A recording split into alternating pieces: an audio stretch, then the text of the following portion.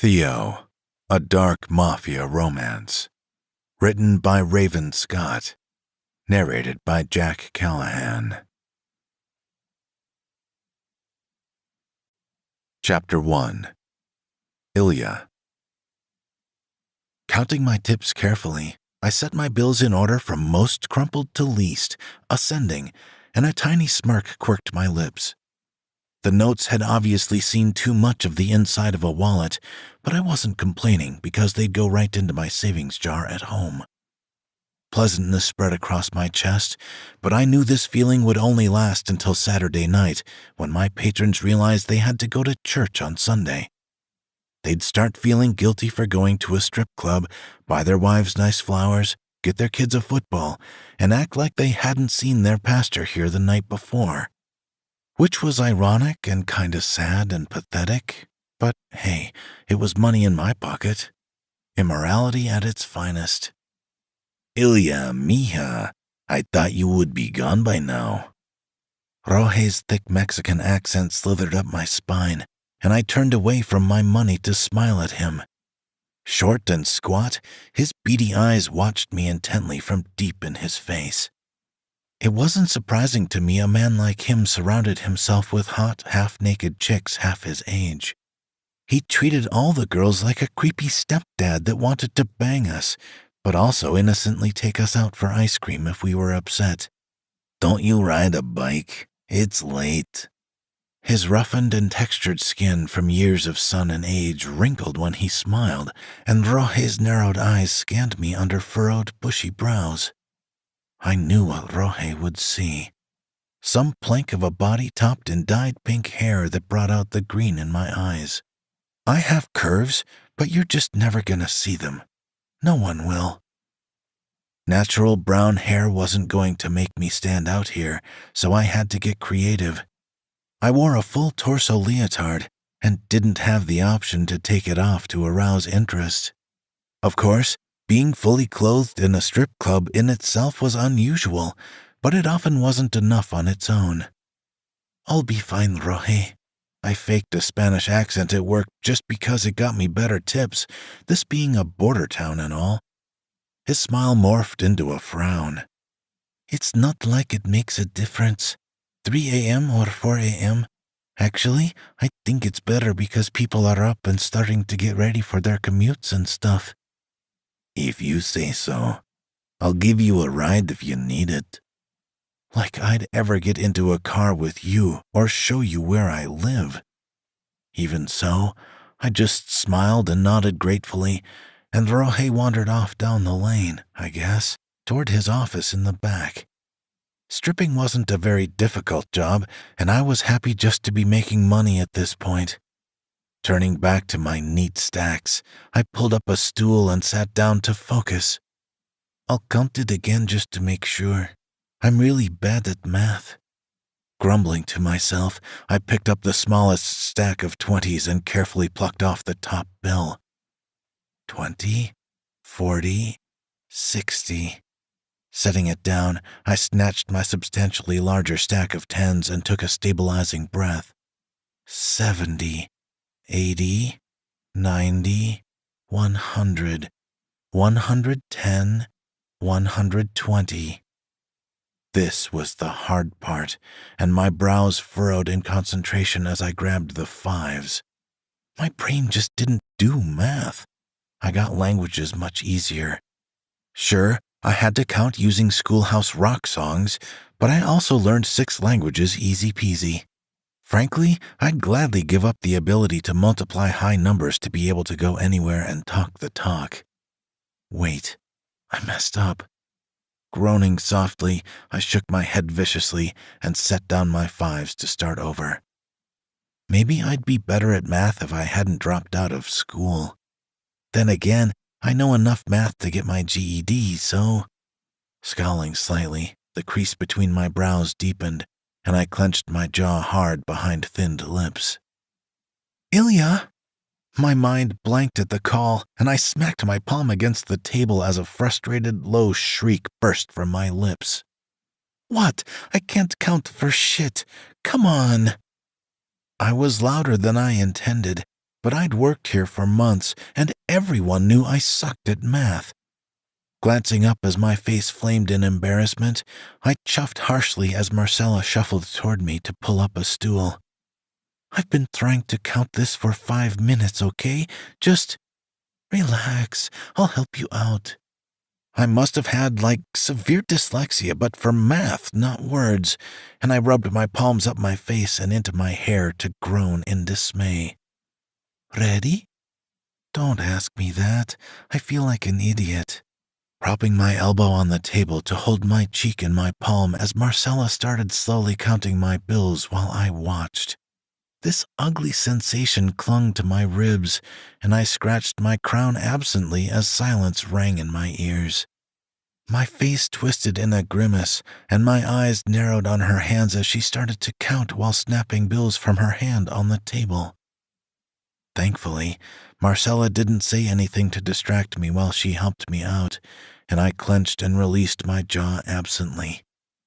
She counted all the 20s and 10s, and I scooted a little closer when she got to the 5s and 1s. This, particularly, was my downfall, and I licked my lips heavily as anxiety gnawed at my gut. I was great at a lot of things, but it was simple math that kicked me in the ass. Ugh. "So, your total is $231. Do you want me to do it again to make sure?" I shook my head hard, and Marcella let out a twinkle of a laugh as she put all my bills in a single stack and handed it to me. Flipping her long brown curls over her shoulder, she smiled with a bright glimmer in her eye, and flames licked my cheeks as I took the bills. "What are your plans for tomorrow? You're coming in, right?" "Tomorrow's Friday. Of course I'm coming in. I have Monday and Tuesday off, though. Why?" I tucked my bills into my money pouch wrapped around my waist, and Marcella rocked back on her stool to shake her head. Really, it was just a glorified fanny pouch, but I didn't want to keep so much in something as stealable as a purse or losable as a wallet. I'm not slated to come in until 10 p.m., though, so I'll probably get some stuff done. I have to go to the store and find something to eat and stuff. My roommate never shops because she buys junk. "Okay, I'll already be here. I get off at 1, but I'll be sticking around anyway." Nodding in acknowledgement, I stood up and smoothed my shirt over my pouch as Marcella smiled up at me. "I'll see you tomorrow, Elia." "Yeah, thanks for your help, Marcella." Shuffling around her as her smile brightened, I pulled up my jeans over my hip absently. Patting my fanny pouch to make sure it was there, I felt around for my keys beyond the fake leather.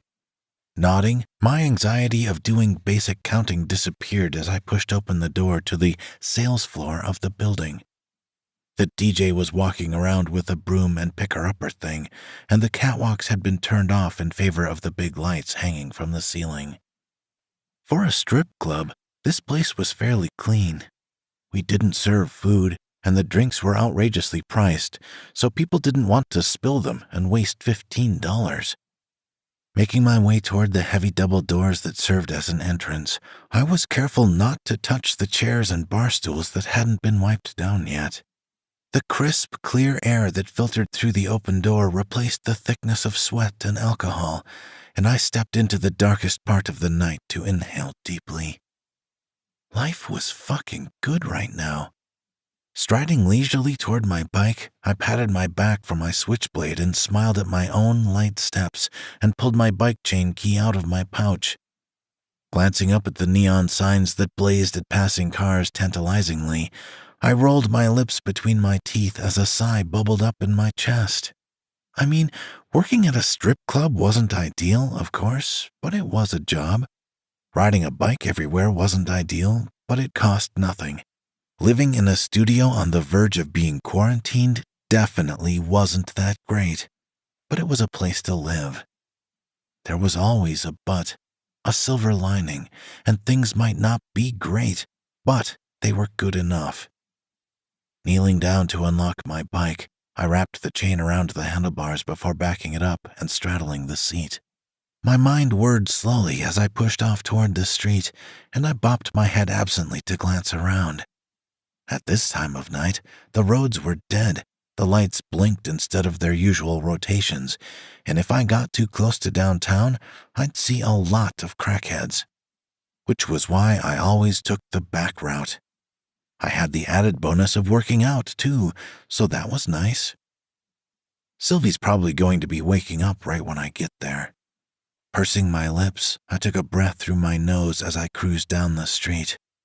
I wasn't sure what was happening with her, but I knew Sylvie was being sneaky again. She was clean and doing well. We had a plan to pay off her drug dealer's debt, and she had a job as a busser. But something was wrong. I just couldn't put my finger on it. If Sylvie relapsed, I was dropping her like a hot potato because, fuck that. I dealt with it once. I wasn't dealing with it again. Chapter 2. Ilya. Dropping heavily onto my cot to tie my sneaker laces, I glanced over at Sylvie as she draped across her own cot and played Alien Invasion on her phone. "I'm heading to the store. Do you want anything in particular?" She shook her head, her short bob whipping her cheeks slightly, and my lips thinned under furrowed brows. "Are you sure?" "Yeah, I think I'm getting sick. I'm just not hungry." The bland response was the same one she gave me yesterday, and I simply shrugged it off. Sylvie didn't eat a lot, but I wasn't going to be responsible for her whole person.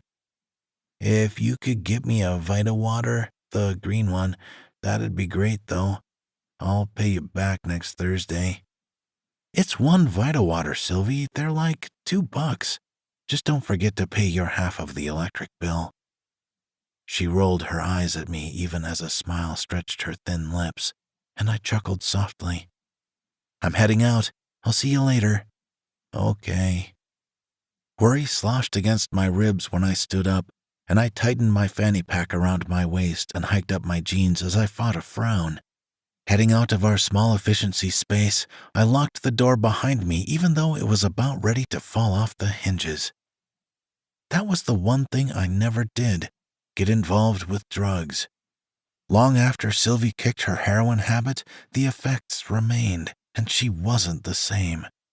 I stuck with her through it all, but I told her clearly I wouldn't do it again. Whenever she got the itch, she would tell me, and we'd work through it. But I knew she stopped going to NA meetings recently. I suspected she'd stopped paying her drug dealer what she owed. I had a sneaking fear this sick issue she was having wasn't actually being sick, but because she'd started using again and was hiding it from me. Hopping down the stairs to the first floor, I ran my hand through my hair roughly in agitation. I loved Sylvie in a way that only trauma could develop, and we'd gone through so much together that a life without her would be hard. Even so, I'd do it if I had to. Memory swamped my mind's eye as I emerged into the brilliant light of late morning, and I unlocked my bike with practiced movements. Both our parents died when we were young, and Sylvie and I met in a group home when we were teenagers. We decided to run away together, which wasn't nearly as romantic as it should have been, and lived on the streets because it was better. Now both of us were 28, and I felt like I was finally starting to get my life together. I saved every penny I could, and it was slow going, but at least it was going. Sometimes I wished I could marry a rich guy and meander my life away in bliss and luxury, but I wasn't going to take the easy way out.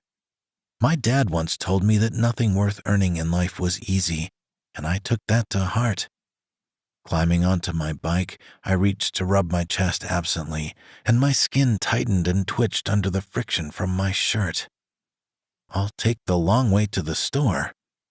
Truth be told, the grocery store was only 6 blocks from my apartment, but I wanted to enjoy the day.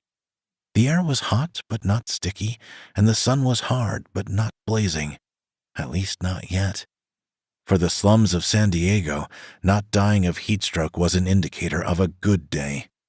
Pushing off to cross over the sidewalk and into the street, I lifted my butt off the seat to ease into a steady pace. Thankfully, There weren't many hills in this city, and we were far enough from the ocean to avoid getting saturated by salty air. Honestly, I think I did pretty well for myself, all things considered. I didn't have a preferred job, though, and I didn't have the luxury of being picky. Maybe, eventually, I'd try my hand at something else, but what that was, I really had no idea. Also, the taxless money was really nice, even though it usually amounted to the same as a 40-hour work week. At least the government wasn't taking half of it. Oh, it's such a nice day. Maybe I should ride around for a while after I put all the stuff away. Snorting, I sat on my bike seat to cruise, and a grim smirk tilted my lips. All the stuff was usually just water, dried vegetables, and just enough deli meat for 2 sandwiches. There was a bread store that sold nearly expired bread for $1, which I could put in the freezer. If I was feeling really wild, I could buy myself some peanut butter and a few apples, and my mouth watered at the notion. Gnawing on my inner cheek as I sailed down the street into a wide turn, I frowned at the grocery store sign hovering above the buildings of a plaza a half-mile away. How did my ride go from 15 minutes to 5? Oh, right. I think too much sometimes. Cars zipped past me, and I glanced around at the somewhat nice, kept-up structures around me. This part of town wasn't as well endowed as downtown in the East End, but there weren't many terribly awful spots either. Of course, if I rode a little way south, I'd end up in a hive of drug addicts and dealers, but they mostly stayed on their side of town. The more they stuck together, the less inclined the cops were to bust them. Turning into the grocery store parking lot opposite a small strip mall, I clung close to parked cars to avoid getting hit by someone backing out or pulling in.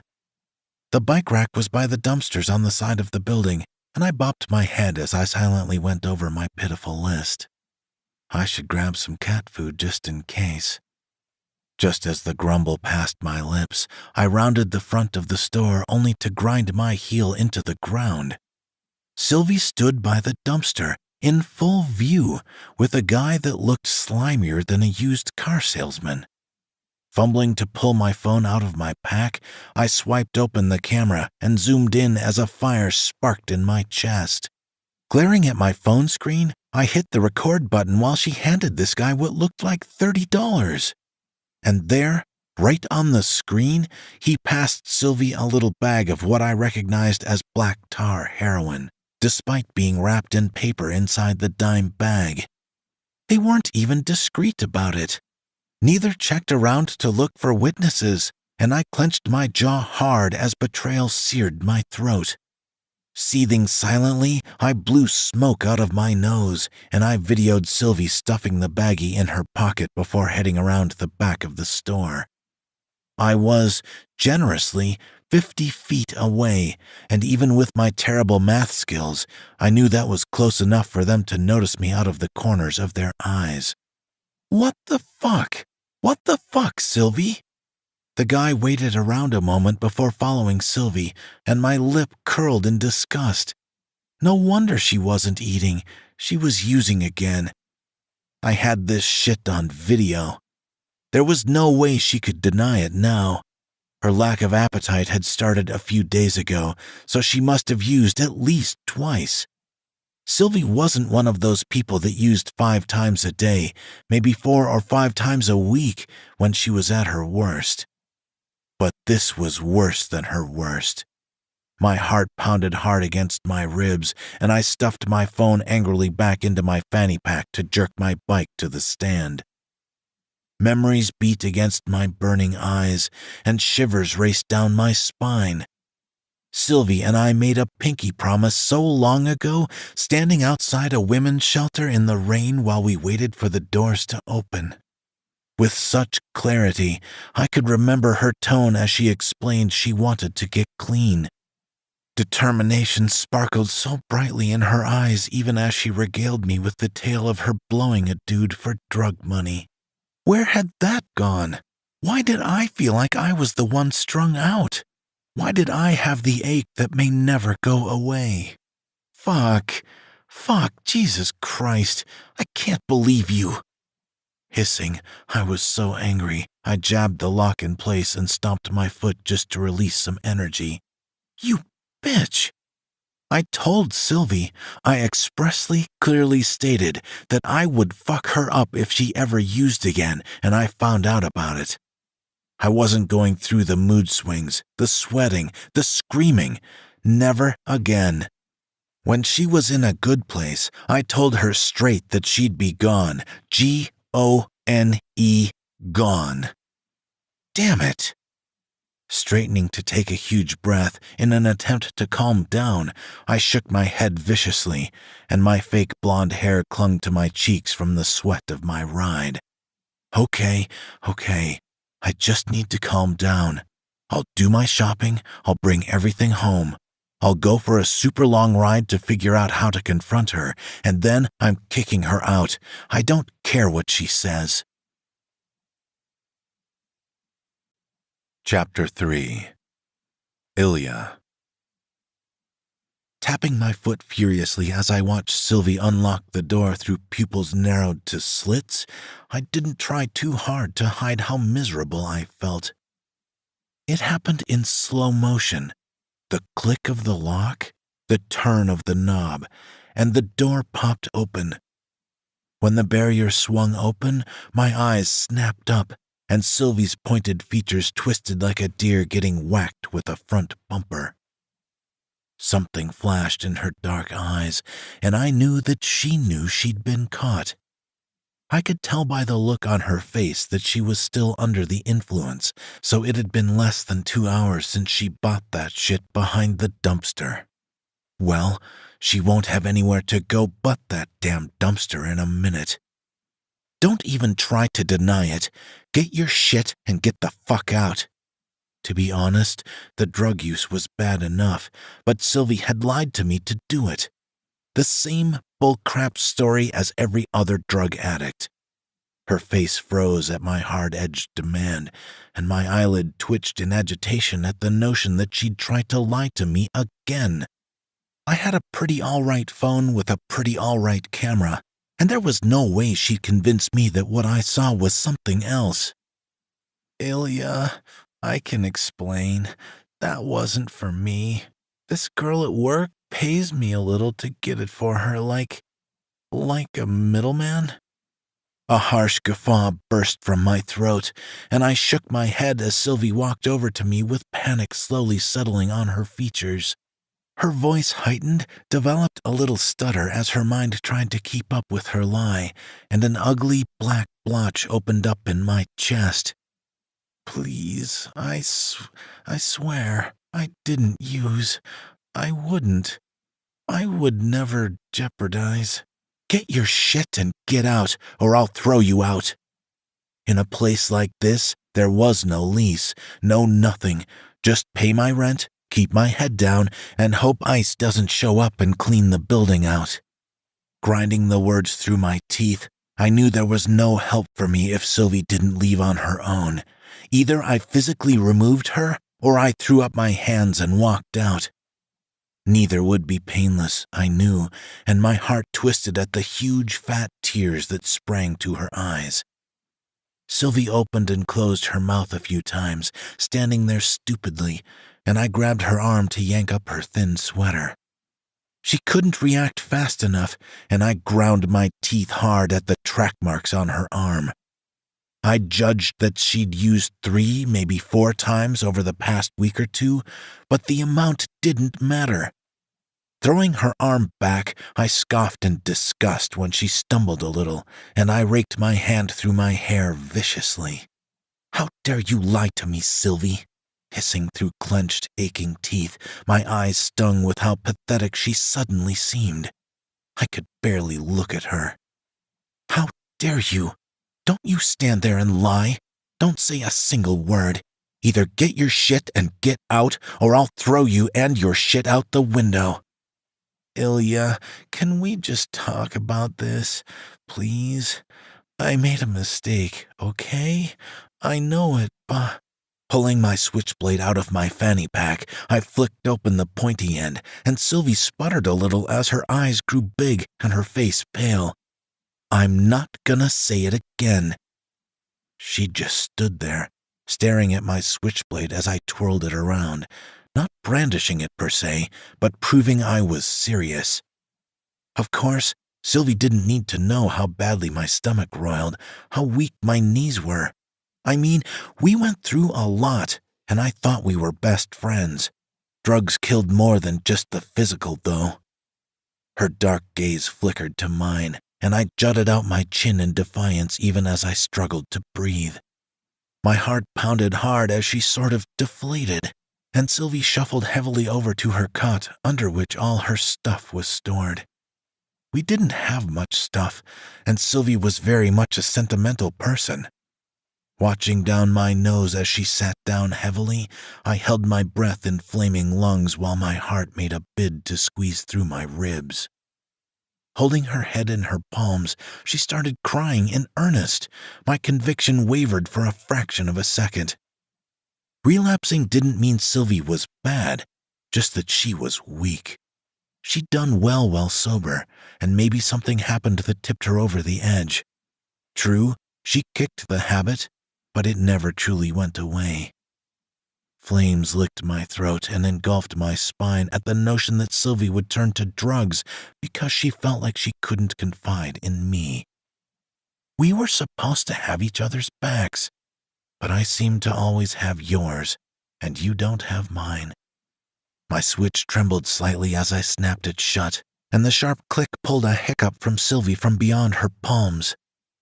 Walking over on unsteady legs, I knelt down and didn't try to hide my sneer when she peeked at me through her fingers. The hope that her crying had moved me shimmered in her eyes, and my disgust coated my tongue as my stomach flipped dangerously. I put my hand on her knee, and Sylvie wiped her eyes with a sniffle that grated my ears. Reaching under her cot, I grabbed her duffel bag of shit and stood up too fast for her drugged-up mind. And I threw that shit right out the window of our third-story apartment. Sylvie jumped up with a gasp of shock, running to the window and half hanging out of it. I heard the distinct thud of her bag smacking into the pavement, and I propped my fists on my hips when she whirled around to glare hotly at me. A scary kind of cold gripped my bones in a vice, cooling my breaths and slowing my heart even as she trembled with rage. Her duffel bag had some important items in it, expensive stuff from her grandparents that she couldn't dare part with. "You better go get that before someone snatches it." I barely heard my own voice over the ringing in my ears, and Sylvie went wide-eyed as she switched emotions. Panic drenched her features, and I watched through a veil of gray when she ran out of the apartment. Shuffling to my own cot, I grabbed the locks I'd bought at the grocery store for an astronomical price, and the metal was frigid in my palms. It'd take me minutes to change out the locks, and I put my knife away to take up a screwdriver instead. Sylvie had clothes and stuff under her cot, but I'd throw that out when I was finished securing the door. I can't believe this, grumbling to myself as I worked to unknot my gut and breathe a proper breath. I shook my head and sucked up air through my nose. The heat of my apartment was strangely absent, but I didn't put too much thought into it as I started on the knob. 5 years of friendship, extremely close friendship, was just gone. Poof. It'll be fine. It'll suck ass, but it'll be fine. Maybe I could squat somewhere to save money. I really didn't make a lot with all things considered, but I had fairly good credit, and I didn't want to ruin that by neglecting my bills. Squatting wasn't new to me, and I scowled under furrowed brows at the dull brass knob as it started to come loose. I'll ask around at work. Marcella has talked about wanting a roommate. In the 15 minutes it took me to change out both the locks on the door, Sylvie hadn't come back, and I tossed lock parts onto my cot to walk to the window. Her bag was gone, but she was there. curled up on the sidewalk, bawling her eyes out. Guilt stabbed my heart, but I shut the window and blocked out the heat of the day to lean on the wall and slide down to my butt. Pulling my knees to my chin, I hugged myself, and the skin on my chest strained and stretched painfully as my ribs threatened to concave on my insides. Don't feel bad. I gave her 3 chances. She should have taken one of them. Even as I grumbled to myself, my eyes stung and my mouth watered dangerously, and I buried my face in my knees. Don't feel bad. Chapter 4. Ilya. Music pumped through my body from all directions, even from the concrete floor, and I reached down to adjust my heel strap absently. A gaping hole had opened up in my chest over the few hours between kicking Sylvie out and heading to work. Everything at home was too quiet, too still, and I couldn't take it. Rohe was shocked when he'd seen I'd come in early, but I simply explained that I was bored at home, so I might as well come in and make some money. And, truth be told, I was glad I came in early, because Rohe put me on VIP, and at least I'd have something else to focus on. Straightening up to fluff my fake, dyed red hair, I gingerly knocked on the door, and a particular type of excitement and apprehension thickened my blood. VIP meant money, thousands of dollars sometimes, and I hastily tugged my leotard up my chest a little. I couldn't have whatever rich asshole in this room see a huge scar and not tip me, right? Ha ha, not funny. The door swung open, and I plastered a smile on my face as my gaze traveled up. Cool air rushed around me from inside the room, and goosebumps washed my bare arms and legs. The man on the other side of the threshold was taller than me despite my 5-inch heels, and I actually had to tilt my head to find his stubbled chin. I'm Ilya. My fake Spanish accent rolled off my tongue expertly, and the man's cheek twitched noticeably to give me a glimpse of a dimple. Hard brown eyes scanned through fine points, and my smile widened when he stepped aside to let me in. Thank you.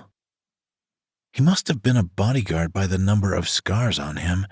Just visible, there had to be a dozen, but I couldn't focus on looking at them at that moment. 3 men in nice suits sat on the crescent sofa, 2 occupied by my co-workers, and some relief seeped into my veins.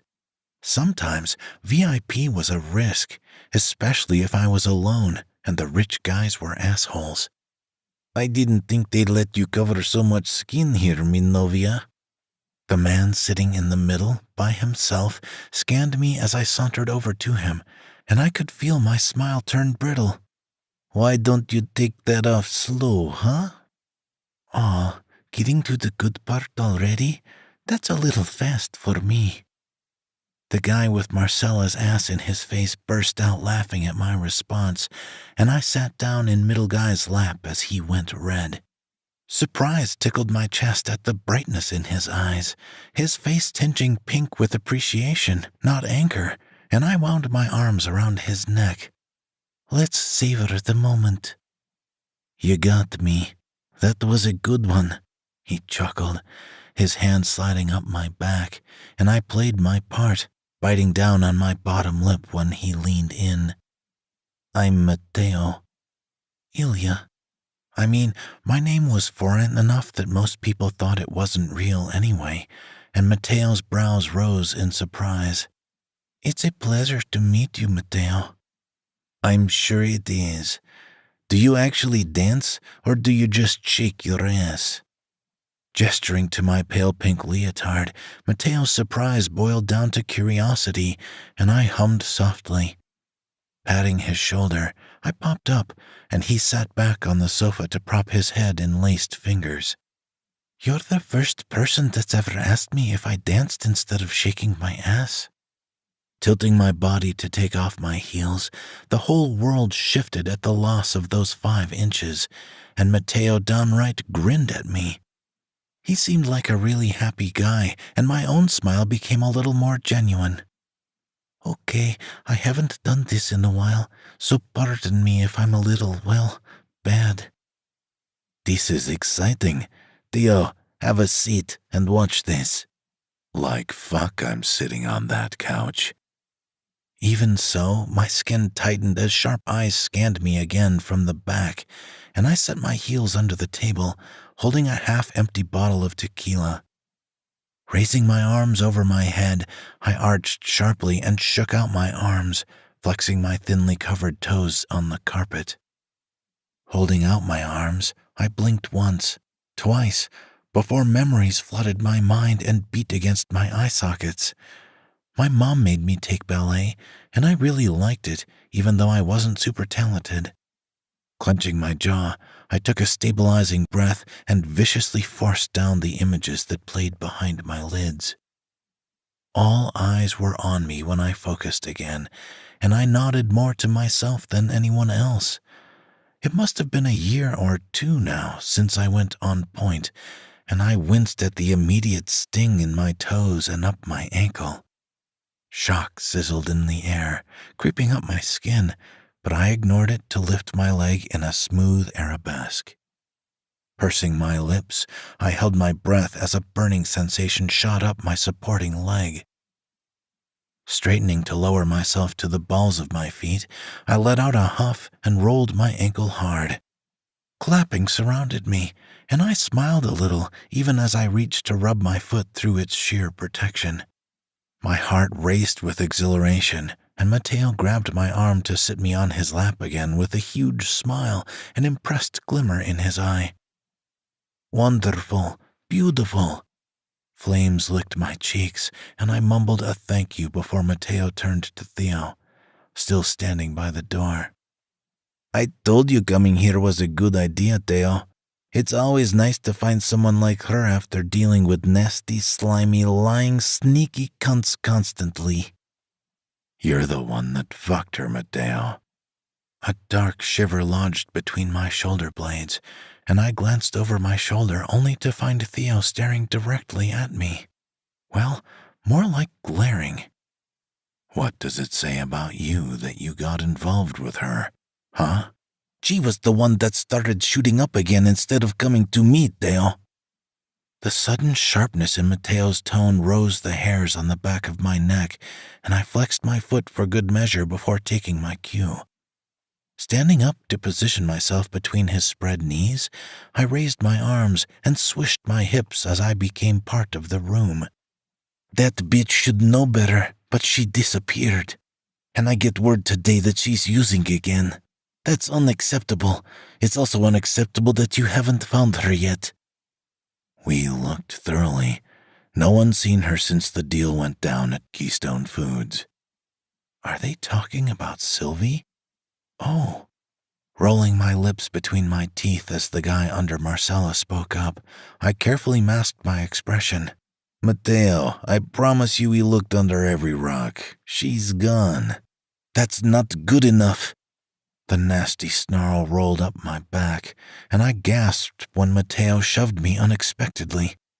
Tumbling to the floor, I flailed a little, and I tensed when unfamiliar, strong hands grappled my shoulders before I face-planted into the table. Surprise widened my eyes when I looked up to find Theo looming over me, but our eye contact was brief before Mateo drew all attention. A high-pitched squeal crackled through the room like lightning, and my head whipped up as Marcella stumbled over the side of the sofa. Mateo flew into an absolute rage, rearing his arm back to punch the guy in the face several times with practiced, quick jabs. He grunted with effort, earning a satisfying crunch from the guy's face, and I tried to make myself as small as possible. Sinking into Theo's chest in hopes that his broad shoulders and muscular arms would hide me, I tried to block out the sound of fist-crushing cheek. Covering my ears, I silently wondered what the absolute fuck Sylvie had done getting mixed up with this guy. If she was who he was after, I would probably be on top of the list of people he'd visit. Oh ho ho, this was bad. This was really, really bad. You're fucking incompetent. You can't even find one drugged-up bitch in this city. It's not that fucking difficult. If you turn over every stone, why the fuck haven't you found her yet?" Punctuating each statement with a hard punch, Mateo's voice boomed through my palms and rattled my brain. Calloused palms squeezed my shoulders, and I tore my eyes off him to find Theo still staring. Honestly, it was getting a little creepy at this point, and I held my breath as anxiety flooded my veins. As if sensing my rising apprehension, Theo sort of rubbed my shoulder with his thumb, and tension built to constrict my chest. He only has 3 fingers on one of his hands. "Oh!" Jumping when Theo stood up swiftly, I tore my eyes off him to watch Mateo drop heavily into the seat he'd just abandoned. He breathed fire through flared nostrils, his pretty face red and pinched in anger, and I scrambled to stand up. My shoulder and arm tingled wildly, and an eerie stillness descended on the room as uncertainty floated between my coworkers and I. Mateo cleared his throat roughly, and my chest tightened when he flashed me a pensive, apologetic smile and gestured me to him. Snatching my wrist, he pulled me into his lap again, and my heart made a bid to jump out of my chest. "I apologize for that. I shouldn't take my frustration out on you. You're just a random stripper after all. It's not like my problems are your fault." Anxiety curdled my blood when he started petting me like I was a kid getting blamed for something I didn't do, and the hairs on the back of my neck bristled wildly. No, but I'm involved, and that's bad enough. Chapter 5. Theo. Leaning on the wall with my arms crossed tightly over my chest, I scowled as I watched Ilya swish her hips with an ease that came with practice.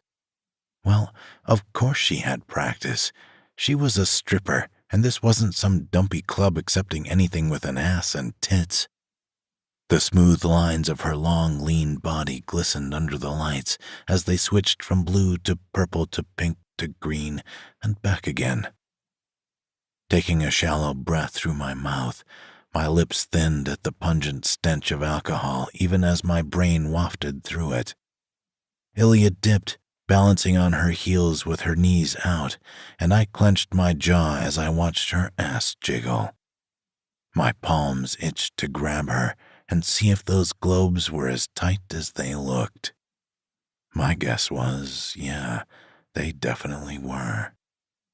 Under the intense sharpness of tequila, the smell that curled tantalizingly up from her hair fogged my mind. It must have been a strong scent because the booze was so thick here that it dripped down the walls. Reaching to rub my jaw roughly with my left hand, I tapped my bicep with what was left of my right hand. "Theo?" Grunting without tearing my eyes off Ilya, I ran my hand through my hair, the hand with all 5 fingers, because what's a comb without bristles? "What would you do in my situation, huh?" "I'd kill her, honestly." My eyes narrowed into slits when Ilya paused, losing her composure, and I cocked my head absently at the slightly frozen part of her face, right around her mouth. "There's no way this turns out good for you, Mateo." "Yeah, I just don't want to jump the gun." At that, I couldn't help but roll my eyes, and I shot Mateo a hard glare as he flopped his head back against that nasty-ass sofa. My chest tightened in sympathy at how hard this was for him, but come the fuck on, man. This wasn't rocket science. Don't you think it'll be worth it to beat the odds? I think it's unnecessary. Beating the odds is one thing, Mateo, but you're wishing for something that's not going to happen. If you find her, she'll have to detox and all that shit. Do you really want to watch that? At some point, my eyes drifted back to Ilya. She was much better to look at than Mateo anyway. Granted, Mateo had that pretty boy, Spanish features, silky accent thing going on. Shaking my head viciously, I exhaled a lot of breath as fire licked up my spine and down my legs. Don't make the mistake of thinking you're as important to that drugged-up slut than she is to you. You fucked twice. It was a mistake. All that bullshit. Yeah, I'm still gonna try, though. Mateo was in love, and I guffawed when he just ignored me. Only he wasn't in love with that bitch Sylvie, who was desperate to lower her debt and starting to slide back into bad habits well over 2 months ago. No, he was in love with the thing inside her that he'd so carelessly let happen. Truthfully, I felt kinda bad for Mateo because there was no way that this scenario would play out with a happy ending. Not that talking sense to him is going to do any good. He's dead set on trying to have this baby. Since Tweedledum and Tweedledumfuck can't do their jobs, I want you to find her, Theo. Grinding my teeth, I only jerked my head in a nod, and Mateo glanced over at Johnny with disgust on his face. Get out. I'll deal with you later. Johnny shuffled up with his busted face and dejected, slumping shoulders, and I frowned under furrowed brows. The guy was already on thin ice after fucking up with his last job, and I shuffled out of the way to let him out. My gaze swung past Ilya to Chris, Johnny's much younger, junior kind of partner, who was staring at the stripper's ass so hard it was almost comical. Tell me exactly what you two did looking for her, Chris. Obviously, no one had tried too hard to find this chick, and I wasn't sure why. Mateo hadn't been subtle about what would happen if she couldn't be smoked out of her hole in the ground. Chris cleared his throat, sitting up a little straighter, and I tuned out the conversation to turn my attention back to Ilya. She was pretty, with her deep, dark blue hair and vivid eyes so green they were probably fake. I scanned Ilya's muscular legs, outlined in tight stockings, and a throb rippled across my abdomen to stiffen my cock. Mateo dragged my ass out here because he needed a change of scenery, and I had to say I wasn't as disgruntled about it now as I was on the way. You didn't even talk to her roommate. My body sprung into action before I even consciously registered Mateo, screaming at this kid who was no older than 19. Jumping forward as he, once again, shoved Ilya, I just grabbed her without thinking to push her behind me. My boss advanced on Chris, as if he wanted to beat his face, but stopped himself when he realized that it wasn't Chris's fault. Chris was a hard-working kid, and my gaze flickered between him and Mateo as the other stripper rushed to huddle behind me. Swiping his hand through his jet-black hair, Mateo rolled his shoulders and huffed as Chris tried to get eaten by the sofa cushions. Did you even bother with going to her apartment? Mateo tugged his button-down shirt and cleared his throat, but the tension only mounted in his back when Chris shook his head with uncertainty. Johnny thought she wouldn't be there, so there was no point in going. I told him to check her job, then, but we started checking crack houses instead. He told me that she wouldn't be stupid enough to go home or to work. Long, thin fingers hugged my arm, and I glanced down as Ilya peeked out from over my shoulder. So close, even behind green lenses, I could see how curious she was, and a frown dragged down my mouth. My muscles gorged on apprehension and adrenaline, and my cock ached as I fought the need to grab her hand and... Theo? Swinging to Mateo, my gaze narrowed into tight points, and Ilya tensed against me. Clenching my jaw hard when she pressed her body into my back, I exhaled hotly through flared nostrils as my boss shot me a nasty look. You're on top of this now. Asking Johnny was a mistake. Do whatever you need to do to find this bitch.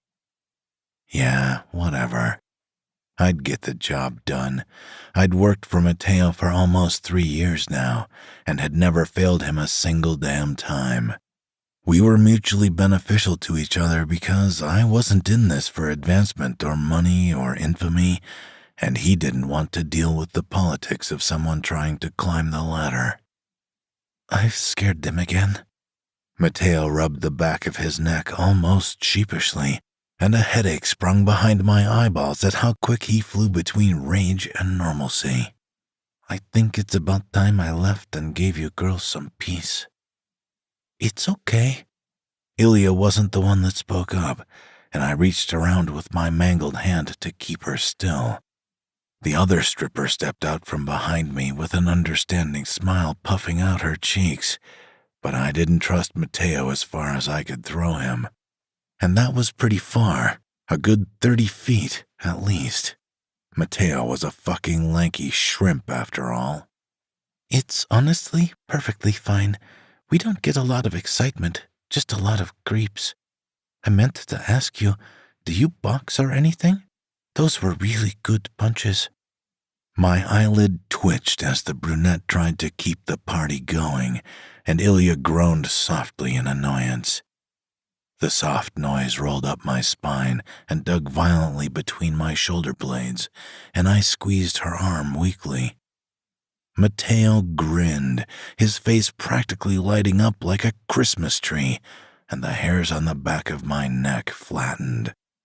Yeah, I do actually. He sounded so damn happy that someone noticed his expert punches, and I snorted incredulously. The tightness in my chest eased, and I unhooked my pinky and pointer finger from around Ilya's arm. She sorta hung back, reading the atmosphere, and I tilted my head to watch her rub where I'd grabbed her gingerly. Fake green eyes flickered to mine, and my own narrowed into tight points as Ilya flushed in the face. My cock ached fiercely, and I reached to adjust myself in my jeans. Her cheeks fired red, although my action did nothing to relieve the almost painful prickling in my thighs and abdomen. For a long moment, I watched her get redder and redder with a pleasant, burning satisfaction bubbling up in my chest until she rushed to sit on the sofa. So, do you have any special skills, darling? Matteo broke my daze as he pulled the other stripper into his lap, and I inhaled sharply with a shake of my head. Repositioning myself by the door, I crossed my arms, an ever-vigilant statue ready to catch bullets. But I couldn't keep my eyes or attention off Ilya.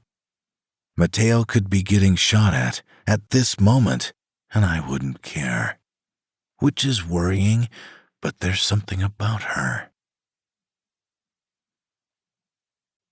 Chapter 6. Ilya. Well, that could have gone a lot worse. At least those guys tipped super nice. Smiling as I stuffed a rubber band-held wad of cash into my fanny pack, I only nodded at Marcella's musings.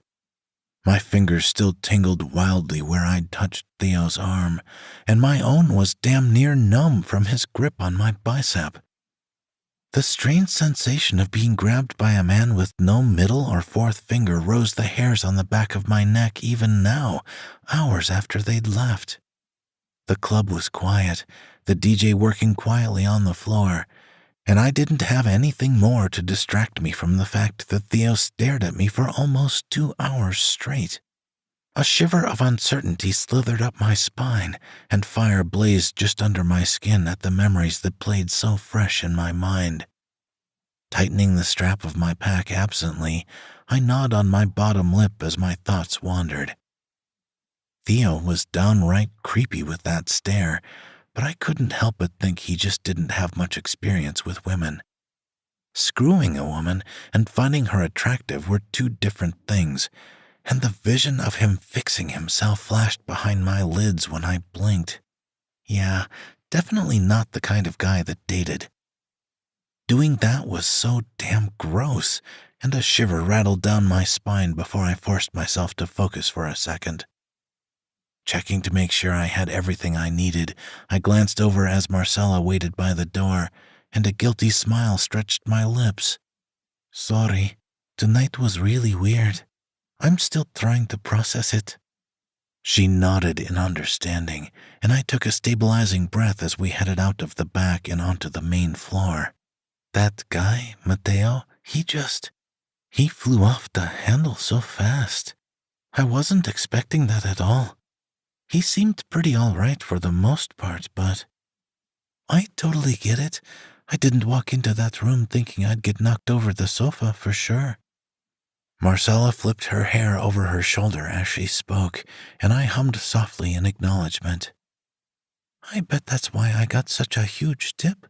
That guy seems like he has a lot of unresolved issues, though, to get angry like that, and then get so almost bashful. Yeah.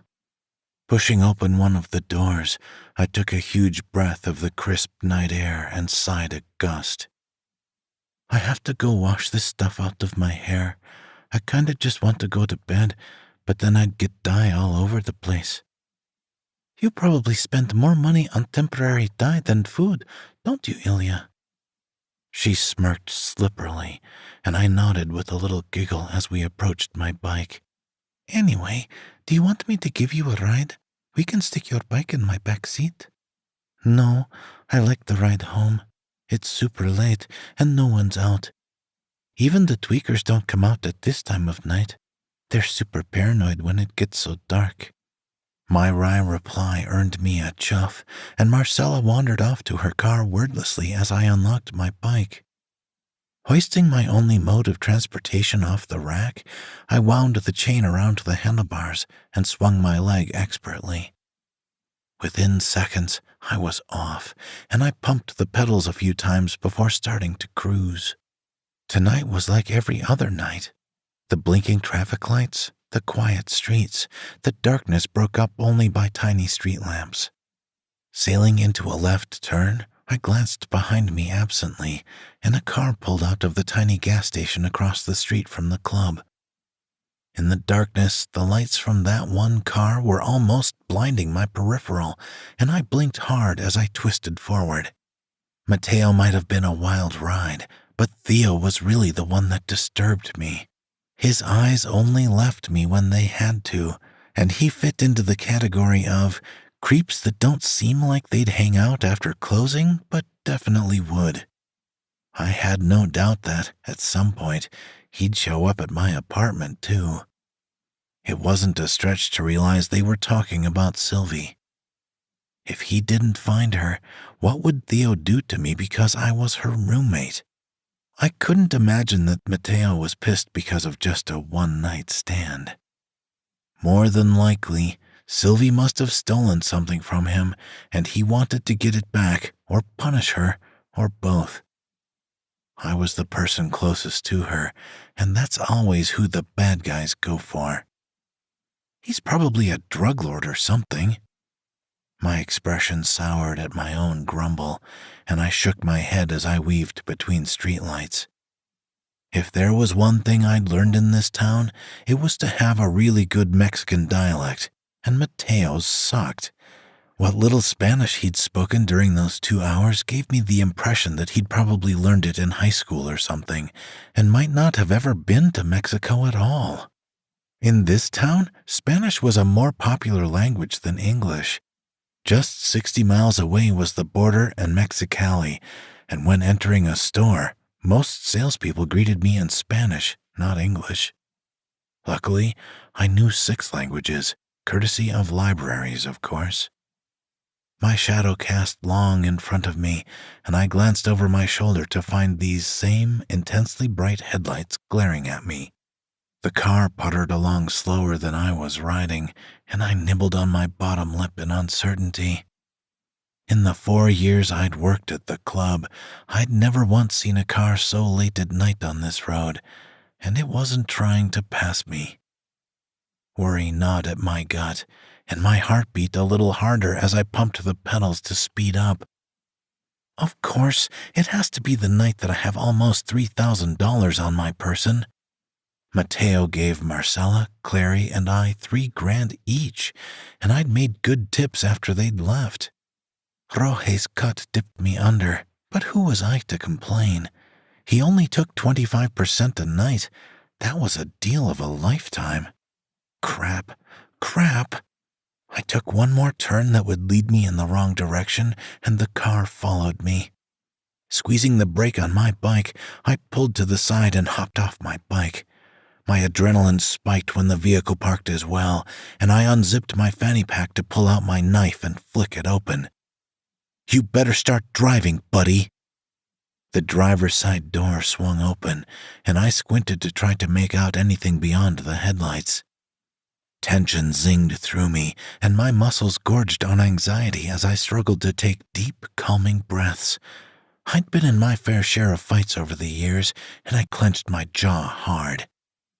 "Stop acting all big and bad." Deep and dark, the baritone wrapped around me in a vice, and my breath hitched as a body shuffled to block one of the lights. Theo's silhouette sharpened from the glare, and I tightened my grip on my knife. "Put that away before you hurt yourself." "I'm not going anywhere with you." "I'm not expecting you to."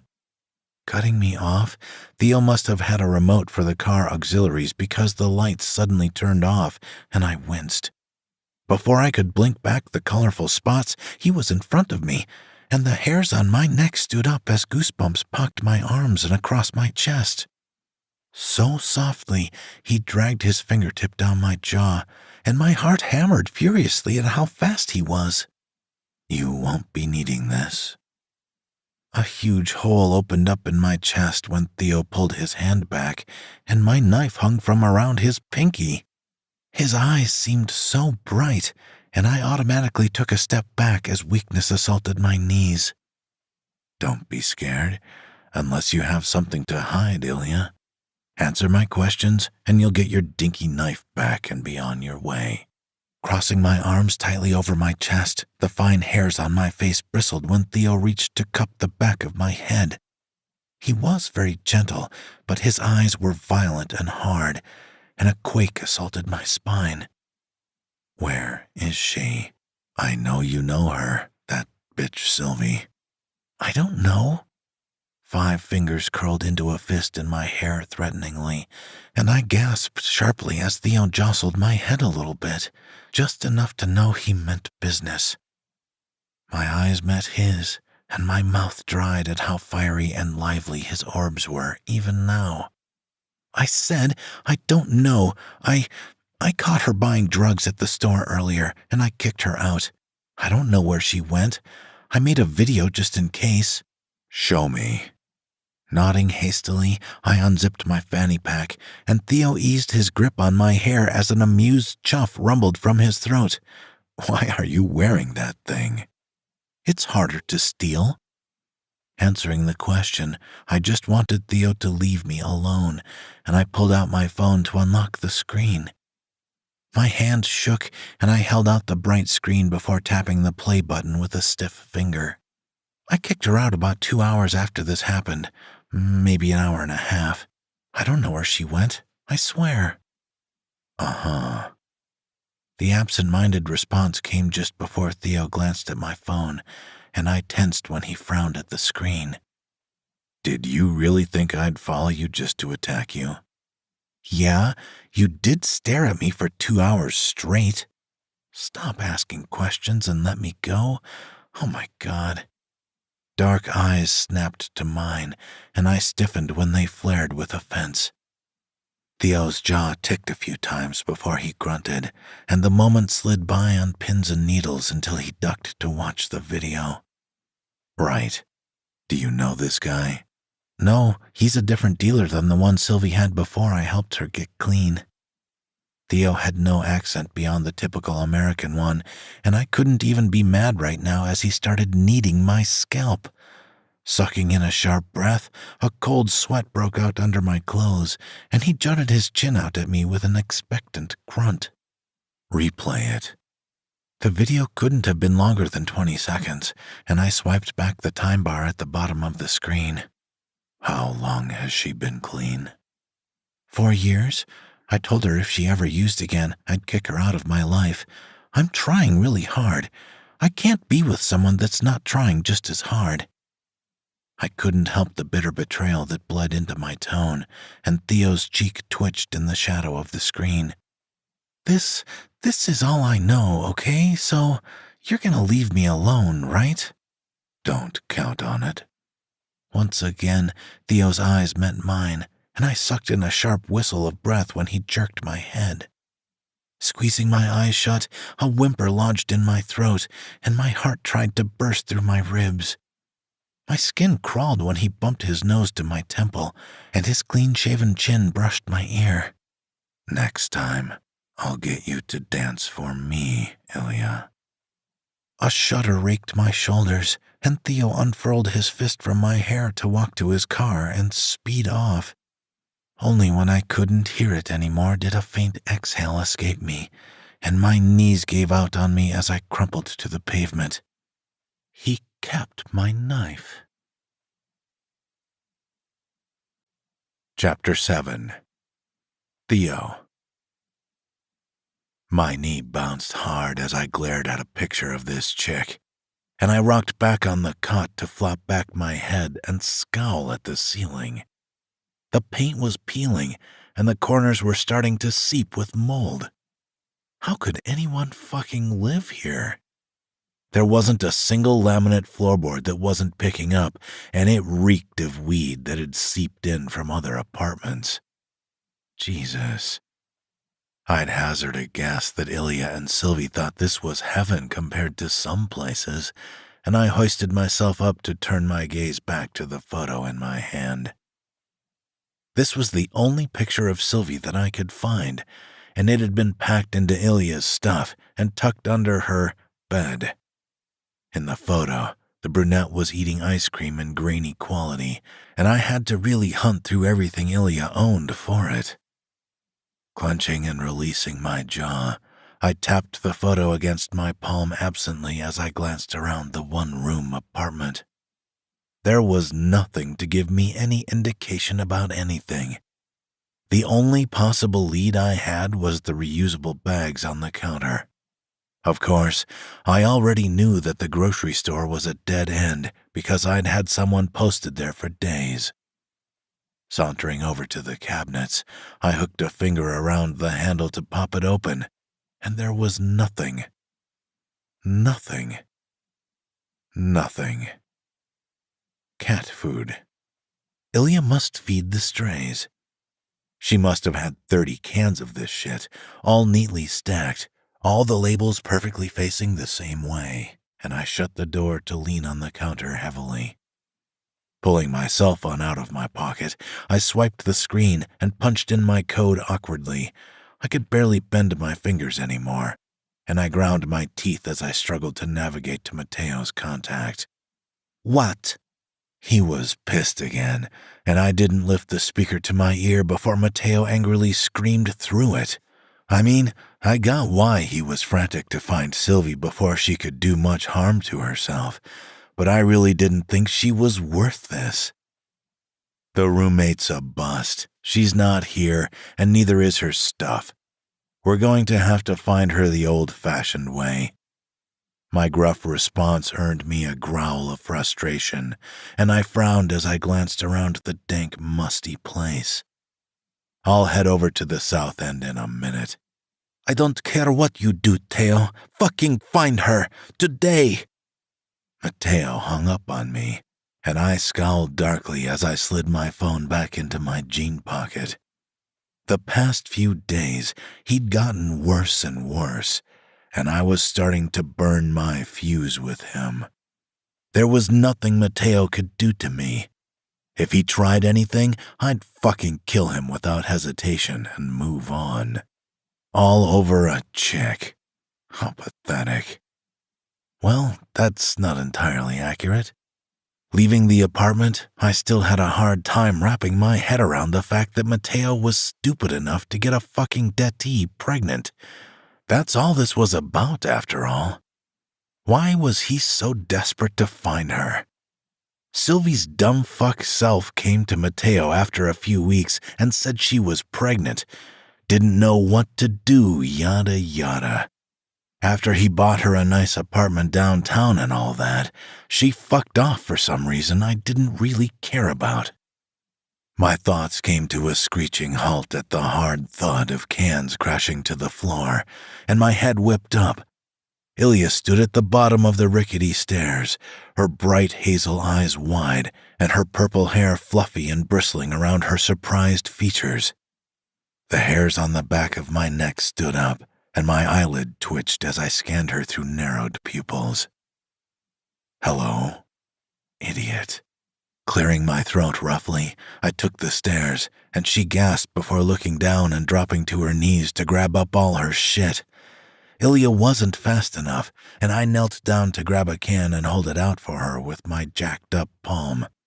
Uncertainty rippled across her face, but she slowly reached out to take the can of corn. A spasm ripped through my forearm from the sudden release of pressure, and my 2 fingers twitched involuntarily as she dropped the can into one of her 2 bags. "Thanks." My lips thinned as pain shot through my palm. Even after 6 years, I hadn't learned not to use my right hand, and that can of corn proved to be too much. Sitting back on the step, I gripped my right wrist hard and grunted in acknowledgement of Ilya's grumble. A prickly sensation bolted up my arm, and I tore my eyes off her to watch my muscles roiling under my skin. Maybe I shouldn't have skipped the PT. I'd gotten my hand blown off in Iraq, but after being discharged, I didn't keep up with the therapy like I should have. I was left-handed, so I didn't think it'd be such a big fucking deal. Surprise furrowed Ilya's brows at my mumble, and I ground my next words through my teeth. "So, you really did kick her out." I deliberately avoided mentioning that Ilya was Sylvie's roommate because Mateo would probably not take it well. Her eyes sparkled in alarm, and I couldn't help but chuff as they flicked up the stairs behind me. My good hand shook a little as I reached into my pocket, and I held out the photo I'd taken. "I'm borrowing this." But she didn't look up as a sharp contraction tightened my muscles and curled my fingers, and Ilya gasped in what I guessed was horrified shock. Hissing as tingles bolted up my forearm, I tensed as my palm twitched viciously, and I dropped the photo in my lap to squeeze my wrist. Are you okay?" Ilya almost sounded like she didn't want to ask the question, but I nodded sharply as goosebumps swept up my arm. It'd pass, it always did, and her eyes met mine with skeptical concern as I took a shallow breath. "Did you find Sylvie yet?" "I have to find her today, or Mateo's gonna throw a fit. He's an idiot. I told him if he ever tries anything stupid with me, I'd shoot him in his pretty face, so he'll take it out on so." Sucking in a sharp breath, my explanation caught in my throat as the convulsions in my hand rippled up my arm. Shit. Okay. Realization crept up on me, and I cocked my head as Ilya crouched to hug her knees awkwardly. She wanted to go upstairs and lock the door behind her, but she felt responsible because I'd picked up that can with my bad hand. Sweet. I haven't seen her. To be honest, I thought Sylvie would have come crawling back, but because she hasn't, I think that she's holed up in a drug den somewhere on the south side. Yeah, I figured that out too. Her tank top strap started sliding down her shoulder, and I unfurled my fingers from my wrist to reach and straighten it. Goosebumps blanketed her shoulder and bare arm, and she tensed under her soft skin as red climbed up into her face. "You're coming with me. I'll let you go when we find her." The demand slipped out thoughtlessly, and Ilya's eyes met mine to flash with sour distaste and regret. The muscles in her neck strained when I cupped her chin, and I tilted her head back and to the left. Not for any reason, just to see if she'd let me. What color are your eyes, really? Last time, Ilya had green eyes, and now they were hazel, but I could tell they were fake once I'd paid a little attention. The tightness in my arm started to ease, and I squeezed her chin when she pursed her lips thinly in defiance. Tell me. They're green. Surprise twitched my cheek, and I released Ilya's face to rub my spasming palm with my thumb. She rolled her jaw slightly, her thick lips parting, and a harsh exhale escaped me as the pain in my arm finally started to die down. Okay, so I have to go to work in a couple hours, so... Fine. Go put your shit upstairs. I'll drive fast. Glancing down at my hand, Ilya licked her lips in pensiveness, and I hoisted myself up to flex my stiff fingers. Hurry up. Chapter 8. Ilya. Stay here. Shutting off his car, Theo pulled the keys out of the ignition with his left hand, and I sunk into the seat even as he cast me a sharp glance. Don't run away. I'll be pissed. I'm not gonna run away. Crossing my arms over my chest, I frowned as I gazed out of the window at the run-down, unkept house we'd stopped at. Theo stared at me for a few slow seconds, and I huffed childishly at how sharply this day had turned from okay to downright bad. When I didn't look back, he got out of the car, and only briefly did the notion of running away flash through my head. Theo knew where I worked and lived, though, so there was no point but to suffer through this. The sooner he found Sylvie, the sooner he'd leave me alone. Hopefully. Right now, we were just going door to door searching for her, and I pulled my phone out from my fanny pack to check the time. I had to work in 3 hours, but I was seriously considering lying about it and saying I had to go in at 6 p.m. instead of 7 p.m. Why did you do something so stupid, disappear, and still manage to get me involved somehow? Mumbling through clenched teeth, I rested my head against the seat as I watched Theo walk up to the door. He didn't knock, just strong-armed the barrier open, and my mind swiftly turned to the little episode at my apartment.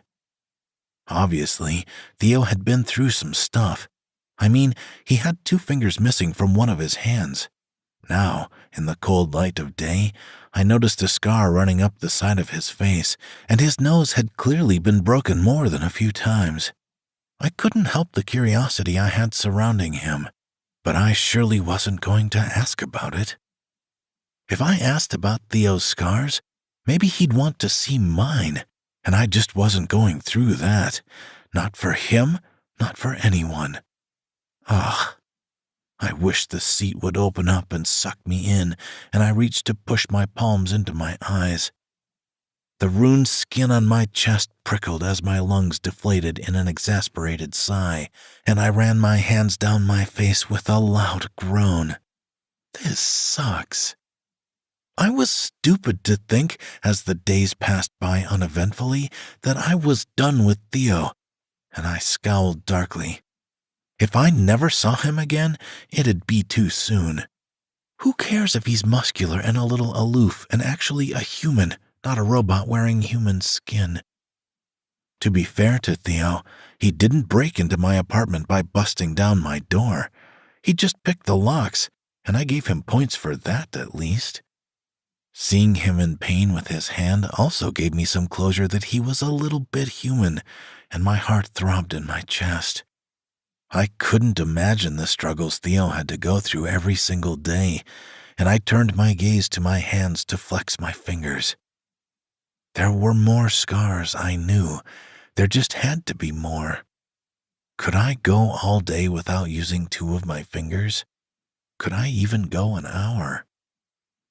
I didn't want to feel anything for Theo, but as much as I wanted him gone, sympathy still stung the backs of my eyes. In that regard, at least, he was just like me, and I pulled up my tank top to frown under furrowed brows. The thin layer of bandages wrapped around my torso hid the worst of me, and I winced when I pressed down on my abdomen. After 13 years, the constant pain hadn't faded away. I'd just gotten used to it. Was that what Theo went through with his hand? Or was his hand the exception to his other scars? Why am I even thinking about this? I don't want to be involved with him. He's bad news. I have a hard enough time without worrying about someone else. Grumbling, my frown darkened as Theo emerged out of the house out of the corner of my eye, and I sat up a little. This was only our third house checked, and he was scowling as he walked alone toward his car. Someone was sober enough to recognize her, a couple blocks away. Slamming the door, Theo worked the key into the ignition and twisted awkwardly, and the car rumbled to life. I don't really trust tweakers, but we'll check it out anyway. And then I can go back home. Mine wasn't a question, but Theo nodded curtly, his expression souring some. Relief eased the burning of my skin under my shirt, and I closed my eyes briefly. Good. How did you and this chick meet, anyway? The car peeled off the curb, and I cracked open my eyes as Theo, thankfully, kept his on the road. You said you got her clean 4 years ago. We met at a women's shelter when we were 20. After a couple months, we decided to move from Los Angeles. I told her I wouldn't unless she kicked her heroin habit, so she did. That time had been so rough. The cops had been cracking down on homeless people back then, and getting a spot at the shelter was nearly impossible. Sylvie and I started squatting, but she'd got picked up by the police for panhandling, and it had freaked us out. We moved here a little more than 3 years ago. I told Sylvie that if she did drugs again, I'd cut her out without hesitation. She was really upset when I threw her shit out the window, and she couldn't get to it fast enough. Why were you homeless? Irritation bubbled up against my ribs like hot tar, and I sunk into my seat as Theo took a turn hard. The tires squealed in protest, but he didn't slow down, and I gripped the door handle tightly as my insides sloshed from the force. My parents died when I was 13, and I went into foster care. Pretty self-explanatory. It seemed like for every question I answered, Theo had another one, and a sinking feeling settled in the pit of my stomach. My plan was backfiring on me, but I couldn't back out of it now. I really don't want to talk about it. There's the house. My gaze swung to the windshield, but this house looked like all the others, run down and forgotten by the town. This city had a small but noticeable number of houses that were just ignored. I'd always had a feeling that someone had swooped them up for this exact purpose. A lot of drugs came into this town on its way west, but we were far enough away from the ocean not to have a port close enough to be suspicious. Blinking hard, I pursed my lips thinly as Theo pulled up on the curb, and he swore viciously when he bumped up onto the cracked sidewalk. The car jostled dangerously, and I tightened my grip on the door handle as he worked on readjusting. Out of the corner of my eye, I watched him struggle to turn the wheel with his bad hand as he twisted to see where he was going. A nasty kind of frustration engulfed his features, and his jaw ticked as the muscles in his neck strained. My heart squeezed, and I stuffed my fist between my legs and glared at my lap as I silently cursed myself. Shit. The whole car jolted hard as the wheel on the pavement slid off onto the asphalt, and Theo's fiery breath was so hot it reached my shoulder. He turned the car off, and I peeked up through my lashes while he jerked the key from the ignition. Get out. I didn't hesitate to unbuckle, and I popped open the door and tried my damnedest to shove down the sensation tingling against my ribs. Shutting the passenger side door gingerly, I stepped onto the sidewalk to glance at the rear wheel and its absolutely messed up rim. There was a huge dent in the spokes where the corner of the sidewalk smashed into the metal, and I winced just looking at it. That's just sad. Theo's eyes didn't so much as flicker to the damage he'd caused as he grabbed my forearm with his good hand. Stomping up the walkway, the muscles in his back rippled powerfully underneath his shirt, and I frowned under furrowed brows. This time, he didn't pull any punches as he shoved the door open with his shoulder like he'd done it 1,000,000 times. He didn't look at me, and a tiny part of me wondered if he was embarrassed about his parking.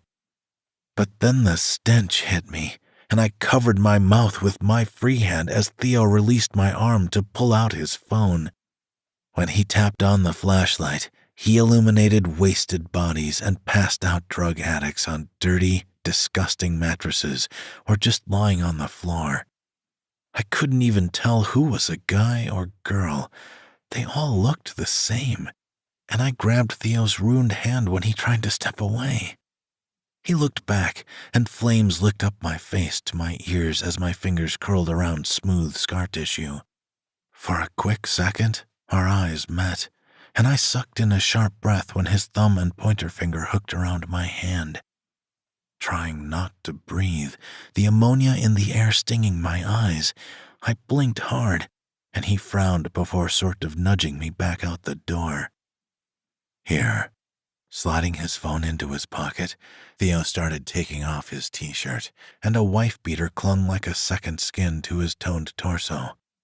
He managed a lot easier than with his parking job, and he shoved the fabric into my face with a grunt. Tie it around your head. Like this?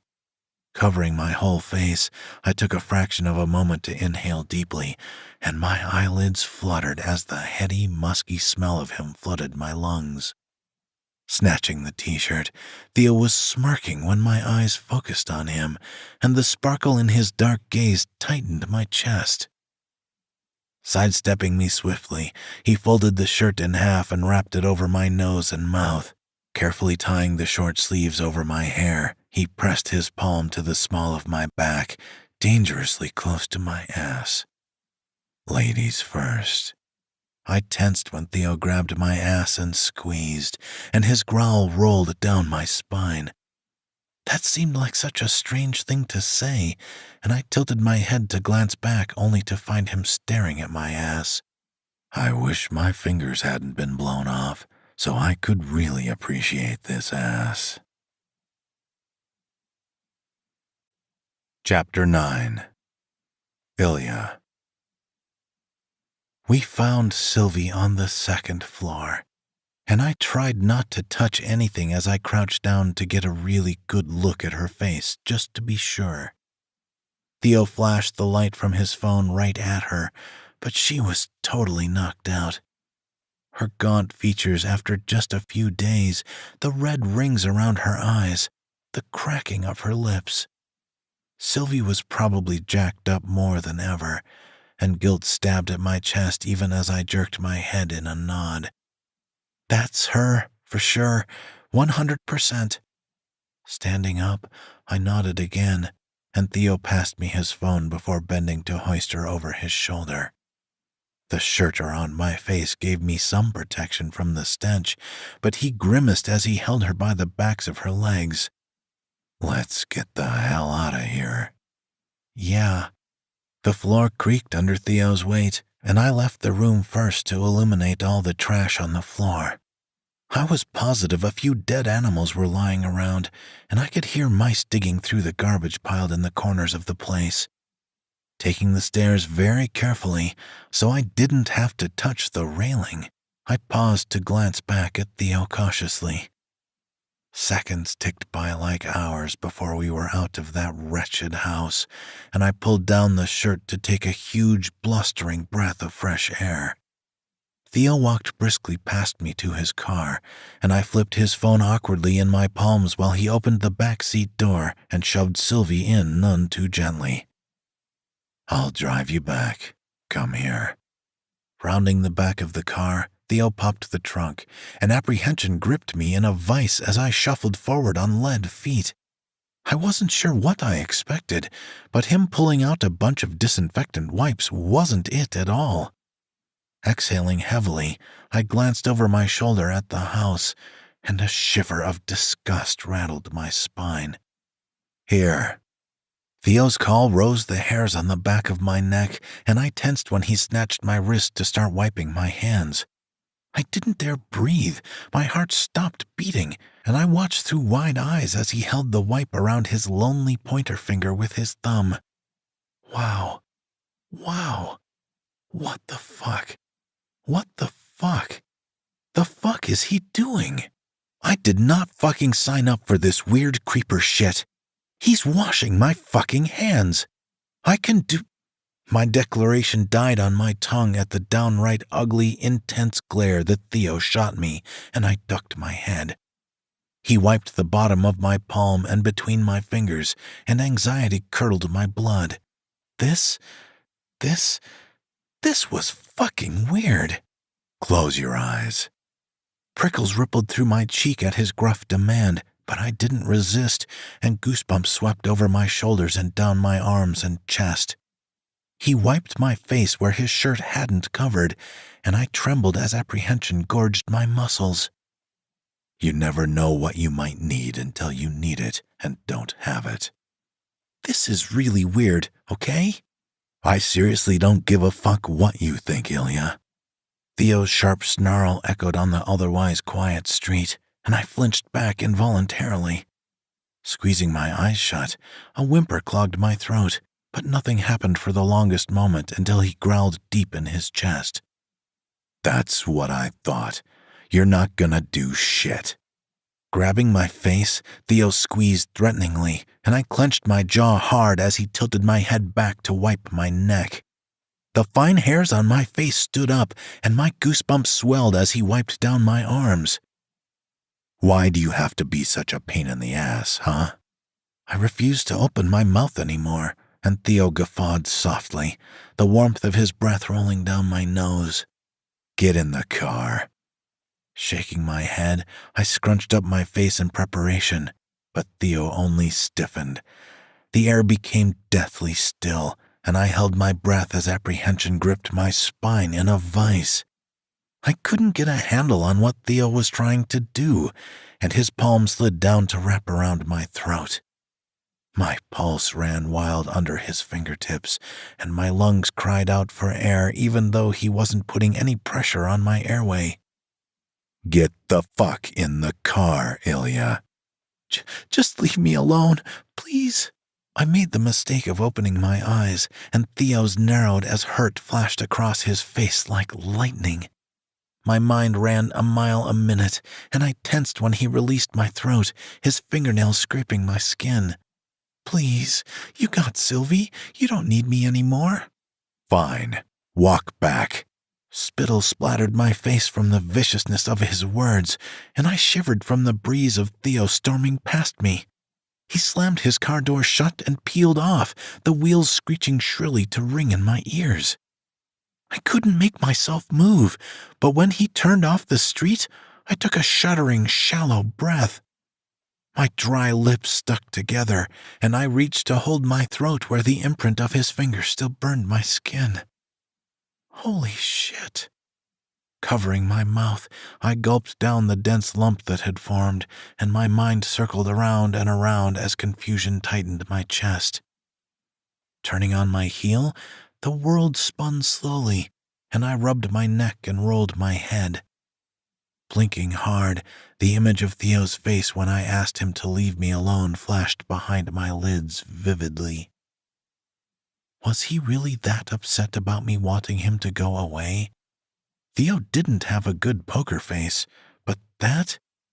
What did he have to be hurt about? I was the one he practically held hostage, for Christ's sake. He showed up at my apartment, and I couldn't say no and risk getting on his bad side.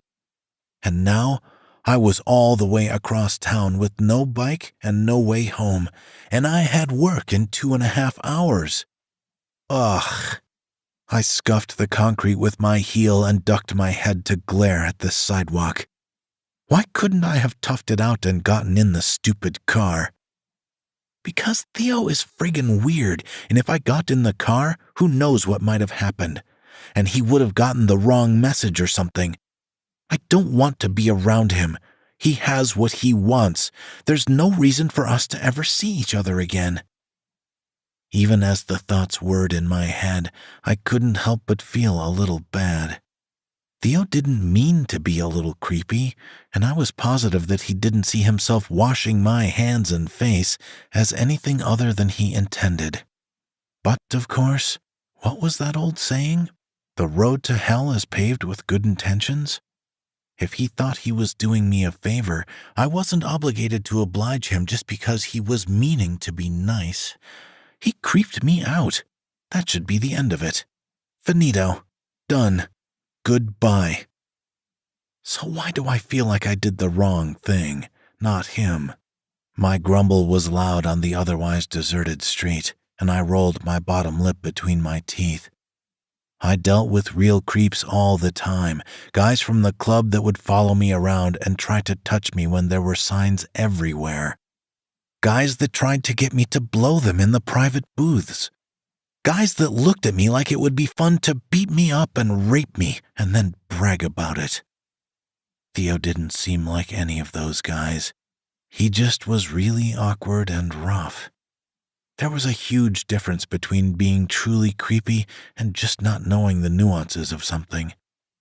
He'd just dragged me in and out of drug dens looking for Sylvie, and he realized how disgusting it was for me. Rationalizing creepy behavior is bad, and I'm going to hell. Clenching my hand, my intended fist only sent surprise rattling up my arm, and I tore my eyes off the pavement to pause. Theo's phone sat in my hand, big, with a bulky case and a smooth, uncracked screen, and I pursed my lips thinly. Every time I thought he'd leave me alone, he had a reason to come back at me. Maybe he'll just get a new one, and I can pawn this one. Chapter 10. Ilya. Hey, Marcella, can you? Marcella nodded before I could even pop the question, and I held my arms above my head after she took the end of the bandage. Thanks. No problemo, chica. She very carefully taped the wrap against my side, and I smiled when she pulled my bodysuit down my torso. I think I might have been wrong. You buy more bandages than hair dye, I bet. I like this green, though. It matches your contacts real nice. Thanks.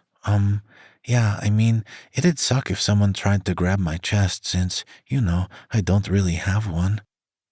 My cheek twitched as flames licked up my neck, and Marcella smiled faintly as she held the fabric taut around my hips. Fastening the snap between my legs, I tugged and picked at the bodysuit as I examined myself in the mirror.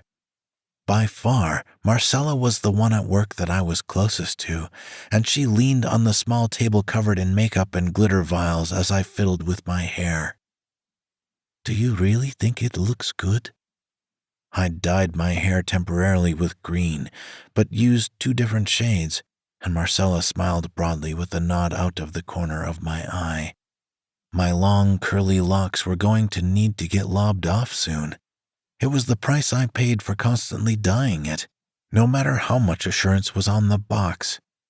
I'd managed to somehow keep most of my hair healthy, but all that damage added up eventually. Against the pale pink of my suit, my hair was dark, almost mossy, and I pulled apart my lids to adjust my contacts. I don't think I've ever seen your real hair. That's not a bad thing. I get why you obscure how you look, working in a place like this. Vivid brown eyes met mine in my reflection, and I hummed softly in acknowledgement as Marcella sighed. So, did you find a new roommate yet? Did you ever find out what happened to your old one? No, she just disappeared. I'm not sure where she went, but, life moves on. I can't hope she'll come back because she probably won't, and I got bills and stuff that aren't going to wait for her. Keeping as close to the truth as possible was the best way to lie, and I glanced over at Marcella to arch a brow. Why do you ask? I just wanted to make sure you're okay, Ilya. I know you two had been together a while in Los Angeles, right? It must suck that she went back to using. She smiled sad and sympathetic, and I clenched my jaw as residual betrayal and anger bubbled up in my chest. Are you looking for a new roommate, or were you just working up the nerve to ask me if you could couch surf?" The second one?" Fire engulfed my face, and Marcella giggled a little with a slight nod. "Honestly, I'm not sure what I'm going to do yet. I don't want to ask because I know it's not your house, but I don't know how long I can pay everything myself." "Oh, please, my parents are never home. They're in, Asia right now or something, having the time of their life." There was always that one person who did this because it was fun, not out of necessity. Marcella's parents weren't loaded, but they traveled for months at a time. All Marcella had to do was pay for whatever streaming and internet services she wanted because her parents paid the electricity and water. Still, it'd be kinda weird to come home and discover that some random chick has been living in your house without you knowing. Waving her off, I forced a smile onto my face as Marcella arched a brow, and I bent to adjust my heels. "It's fine. If I need to find a place for a few days, we can have, a sleepover, but—" "Oh, I'm down for that." Truth be told, I didn't want to live with Marcella because I didn't want to get comfortable with that pipe dream. Eventually, I'd work my way up, go to school for something, and make it myself. But right now, I was in the gutter, essentially. I'd been under these metaphorical grates so long that I was comfortable, and that was the real tragedy here. "Ilya!" Rohe's call through the back drew both our attentions, and I straightened as he shuffled over. In my heels, he was a good few inches shorter than me, and he scanned me from bottom to top before nodding. "You're being requested in the private suite. Number 6. "Okay, it better not be that old creep that never tips, though." Rohe only shrugged. It wasn't as if it was his time that was being wasted, and I gave Marcella a little wave as she sat down in front of the mirror. "I'll talk to you later, Marcella." "Yeah, later." Leaving the back with Rohe on my heels, I took a breath before heading out onto the floor. Bad rap music instantly flooded my ears, and I shook my head a little as the strobe lights flashed brightly. Low lights illuminated the catwalk, and girls danced on poles for guys that couldn't see a chick half naked otherwise. Thank God I don't do the catwalk. When I started working here, Rohe wanted me on the walk until I showed him the burn marks on my chest. No one would find that shit attractive, and I did a lot of private shows, VIP, and just walking around to sit on guys' laps and listen to their shitty day. It worked for both of us, and I didn't have to take off any clothes, for the most part. Navigating my way through the swirling lights and waves of music rippling through the air, I held my breath against the reeking stench of booze. That was the one thing that never got better depending on how busy the place was. The very concrete foundation of this club was saturated in alcohol. Peeling back the curtain of the private booth, I slapped an automatic smile on my face before setting eyes on the guy sitting on the bench. Prickles ripped up my spine, and the fine hairs on the back of my neck stood up as my wide pupils met familiar narrowed ones. Theo propped his head against the wall on his forearm, and I blinked hard as he scanned my body leisurely. Sucking in a sharp breath, my heart thundered hard as apprehension flooded my bloodstream, and my legs ached even as I forced them to bend. This time, I wasn't going to say anything, not a single peep, not one verbal acknowledgement. Repeating the mantra over and over again in my head, I walked over to Theo to stand between his spread knees with reluctance clawing at my throat. I'd just do the dance, get my tip, and when the 2 minutes were over, I'd leave. No doubt, it'd be the longest 2 minutes of my life. "Ilya." Grabbing my hips, Theo sat me down on his lap with a harsh tug, and I tensed as shooting pain rippled up my chest from where he'd stretched my skin. Holding my breath in fiery lungs, I closed my eyes briefly as I fought to wince, but if he noticed, he didn't react in any way. "You have something of mine." "Don't say anything. Just don't say anything." grinding my teeth as I reached to pry his fingers from my waist. I couldn't hear the music over the blood drumming in my ears. Theo tightened his grip, and my face grew hot as pin needles stabbed up my ribs. "You're not getting away so easily this time." Even through the bandages, the thick fabric of my leotard, I could feel Theo's nails trying to dig. Did he even realize how hard he was holding me? A choke of a sob escaped me when the pain became unbearable, and I covered my mouth with my free hand as shallow, quick breaths dried my throat. "I think it's about time we had a That hurts!" My voice cracked harshly when I couldn't keep my high-pitched squeal behind the lump in my throat, and Theo's grip on my side suddenly eased. Standing up, I pushed open the curtain and ran for the front doors, shoving my way through the crowd, but the jostling only intensified the burning pain. Oh my God! Oh God! I was on fire all over again, and I burst through the heavy metal barriers to lean on the brick wall. Gasping, shallow breaths barely eased the screaming need of my lungs, and I held a clammy, trembling palm to my side. Oh! Oh! My whole torso was tight, straining, sending bristling needle-like pain through me as my ruined skin spasmed and twitched. I couldn't breathe enough, and black spots dotted my vision as I leaned heavily against the cooling bricks. The lights of the parking lot stretched up my legs and seeped through my shuttered lids, and a hard sob clogged my throat. But if I cried, the pain would get worse. I was an ugly, none-too-gentle crier. Tiny, strangled whimpers slithered past the dense lump in my throat, and I hiccuped a ragged breath as I tried not to move. Goosebumps washed my arms and legs under my stockings and bodysuit, and a pained gasp escaped me when a mangled hand pressed against my shoulder blade. My eyes flickered over my shoulder, and Theo's form was blurred by tears and my contacts as they misaligned with my actual pupil. Clenching my jaw hard, a sharp hiss burst from my throat when my breasts tightened. A powerful ripple shot down my front. Even at my face and neck, my skin pulled tautly, and I braced my forearm against the wall to bury my face in my elbow. "You shouldn't have skipped PT, Ilya."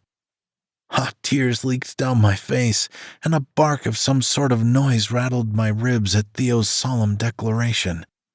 Tensing and releasing my entire body, I took ragged breaths through my nose, and he sort of stood behind me, awkwardly holding my shoulder. "Is it a bullet hole? Those suck."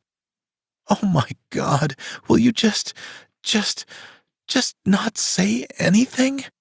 Sputtering harshly, a whimper cut me off when my voice scratched my throat, and I dug my forehead into my arm. Why are you even here?" "I wanted to make sure you got home, but you weren't there after I finished dropping off the drugged-out bitch." "Yeah, because I didn't get home until almost 7 when I was supposed to already be at work." Bitterness soured my tongue, and I sucked in a shallow breath through flared nostrils as Theo's eyes dug holes into the back of my head. "I guess you got me back for that can of corn." "It's not a bullet hole. What do you want? I have your phone in the back."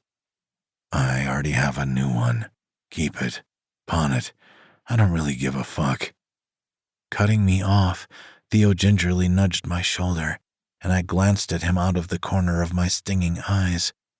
"You have a really low pain tolerance, don't you, Ilya?" My eyelid twitched in agitation, and I hoovered up a breath before turning around. Theo looked concerned enough, a scowl on his face, and I held out my palm as my own scowl started to form. I was so damn done with this day. "Give me all the money in your pockets." The scar on his face played in surprise, and Theo's brows rose even as he reached into his jeans.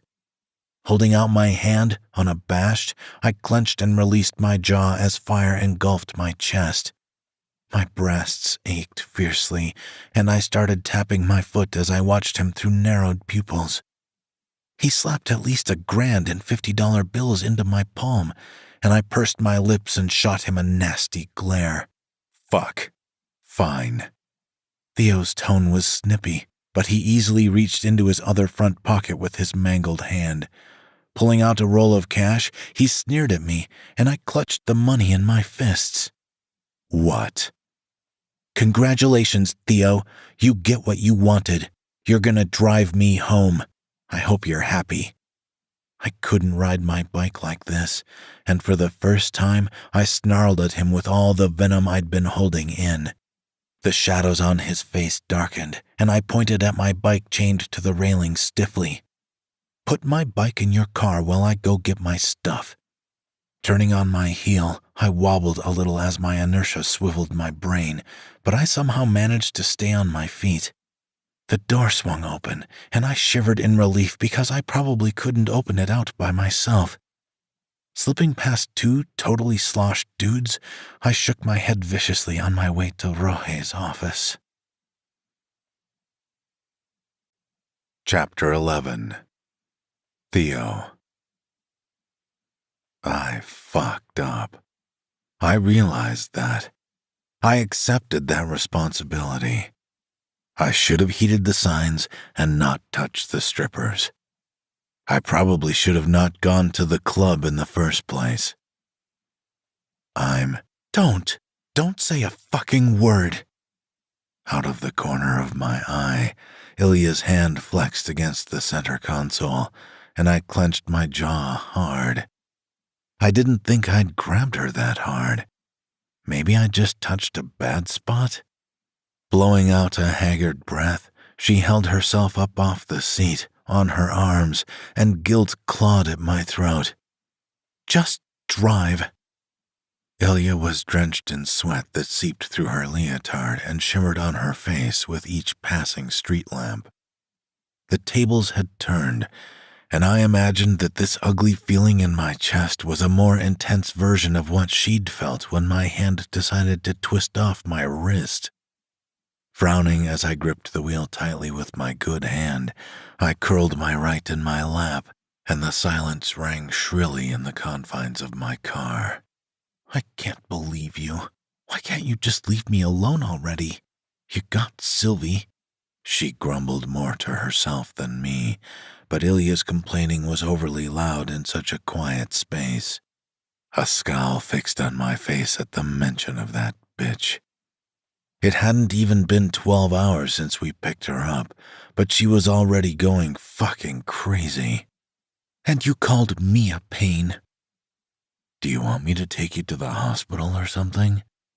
I didn't know what else to offer, or what to say, and Ilya shook her head viciously as she sucked in a shallow breath. I already said I wanted to make sure you got home safe, but you weren't there, so I came here. I was an hour late, and now I had to leave early because of you, Theo. She spat the reply like a viper, and I ground my teeth as irritation swept through me. I don't have the luxury of missing all those tips. You're not doing me a favor. Then why are you making me drive you home if you don't want me around? I drove under 15 miles per hour, barely walking pace, and she shot me the nastiest glare. Scowling darkly, my eyelid twitched in agitation, and I glanced in the rearview mirror at her bike in my back seat. You have your bike. I can't fucking ride it right now, she hissed when she twisted her head too far, and guilt started to leak into my lungs. You need to leave me alone. I don't want anything to do with Sylvie or Matteo or anything about that. I don't care.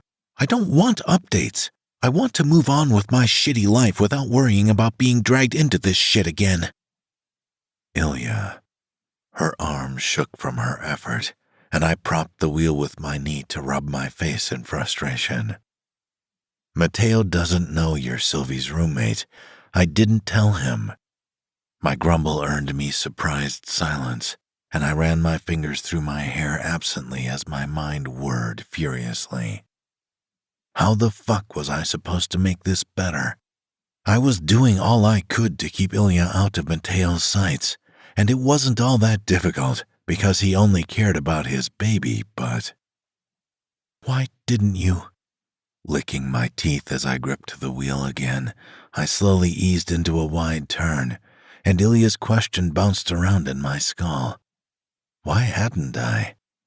After all, I would have made my work easier if I'd told Mateo what I knew. Glancing at her, with her pained, pale features and the muscles straining in her neck and shoulders, I pursed my lips thinly. If I told him, he'd probably nab you and hold you hostage with Sylvie. I didn't want that.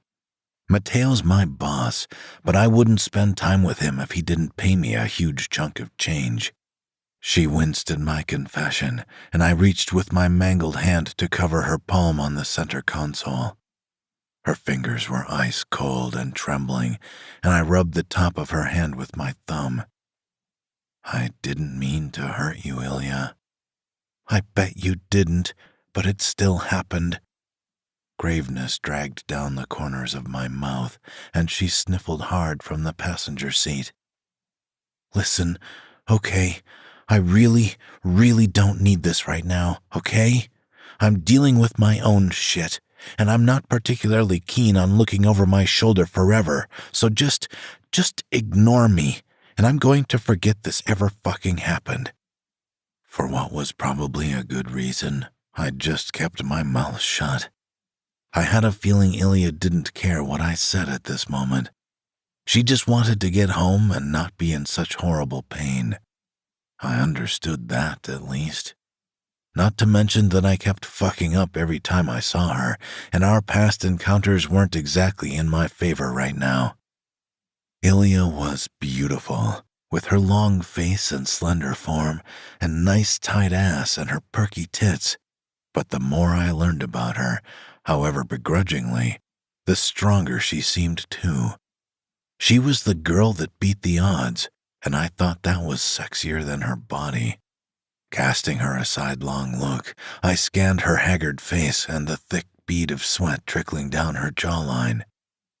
Do you want to stop and— No, damn it! I want to go home! Screeching at me, Ilya slammed her fist into the dashboard, and her palm slipped out from under mine. Sitting in the seat fully, tears rolled down her cheeks in frustration and pain, and I trained my gaze on the road. Take me home! Take me home now!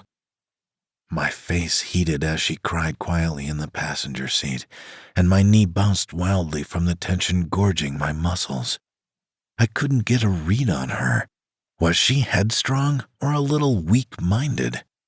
Would she stab me in a fight or run away?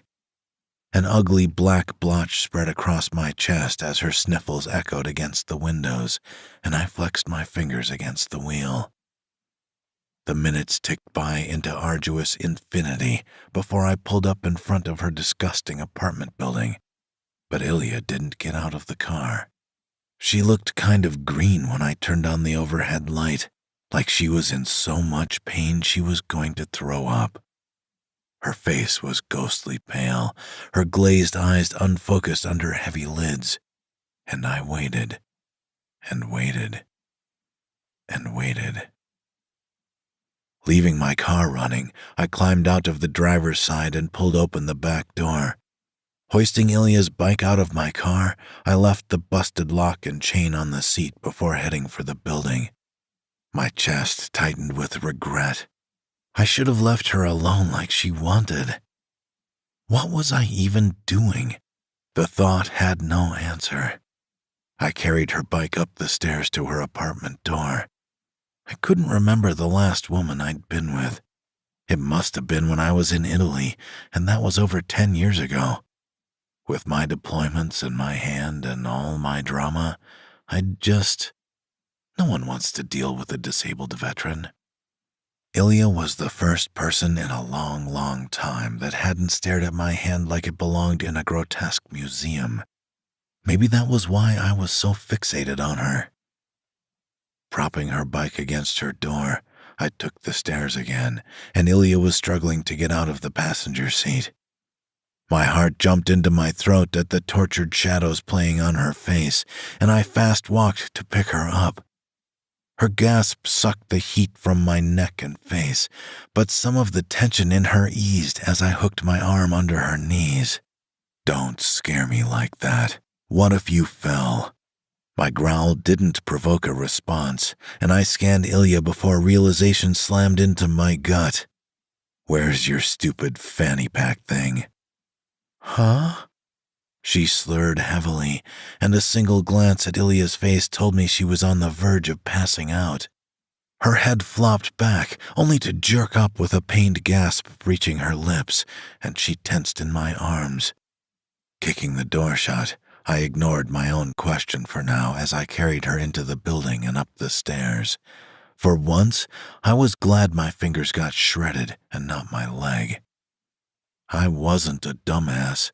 Every single important thing Ilya owned could fit into that stupid fanny pack, which probably included her keys. Reaching the top of the stairs, I strode down the hallway toward her door, and I paused in front of it as my mind whirled. The first time I'd been here, I'd picked the locks, but I didn't exactly have that option. Fuck it. Tightening my grip on Ilya's firm body, I grabbed the knob with my bad hand and shoved my shoulder into the door. Jerking the knob to jar the door up, a grunt escaped me as the door gave way with a sharp splinter from the frame. Fuck. Nothing had changed about Ilya's apartment since I'd been here, except for the fact that one of the cots was folded up on the floor. Somehow, she was still awake, and I set her down on the open cot before she lifted her hand up to push my face weakly. "Go away. I never want to see you again." Her slow spluttering stung, but she laid down very carefully to turn away from me. Tears and sweat soaked her hair, and streams of green dribbled down her neck and stained her shirt. Standing up straight, I clenched and released my good hand by my side as I debated what to do. Not that any of my attempts to not fuck up have succeeded. Rubbing the back of my head and neck, I inhaled a deep, calming breath and took a step back. Gazing at her as she writhed on her cot, her neck craned hard, eyes squeezed in pain, I covered my mouth to hide my scowl. She's got every right not to want to see me again. Damn. Chapter 12. Ilya. My eyelids popped open, and the fine hairs on my face bristled with the sensation of being watched. Grogginess slowed my mind, and I flung my arm over my eyes to block out the weak sunlight that streamed through where the curtains didn't cover. Lead enveloped my muscles, and my lungs struggled to fill as I took a deep breath. "I told you to go away, Theo." I was so damn tired of this guy, and I tossed my head to the side to frown. Theo sat on the other cot, shoulders hunched, like a tiger ready to pounce, and he matched my expression with furrowed brows. "Why won't you just go away? I had to leave work because you hurt me, and you did that creepy thing when you washed my hands after we found Sylvie. Are you just not making the connection? I want you to leave me alone." "We found your friend in a heroin den, and I could tell how skeeved out you were." His gruff reply sent a spasm of irritation through my cheek, and I braced my hands on the metal support bars of the cot to gingerly sit up, sucking in a sharp breath when my bandages rubbed my skin raw. I glanced down to find myself still fully clothed. Surprise bubbled up in my chest, and I pursed my lips thinly as my gaze flickered to Theo. "I'm taking you out for breakfast." Scowling darkly, I opened my mouth to tell Theo to fuck off, but my words dried at the sharp glare he shot me. Clamping my mouth shut to grind my teeth, my stomach grumbled with need, and I exhaled slowly before forcing myself to nod a jerk of my chin. He stood up, and on my cot, it almost looked like his head would bash into the ceiling. He was so tall and broad. "Let's go." Throwing my legs over the side of the cot, I winced as I stood up myself, the tender skin on my chest pulling taut. Holding up my hand to stop Theo, I struggled not to run my fingers through my hair. "Hold on, I have to wash my hair. I'm not supposed to have the dye in for more than 6 hours. What time is it?" Curiosity mingled with annoyance and impatience on Theo's face as he pulled a brand spankin' new phone out of his jean pocket. 9:22 in the morning. My eyes widened, and an almost amused smirk played on his hard, jagged features. "Not used to being up so early?" No." I tore my eyes off him to grab my blanket in an attempt to fold it, but the whole top half of the cot was covered in green dye. Blinking hard, I scrunched up my face at the fact that I'd have to spend money unnecessarily. Damn. Of course, I could just wash it all and deal with the stains, but going to a laundromat was probably more expensive than getting a new blanket and pillowcase. Keen eyes followed me as I shuffled toward the corner designated as the kitchen, and I pressed my palms down on my hips to arch a little. My back popped, and a gust of a sigh escaped me before I grabbed the bathroom door handle. Pausing to look over my shoulder, I frowned as Theo stared at my ass with an appreciative glint in his eye. "Don't try to come in the shower with me or anything creepy like that." His narrowed gaze snapped to my face at the demand, and I hid my surprise when he only nodded silently. "Seriously?" "I won't creep on you in the shower, Ilya. I know I'm not making the best case for myself here, but I wouldn't do that. Unless you ask me to." Arching a brow quizzically, my frown deepened, and Theo scanned me from top to bottom above thinned lips. "I'm not a creep. I think we got off on the wrong foot here."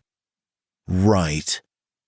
Pushing the door open with that skeptic reply, I shut myself in the bathroom to lean against the barrier and heave a massive sigh. What the fuck? Jerking the shower curtain closed, I turned on the knob to just above lukewarm and gingerly peeled off my shirt. A fury of emotions bombarded my chest and squeezed my heart, and I scowled at the edge of the shower, rising up off the old, cracked tiles. If Theo wasn't a creep, why the shit did he stick around in my apartment and watch me sleep for 12 hours? What the hell did he consider that kind of thing if not straight up weird?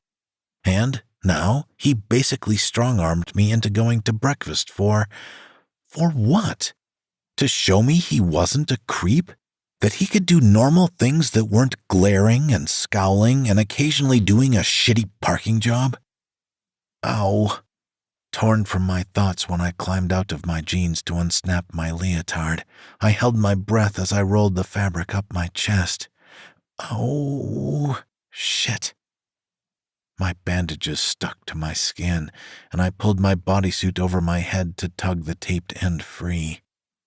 Blowing out a hot breath, my hands shook as I carefully unwrapped my torso, and I winced as sweat acted like a glue against my scar. Could such extensive burns even be called a single scar, or was it like a conglomerate of scars? Oh my God. Covering my mouth with my free hand, clamminess tingled against my lips, and I choked on a gasp.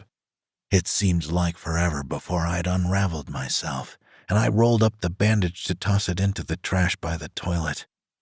My bathroom was so small that one 90-degree turn and I was in front of the sink, and the other way, the toilet. I didn't have to take a single step except to get into the shower, and goosebumps blanketed my body. I just had to wash my hair. Such a concept was simple, but putting it into practice was much harder. My chest tightened and spasmed from the streams of cold water, not frigid, but not warm either, and I turned my back to the shower head. Squeezing my eyes shut, I took stabilizing, forceful breaths as my heart rate jacked up, and I straightened my curled spine as I slowly but surely got used to the pain. Shit.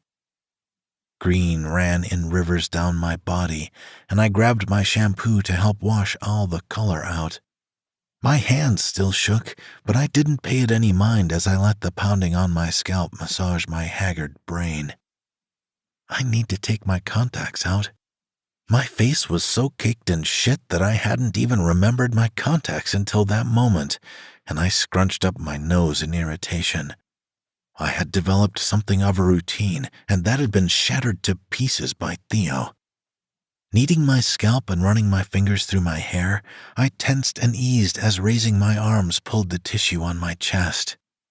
Theo might have only had 2 fingers and a thumb on the one hand, but I wondered if even he could handle seeing me naked.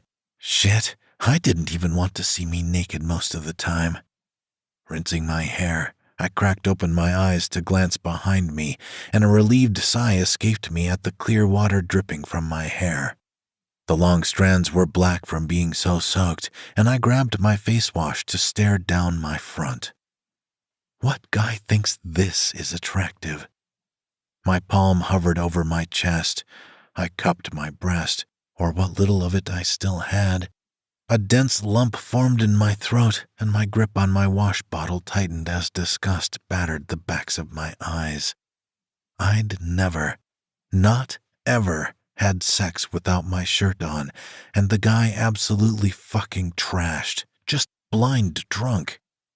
As messed up as that policy was, I didn't really have a choice. One time, when I was still pretending to the world that I wasn't homeless and dirty, I'd taken off my shirt with my first serious boyfriend. He was faceless now, but the image of him projectile vomiting at the sight of me, that was a memory I'd never be able to scrub from my mind. And Theo would be no different, I knew. Maybe I should do that, so he'll finally leave me alone. The hot pink flesh, swirling with tints of normal pale coloring and purplish blotches in some places, twitched noticeably as my breath flowed down it. An absolutely enormous, sickly green-yellow bruise smeared across my side where Theo had grabbed me, and I dragged my fingers down it. Only the crescent indents of his fingernails really stung, and my lips thinned as I shook my head viciously. That wouldn't work. Theo would just try harder. He'd see me as a broken thing that he could try to fix. Maybe that's not such a bad idea considering my patchwork duct tape job is failing so miserably. Chapter 13. Ilya. So, breaking the silence only when we'd turned off my block, Theo gripped the wheel with his good hand and held up his right with a sidelong glance. I was in Afghanistan about 3 years ago when my convoy was attacked. He hesitated, his jaw ticking noticeably as he flexed his fingers, and my eyes widened in horror. My heart nearly stopped beating at that short but powerful confession, and I covered my mouth to hide my gasp, even though it echoed in the car. Theo chuffed lightly, his lips twisting in a rueful smirk, and he reached over the center console to set his mangled hand on my knee. Technically, my ring finger got shot off at the first knuckle, but a bullet went through the tire I was behind, and the rubber exploded and sliced them both clean off. I got medevaced to the States, and they decided that since I wasn't useful anymore that they should discharge me.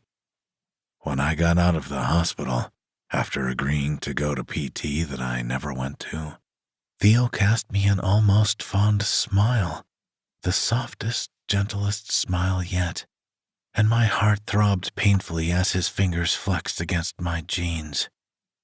They gave me a bunch of money and forgot about me. My family acted like nothing was wrong, which was inarguably worse than being shoved out of the Marines before I was even conscious. I opened my mouth only for nothing to come out, not even air, and Theo cleared his throat roughly.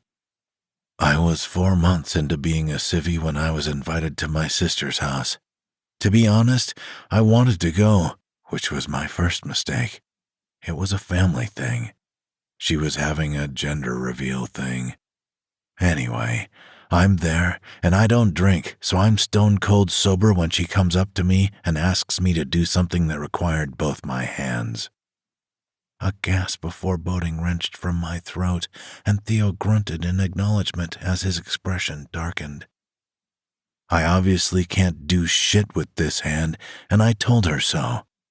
She said to my face, in front of 50-odd family members and kids, that my fingers getting blown off shouldn't affect what I'm capable of doing, and that I should try harder. Oh, no. Oh, yeah. Basically, I told her if that's what she thought, I'd happily cut off her fucking fingers and see how much she likes it. My sister wasn't too excited about that. That was the point when I decided, fuck it.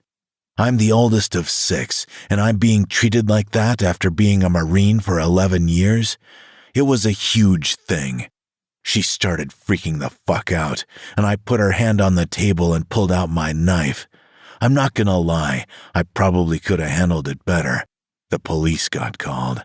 I got put in jail, and she pressed charges. At court, the oldest dirt judge was a Vietnam vet and sided with me, but I got a protection order slapped on me.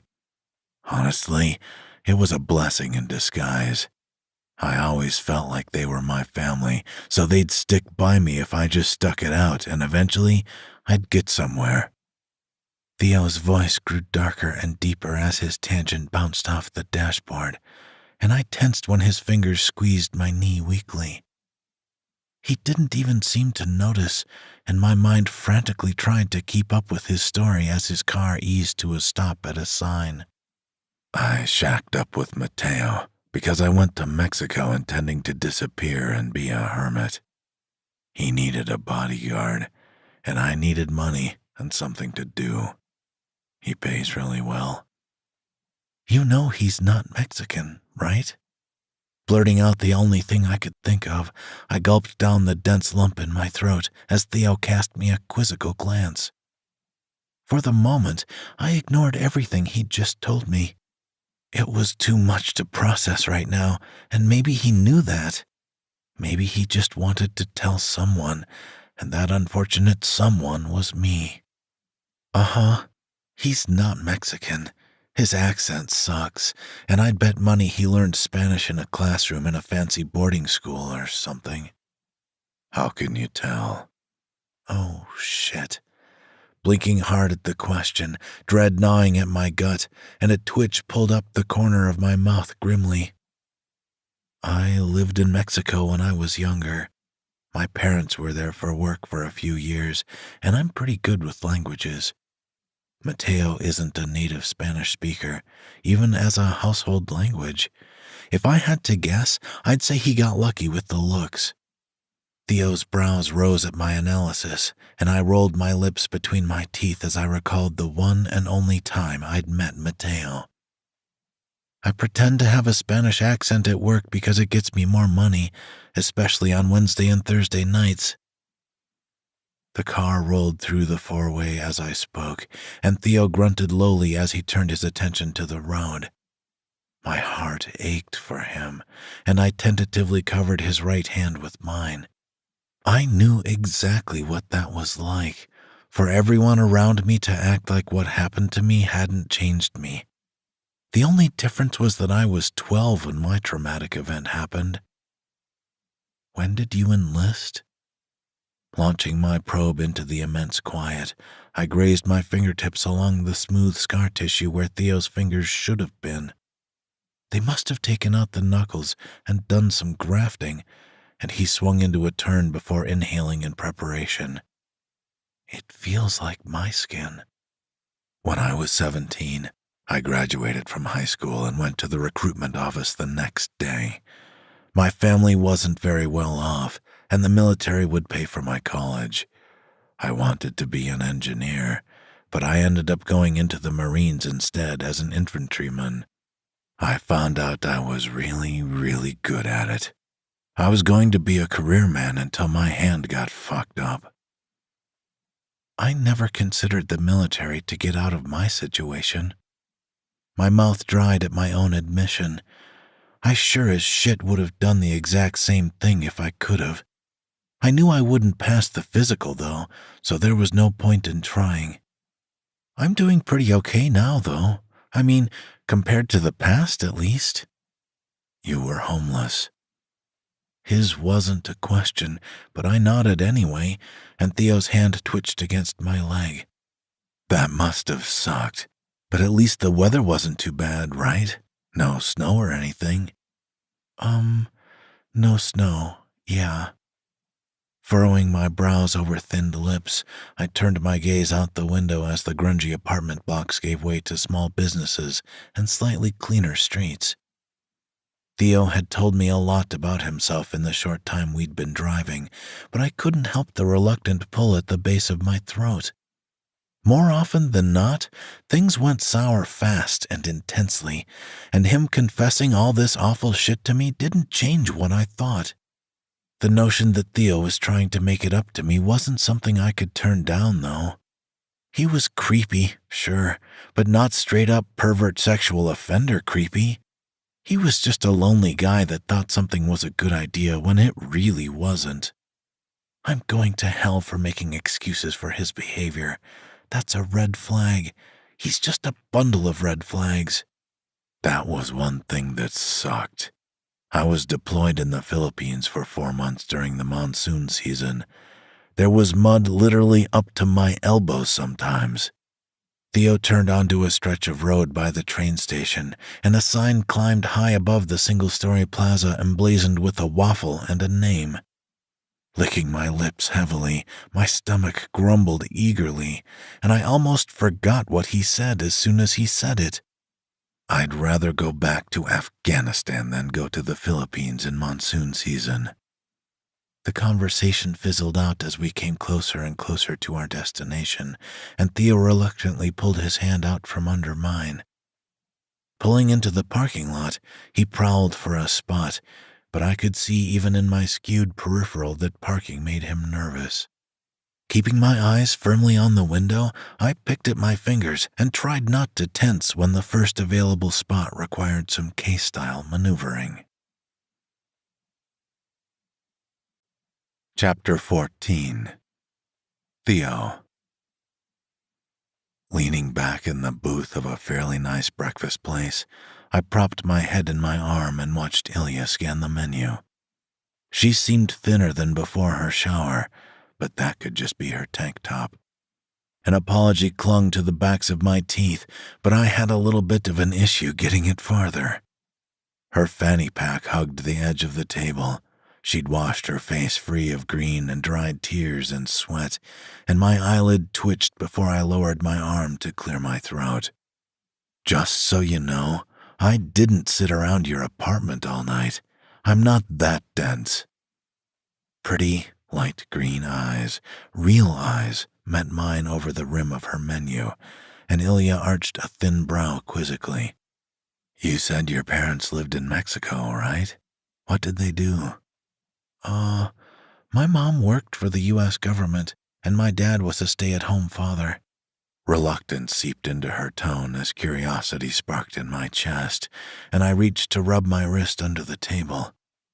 I'd tried not to fuck up my parking job, but I didn't want to find a spot farther away.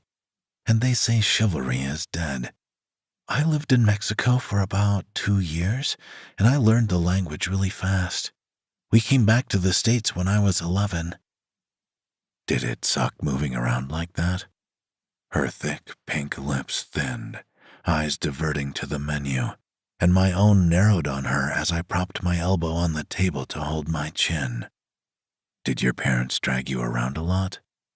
Yeah, but at least they were alive. Oh, fuck. The bland reply tightened my chest as Ilya clearly shut down the topic, and I clenched my jaw hard. Long, nimble fingers raked through her hair to pull it over her shoulder, and my gaze followed the movement. Despite all the dye, Ilya had beautiful, bouncy curls that I just wanted to wrap my fist in, and I tapped my cheek absently. "Were you an only child?" Shrewd eyes flashed Hazel when she shot me a glare over her menu, and I struggled not to frown. "I just want to know." My stubble bristled when Ilya closed her menu with a soft flop and set it on the table.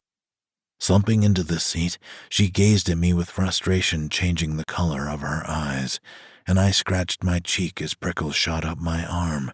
Clear as day, she was debating whether or not to chew me out about asking questions, but I wanted to fucking know. That's not a crime. Inhaling through parted lips, she exhaled through her nose before sitting up and clasping her hands on the table to cast me a stern look. "I wasn't, but I am now. Can we not talk about this? Actually, let's not talk about anything at all, okay? I really, and I cannot stress this enough, Theo, don't want to talk about myself." Gesturing between us, Ilya frowned deeply in displeasure, and apprehension gripped my heart in a vice. "I came out to breakfast with you because you wouldn't let me not. You know where I live. You know where I work. You obviously don't give a fuck about hurting me because you're using your guilt as an excuse to do the exact opposite of what I want, which you clearly don't care about either. I'm gonna eat, but that doesn't mean that whatever you want to happen is gonna happen." The thick muscles in my back tensed and released sharply as anger struck my chest like lightning, but I forced myself to take a huge breath and hold it. Craning my neck, I rolled my shoulders in a semi-successful attempt to shirk off the sting of Ilya's calm declaration. Her half-hooded eyes glimmered with weariness like she expected me to jump across the table to strangle her or something. She held my gaze firmly, and I exhaled slowly before even thinking of trying to open my mouth. "You're not gonna give up, are you?" Truth be told, I thought that if I was just persistent enough, Ilya would cave. Obviously, I was wrong, and she shook her head quietly across the table as I rubbed my cheek and neck with my good hand.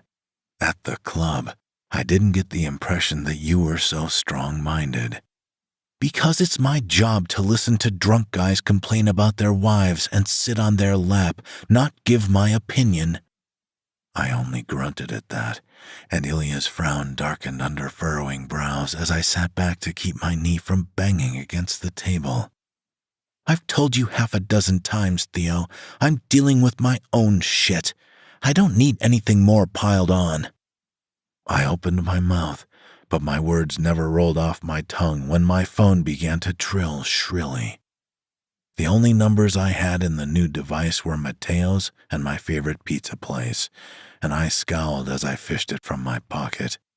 A childish disappointment hit me when I saw it was my boss. There was always hope that, somehow, I'd won free pizza for life. Inhaling a steady breath, I swiped the accept button and slumped deeper into the booth. What? Matteo had become insufferable since nabbing Sylvie, and she still hadn't come down from that high we'd found her in. He strapped her to a bed and left her with a doctor to throw a fit about her that lasted all night, and I was honestly on the verge of shooting her myself. "I'm busy, Matteo. Make it quick." "Find me Sylvie's roommate and bring her here, now." His snarl into the phone rang in my ear, but Matteo didn't intimidate me. The fine hairs on the back of my neck stood up at his demand, and I sat up stiffly as the line crackled ominously. "I need to ask her some questions." "The fuck do you want her roommate for? Sylvie's so fucking high she hasn't even started withdrawal yet. I know you want to cling to the hope that things will be fine, Matteo, but they won't be. I fucking guarantee you." Frustration of my own sharpened my tone, but Mateo's frosty silence didn't deter me. My gaze flicked to Ilya, and worry bled into her eyes as I covered my mouth to hide my sneer. I'm not doing that. You don't honestly think the drug use is inconsequential and you'll get lucky? Bullshit. Accept the fact that you knocked up a drug addict and shoot her already. Do it, Theo, or I'll shoot you. Snorting roughly, I ignored the questioning glance Ilya sent me as a pure, undiluted amusement bubbled up in my chest. I couldn't help myself as I chuckled darkly, and Mateo's threat breezed through my mind with all the force of a bug being blown against a window. You can try that shit with your little cronies, Mateo, but you don't scare me. You're an immature little shit. Doing what you're doing just proves that. Mateo was a spoiled brat, finding himself in a position of power because his brother was the head of the whole thing. It was really a shame because I'd met his brother. Carlyle was the guy to be afraid of.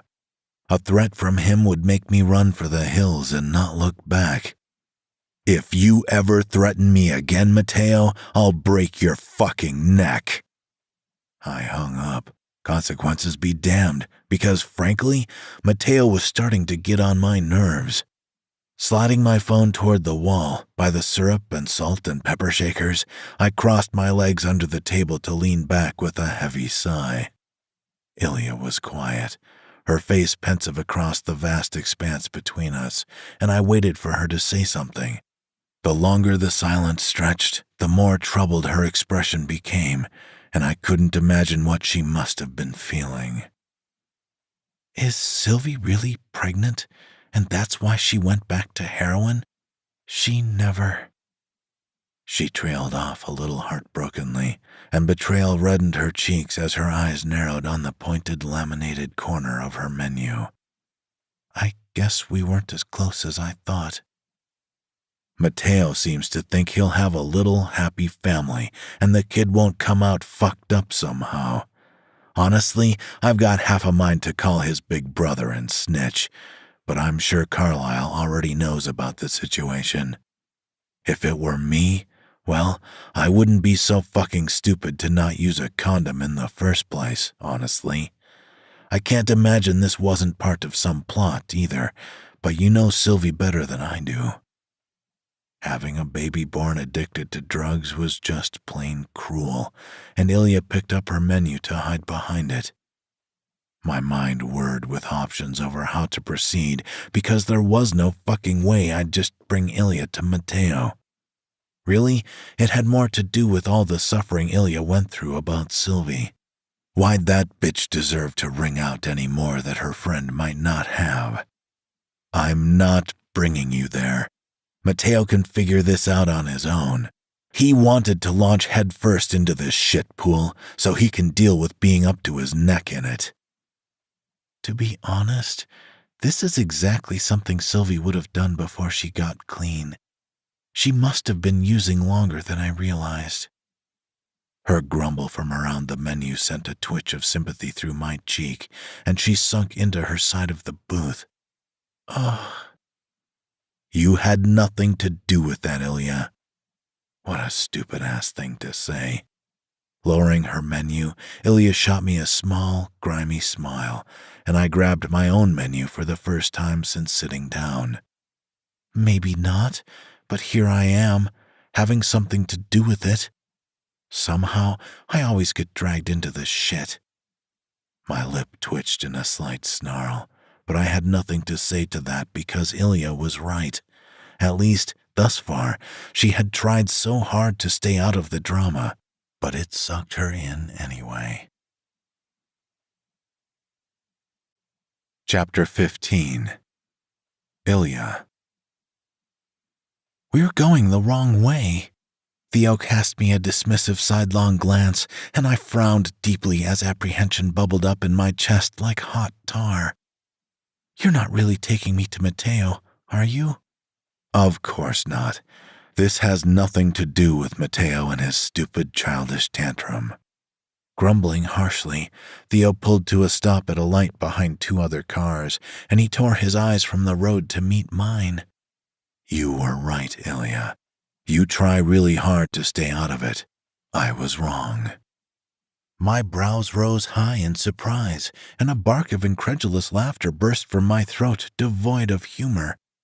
Theo's lips thinned, his jaw ticking, and I could have sworn on my life that I saw his ears tinge pink at the lobes before he turned to glare at the wheel. The echo of my shocked noise bounced off the windows to ripple across my face, and I reached to put my hand on his broad, muscular shoulder. He tensed as his heat blasted away my discomfort from his declaration, and he caught my gaze behind guarded lenses. "I appreciate that, Theo." These tiny, almost unnoticeably tiny moments were becoming more frequent, and I couldn't help but smile when Theo jerked his head in a stiff nod. "So, where are we going?" "You'll see when we get there. It's a bit of a ride, so get comfortable." He grabbed my hand and held my palm to his chest, and the clumpy scar tissue rose the hairs on my arm.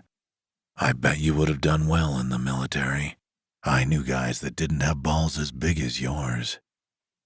The awkward compliment sent fire to engulf my face, and my smile widened as Theo rubbed the back of my hand with his thumb. His palm was hard, and I didn't pull back even as he propped his knee under the wheel to flick on his blinker as we neared a highway on-ramp. A warm fuzziness wrapped around my heart, and I huffed hot air as it was replaced with a strange happiness. I got the sense that Theo didn't compliment someone just because. He honestly wasn't that bad when he didn't overthink things, but I was sure that's why he brought me out in the first place. If it works, it works. "Don't worry about Matteo. It's really his brother you want to stay away from. I met him once, and I'd rather not even be in the same room as him. I know killers when I see them." There wasn't much I could do but nod, and Theo flicked off his blinker as he merged onto the ramp smoothly. "When I started working for Matteo, he got a visit from Carlisle. They were having a conversation I wasn't listening to in some restaurant in Portugal, and that motherfucker just pulled out a gun and shot me. I still have the bullet in my shoulder. He told me he was disappointed I didn't beat the shit out of him.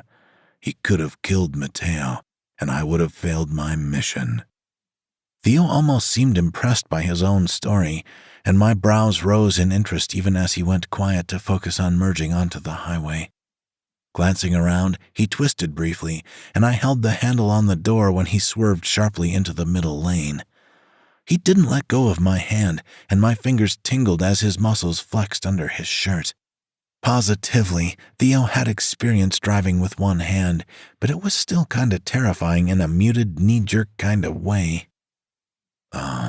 So I said that I didn't care if he killed Matteo as long as no one else did." Carlisle laughed at that. It was the coldest, creepiest shit ever. Like serial killer creepy, not. Trailing off as a huge oil tanker breezed past us, Theo clenched and released his jaw while his nerves rattled up my arm. I hate highways so much. I knew this girl in alternative school. Inhaling deeply as the tanker sped by completely, passing the nose of Theo's car, I clicked my teeth absently. Memories of those 3 months raced through my mind's eye, and a frown dragged down the corners of my mouth. She was nuts. I was only there for 3 months for my GED, but in that time, she tried to stab the teacher twice. She got busted for smoking meth in the bathroom. She picked a fight with this other girl from a gang, and she got her place broken into and was raped by those guys. When she came back, she bragged about being in a relationship with one of them and got his name tattooed on her neck a week later. She did all that and was never arrested. Shaking my head, I shrugged at the questioning glance Theo shot me. I mean, the answer was obvious. I lived in LA at the time, and that kind of thing in that type of neighborhood was almost typical. There were worse people out there, and as long as she only hurt herself, people were content to leave her alone. Plus, she had no teeth, so whenever she talked to someone, she spat in their face. Nobody wanted to get too close. So, did you ever think of going to college? And get saddled with debt? No thanks. I'll manage on my own. My comeback earned me a snort of agreement, and I frowned as I thought far, far back. I don't think there was a single time in my life, even before it went to shit, when I thought college was a good idea. I wouldn't know what to go for, and I just know that going would kill whatever I went for if I had a passion for it. You like to dance ballet, though? Humming softly, I shook my head, and Theo cast me a confused furrow of his brow. You looked really excited when Matteo asked you. Theo.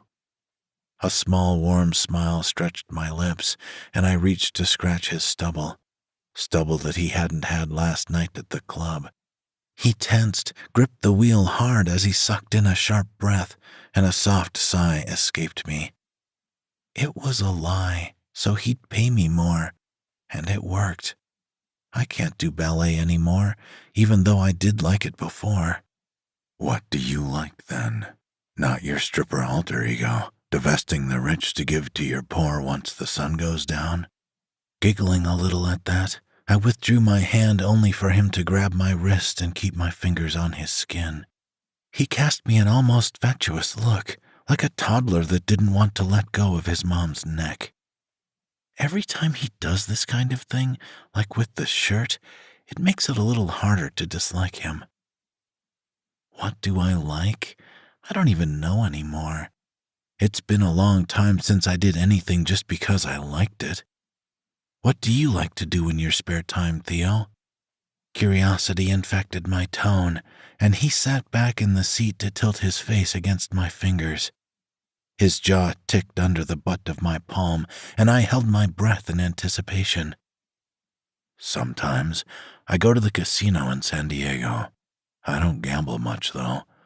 I won a plot of land in a small craps tournament the last time I was out that way.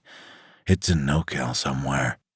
I'm pretty sure they included it in the tournament because some guy wanted chips but had no money, so he gave them the deed. My brows rose, and Theo smirked slipperily as mischief twinkled in his eye. Didn't win that at the good casino, though. I was gonna say, I don't think that's legal. He seemed to be coming out of his shell a little, and I wasn't sure if that was a good thing or not. The car fell into silence as we zipped out of town, and I gnawed on my cheek as I turned my gaze out the window. This isn't happening. What a joke. I should have packed my shit and run away again as soon as Sylvie got dragged into this car. I'd be halfway to Canada by now if I was smart. My tongue soured as I licked the backs of my teeth, and I frowned under the slight crease between my brows. Either Theo was a creep and I wanted to not be around him, or... We had moments, really nice moments, like the one I was currently immersed in. Those few seconds, that intense, brief connection, made me want to go deeper under the surface. I knew better, but that didn't matter. I didn't want to end up dead, but what was my life right now? The truth was that I was worse than dead, and if Theo made it a little better for a little while, why shouldn't I enjoy that? Grinding my teeth to hold back a groan of frustration, my blood simmered in my veins as my mind went around and around in circles. Chapter 16. Ilya. You're quiet. Tearing my eyes off the oncoming sign emblazoned with Pine Valley Next Exit, I flexed my fingers as a slight, tingly numbness slithered up my arm. Theo's pensive expression disappeared, but not fast enough, and a sigh dried my lips before I licked them in preparation. I know what I said at the waffle place earlier. I was just thinking, my life's really not worth living as it is right now. His cheek twitched under my fingers, and Theo didn't protest as I pulled away to twiddle my thumbs in my lap. I don't want to kill myself. I hope things will get better, and I'm trying really hard to make it better. But I'm really, really unhappy. I live in a shit place, I work in a shit place, and I know that it's better than it was before. But why am I content with that? That's fucked up. The whole concept of life right now is messed up. Isn't that the point of working hard? So you can make your life worth it. There was no judgment in his tone, only slight confusion and a little worry at my words. I mean, who wouldn't be worried about some deep philosophical shit like what had just come out of my mouth? You don't have to worry about Sylvie anymore. That's one issue down, right? I may not have to worry about her, but now I have to worry about money. I know it's a grind, that's not the issue. Sometimes I just want things to get better overnight with minimal work on my part. A sour smirk twisted my lips at how stupid that desire was, and I ran my free hand through my hair absently to pull the strands over my shoulder. It's dumb and unrealistic, but it's not dumb, Ilya. My cheeks warmed as Theo reached to stroke my jaw with stiff fingers, and I blinked back the sting in my eyes. You've been through a lot. Just because other people have had it worse or are luckier doesn't negate that. You know, I honestly don't know why. Like you said earlier, why don't I just give in, huh? Why don't I just take my pants off and hope it's enough? My mom used to tell me that anything I did in desperation wasn't something to be ashamed of. It may not be panic, but I would consider myself desperate, I guess. Casting Theo a wry glance, my lips quirked up at the ghost of a thought that flitted through my head. This is the part where you say you're not gonna take advantage of me. Like fuck, I'd be stupid enough to turn you down, Ilya. He said the words, but I could tell that screwing me wasn't really the focal point of his conviction. Stopping at the end of the off-ramp, he flicked on his blinker before catching my eyes firmly. Your mom is right, and why should you have to take the brunt of someone else's shitty choices? Sylvie put you in a hole, and she's not gonna help you crawl out. That's fucked up, Ilya, not confronting the fact that, for the foreseeable future, your life is gonna suck. You know it, you accept it, and it's not gonna change overnight like you want, but that's okay because you always had to fight for everything, right? If you don't fight for this, where's the big fuck you to the world, huh? You know, Theo, I like you better when you're not trying to be romantic. His head snapped to the side to face me, and his 2 fingers slid off my chin to curl around my shoulder. For a long moment, he just stared at me, and a fury of emotions played in his eyes before he twisted forward again. Gripping the wheel tightly, he pulled off the ramp and onto a road, and huge oaks lined either side of us. We're here.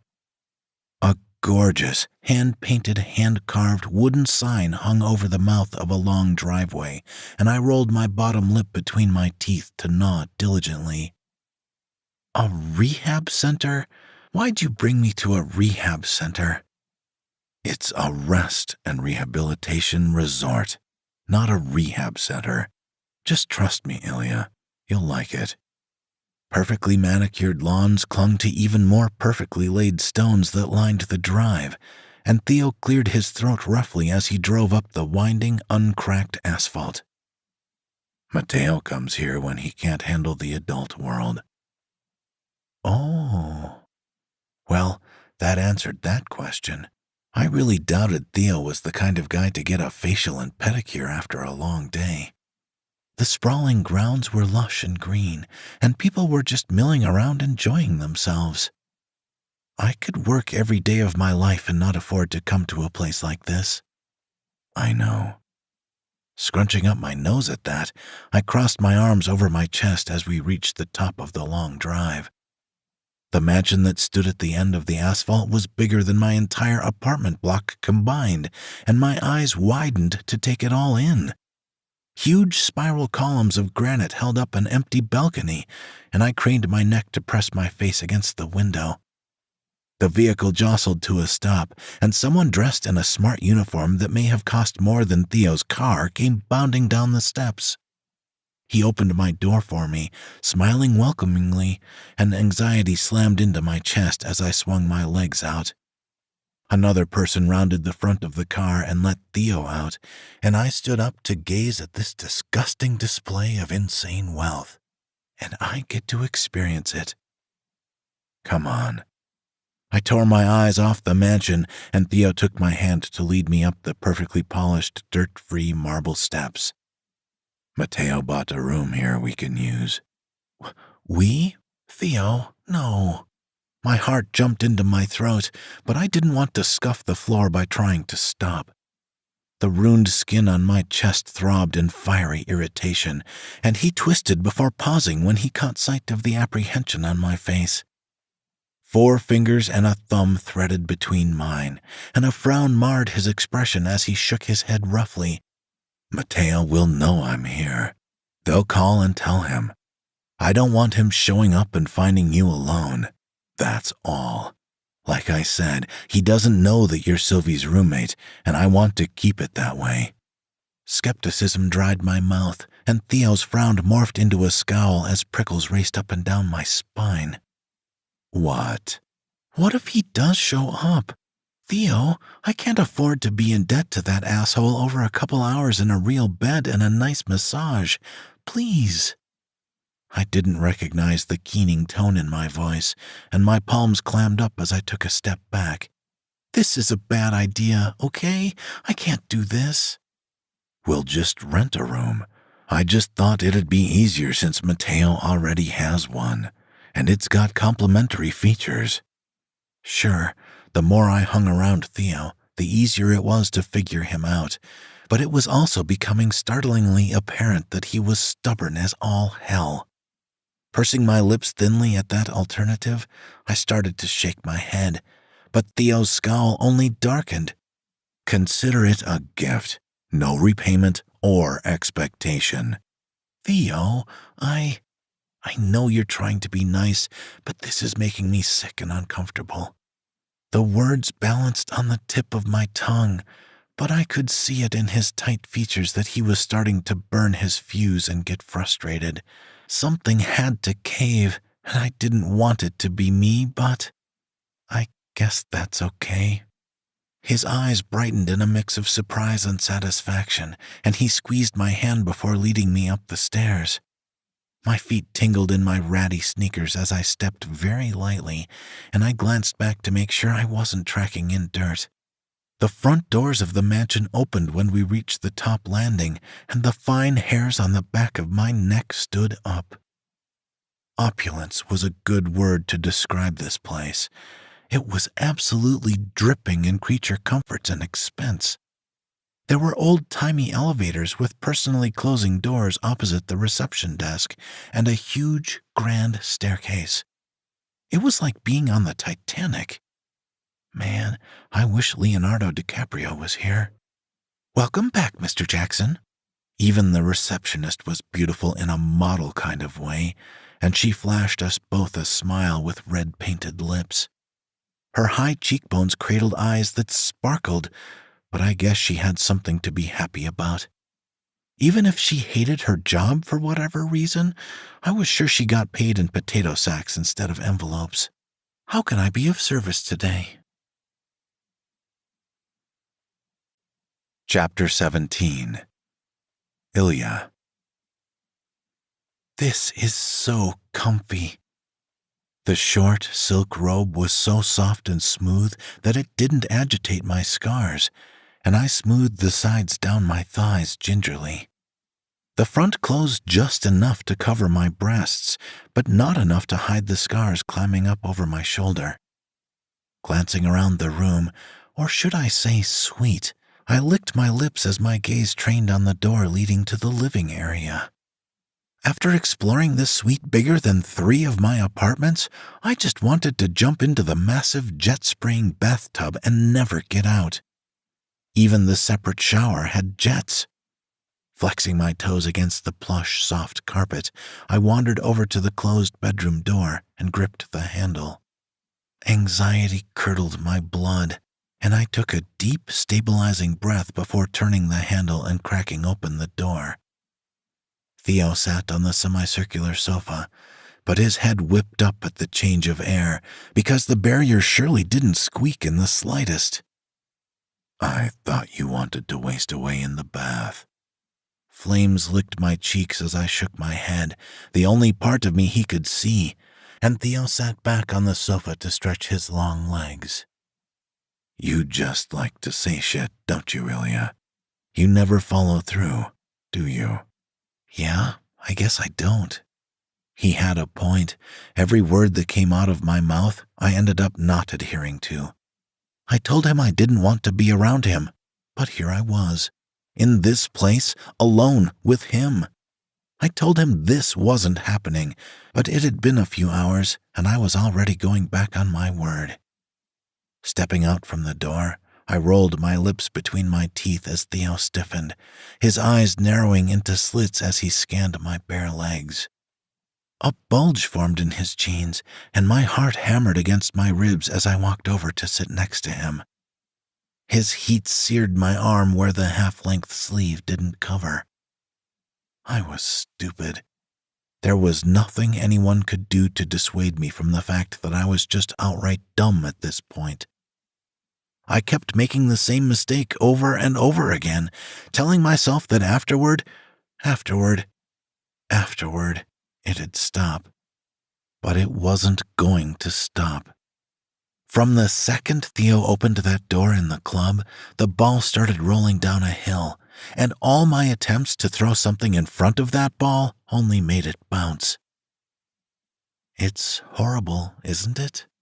Speaking up softly, an ugly, self-deprecating smirk twisted my lips, and I fiddled my fingers in my lap.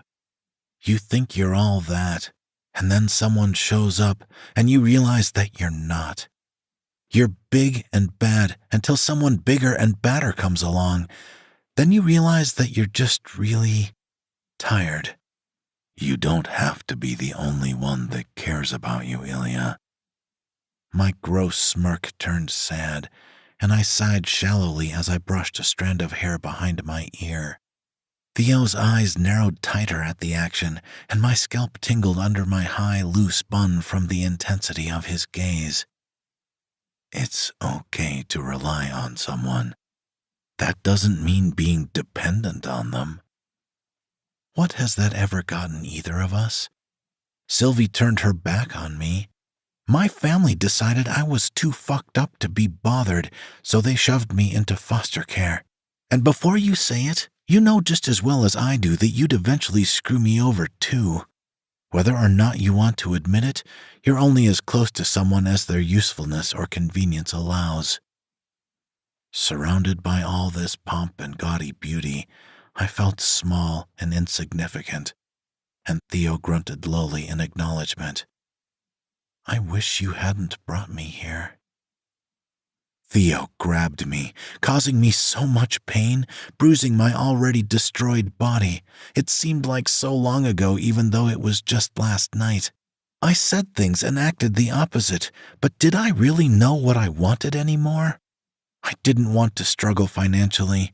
I wanted a place to live that wasn't infested with cockroaches and ants. I wanted a regular job that required me to make strangers think I gave a shit about them.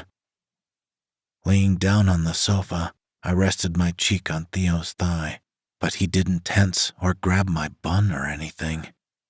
Closing my eyes, I savored the tentativeness of his hand as he pulled down my robe and rested his palm on my hip. Warmth radiated from his touch, and I reached for his right hand to plop it on my head. And, ever so nicely, Theo started playing with my hair. His palm left my hip as he leaned forward to snatch the remote off the coffee table, and he propped back to recline the seat. Behind my shuttered lids, the television flickered on, the sounds floating garbled in my ears. But he turned the volume down and didn't stop threading my hair through his thumb and forefinger. He had such incredible resolve, and what did I have? Some flimsy bullshit declaration that I couldn't keep. Theo had every right to have that first impression of me. I mean, what if my whole conviction was a lie? What if I had everything backward and I was just pretending to be strong? Was there harm in just giving up, or was I just screwing myself over by fighting? "Hey, Theo?" A gruff hum met my mumble, and Theo worked his 3 fingers under my bun to scratch my scalp. "What did you think when you first saw me? Before everything, even going into the VIP room, what was the first thing that came to mind when you opened the door?" He inhaled deeply, sinking a little lower into the sofa, and I curled my toes in anticipation of his answer. "I was kinda pissed you were wearing contacts and hair dye. I had a feeling you were a lot more beautiful without them, and I was right." Stiff fingers curled slightly in my bun, and Theo exhaled heavily as the light of the television combated the memories. "I get why you do it, though. I wondered what color your eyes were, and whether or not your ass was as tight as it looked in your leotard." Sitting up, I shuffled wordlessly to straddle Theo's lap, and he stiffened with a sharp whistle of an inhale. Facing the television, thoughts were strangely absent from my mind, and I leaned back as heat seeped into my veins. He stared straight ahead, but his chin jerked when I tilted my head to brush my lips along his jaw. "Is it?" Reclined in the seat, Theo's abdominal muscles rippled against my ass as I ground against him, and a powerful rattle jolted up my spine. We both know whatever comes out of my mouth is a lie. Maybe that's why it's so frustrating. Lies are so hard to keep up with. Incredible defined muscles played along the length of my back, and Theo ground his teeth, audible in my ear. Rolling my hips against his bulge, I gripped his forearms just as he braced his fists around my calves, and his thick arm hair tickled between my fingers. My tongue snuck out to scrape against his stubble, and I shivered at the heady taste of him. "Will fucking me give you the answer you're looking for, Ilya?" I paused at the probe, and Theo growled in displeasure as he thrust to keep the friction going.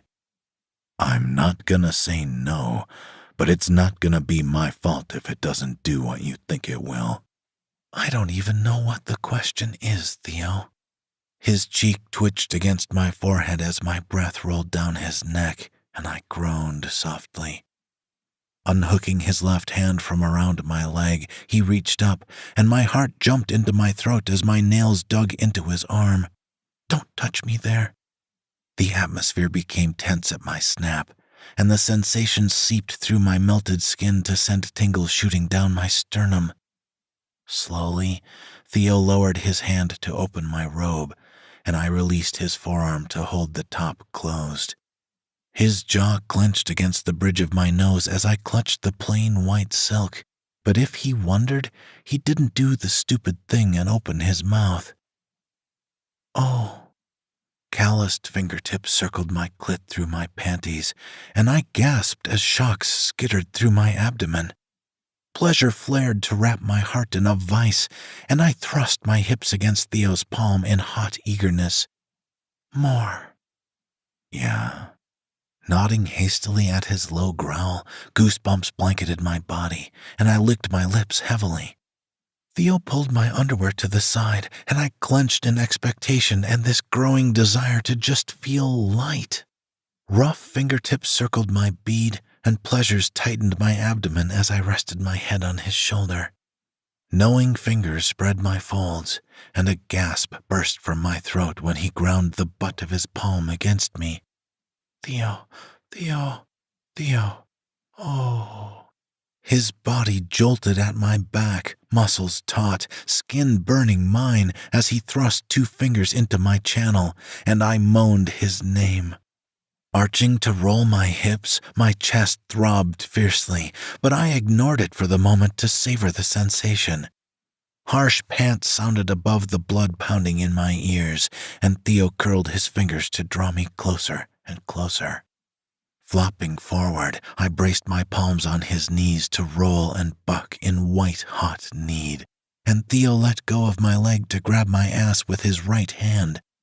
His fingers inside me wiggled and curled, but he was quick to exit my channel to slip his palm under my ass.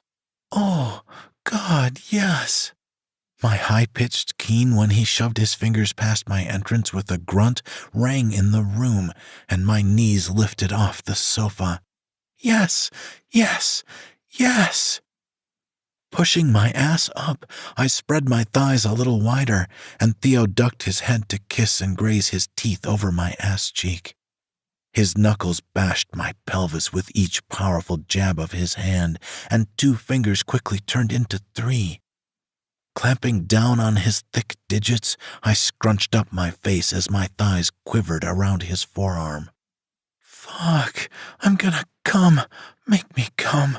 Make me... I'm...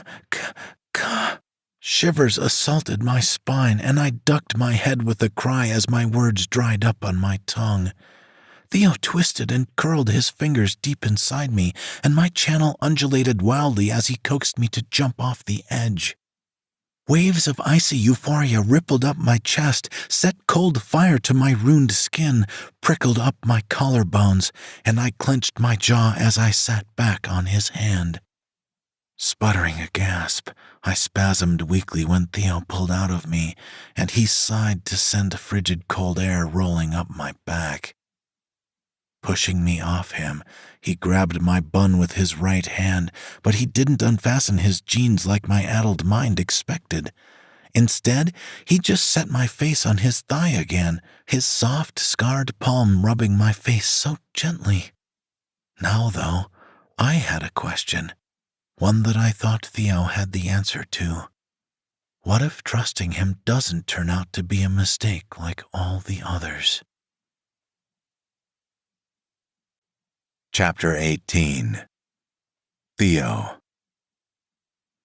My phone buzzed insistently beside me on the real leather of the couch, and my eyelid twitched in agitation when I glanced at the caller ID. Reaching for my cell, I swiped the accept button because God only fucking knew that Mateo would keep calling and calling like a douchebag.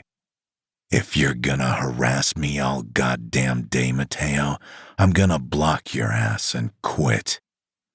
Growling lowly into the phone, I scowled when Ilya tensed against my leg, and my lip curled into a snarl.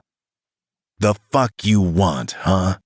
If it has anything to do with Sylvie, get your ass back here, Theo, and bring the roommate, or you won't have to quit. I'll put a bounty on you. I'm done playing this game. Arching a brow at the cold, detached tone that flowed through the line, I rolled my jaw as my prickly beard bristled. I was not Mateo's errand boy or his friend, and I carefully picked out what I was going to say. Irritation flooded my chest, and I didn't bother trying to hide it when I opened my mouth. I'll get there when I get there. I hung up on Mateo's stupid ass, and I set my phone down to flop my head back and scowl at the ceiling. He didn't scare me. Shit, nothing scared me anymore, even if Big Bro made me a little nervous. I stroked Ilya's hair in the ensuing heavy silence. Hey, is your name really Ilya, or is that your stage name or something? It really is. It was my grandfather's name.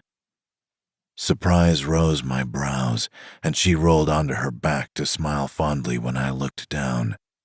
Yeah, it's a boy's name. Ironically, he escaped Nazi persecution just to have his own daughter die of smoke inhalation.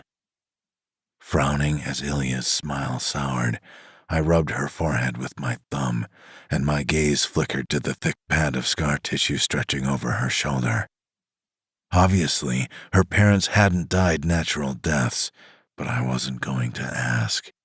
That was downright rude, and I had a hard enough time trying not to come off as a pushy asshole. Will Mateo really have you killed if you don't bring me back? Licking my teeth at that, I reached to scratch my scruff as a harsh sigh bubbled up in my chest. He can try. He's too much of a pussy to do it himself. Not to mention, if he put out a hit on me and people found out that it was for something as stupid as not doing something that's not even my job description, he might get a visit from his brother. Curiosity sparkled in Ilya's swirling green eyes, and I exhaled heavily as I weighed my options. I put up with Matteo because, why the fuck not, you know? I get paid a lot to keep him from stubbing his toe. He's not exactly the guy you want to bother to assassinate either, which makes my job easier.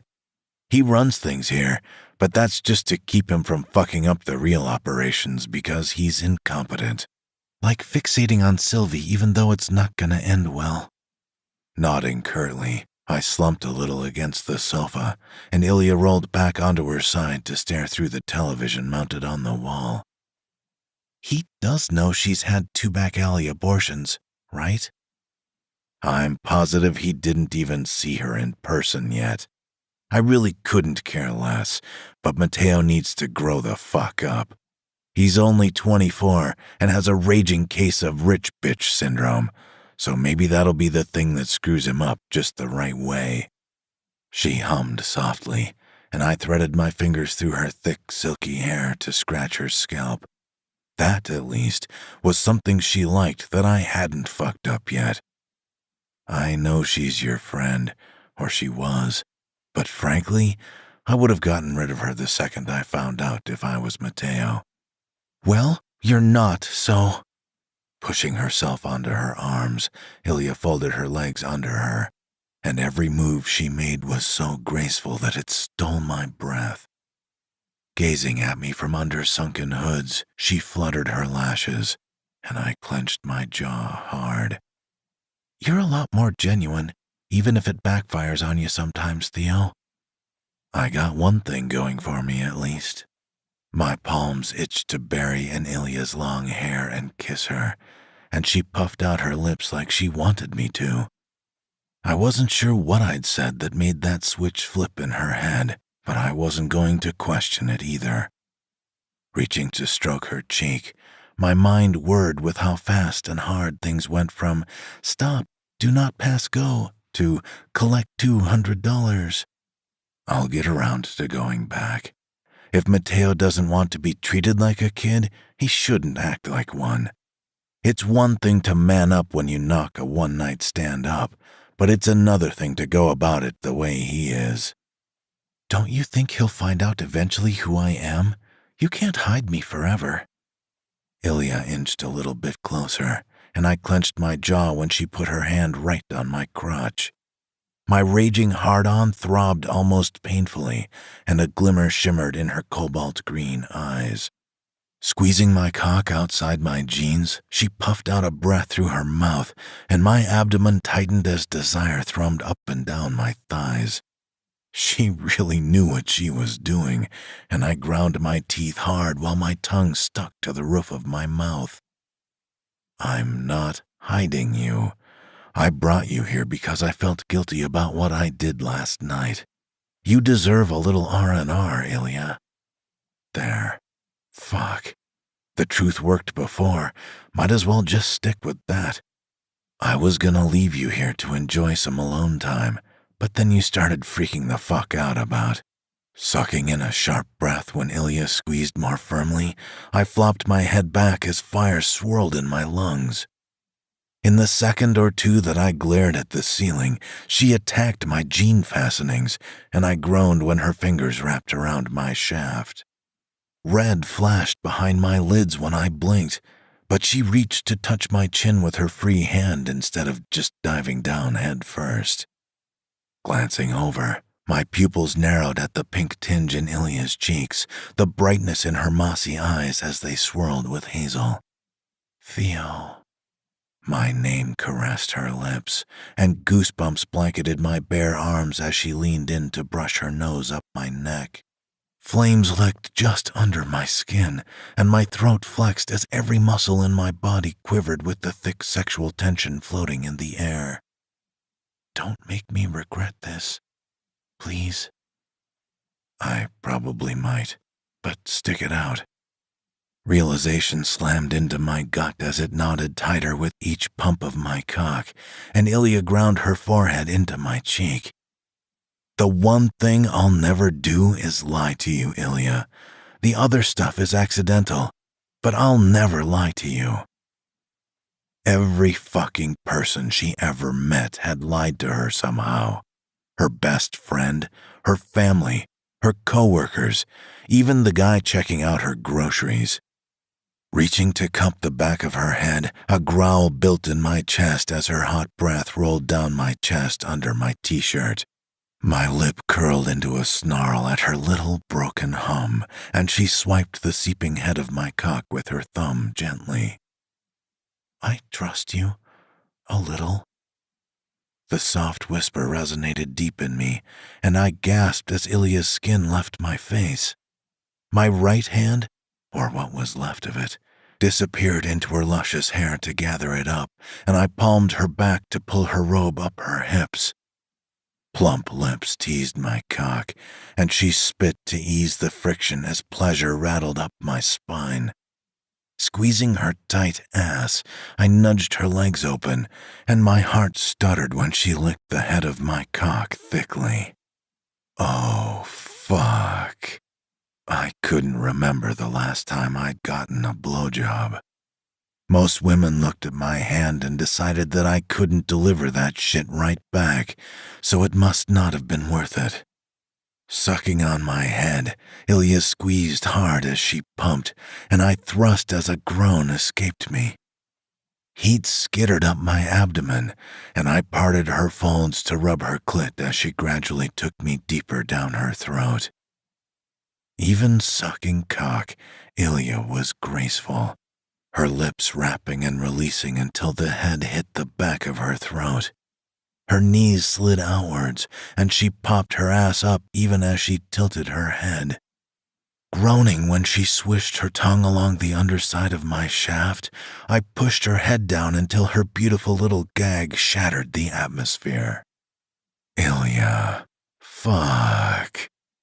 I'd had this hard-on all damn morning, since she so politely told me to fuck off at the waffle place, and my breath hitched when she gagged around my head. Pulling back, she sucked in a short breath, and I closed my eyes and let my head fall back in pure bliss. Yeah. Circling her clit, my fingers slickened with Ilya's juices, and I clenched my jaw as I worked 2 fingers into her tight channel. Her hot mouth took in my cock again before she set a steady, deep pace, and her moan reverberated up my shaft to bristle the hairs on my abdomen. When I fingered her, it had been frenzied and quick, but this was slow and savory, and damn, did Ilya know her way around a cock. The roughness of her tongue along the thick vein under my cock was tantalizing, and I pushed her head down and thrust up. Ilya choked harshly, but didn't pull away, her teeth grazing the base of my cock. Her soft palm cupped my balls, and I sputtered a gasp as my heart palpitated in pleasure. Grappling her perky ass with my good hand, I couldn't do 2 things at once, and her throat tightened around my head. Shit, Ilya, I'm gonna come. Fuck. My voice shook with need, and she moaned around my cock and squeezed my balls expertly. Clenching my jaw hard, tingles shot up my thighs and down my spine to ball up in my tailbone. Stay like that. Stay just like that. And she fucking did. Ilya tensed, not moving, and goosebumps swept down her back against my forearm as her ass cheeks flexed in my palm. My cock rippled from the base up, and I held my breath as hot cum spurted from my head and down her throat. Only then did she pull back to suck me dry, and she pumped my cock as spasms raced up my legs. Forcing my eyes open, I gulped harshly at the absolutely heavenly sight of her, her slender brows furrowed, eyes glistening, face red. She was so fucking beautiful with her hollowed cheeks and flexing throat as she greedily swallowed my cum. That release almost fell to the wayside to Ilya's beauty, and I unhooked my fingers from her ass to caress the sharp line of her jaw. Bright, swirling eyes met mine, blazing with intense need, but I only cupped her face and drew her to my chest. My heart thundered against her cheek, and she curled up with satisfied ragged pants that seeped through my shirt.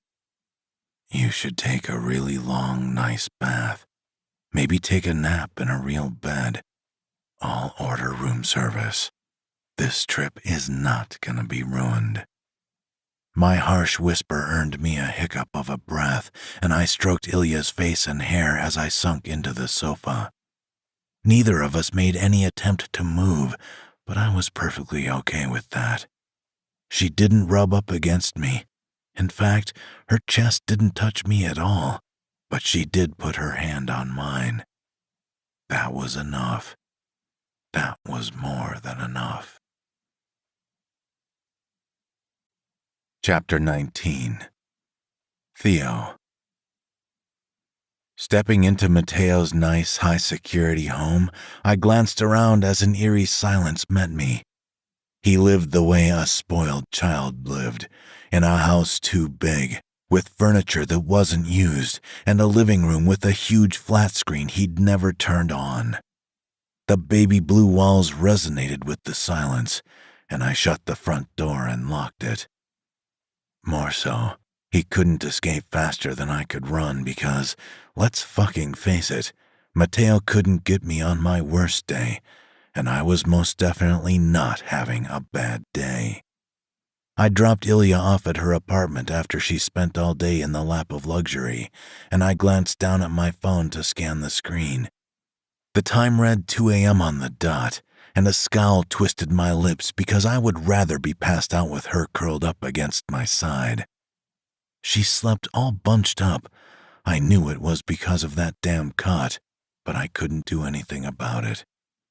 The hairs on the back of my neck bristled in threat, tearing me from my reverie, and I acted before my eyes focused in the gloom. Whipping to the side, I shoved my body, and a terrified squeak echoed in my ears as I held a body to the wall by the throat. Blinking hard, a ghostly white face became sharper, and Julie sniffled hard when I released her as gently as I could. Don't sneak up on me like that, Julie. I could have hurt you. In the faint light from the backyard light that seeped through the curtained sliding doors, a glint on her face drew my gaze. Frowning, I reached to wipe the spot with my thumb, and the metallic scent of blood blossomed with her pained whimper. What happened? Mateo happened. I was just the first person he saw. Her voice shook wildly, and I scowled darkly as she took a rattling sigh. I'm taking a few days off. Let him know. He won't try anything with you, Theo. Oh, I'll let him know, all right. There was a reason Mateo paid his employees an obscene amount of money, after all, to Julie and her mopping floors that weren't dirty. Did Mateo lash out at anyone else? He's been upset all day. He locked himself in his room. That poor girl, she needs a doctor. She's not doing okay. Only grunting at that, I shuffled back and opened the door for her just to make sure Julie got outside and to her car all right. I'll see you later, Theo. Glancing around, my eyes narrowed into tight points, and my stubble bristled at the utter lack of security. Normally, Mateo had 2 or 3 bodyguards inside his house, more if I wasn't around. They were nowhere to be seen, and yet Julie was lingering around despite getting off at 10 p.m. She must have been hiding or something, or waiting for me, so she didn't get caught by Mateo again.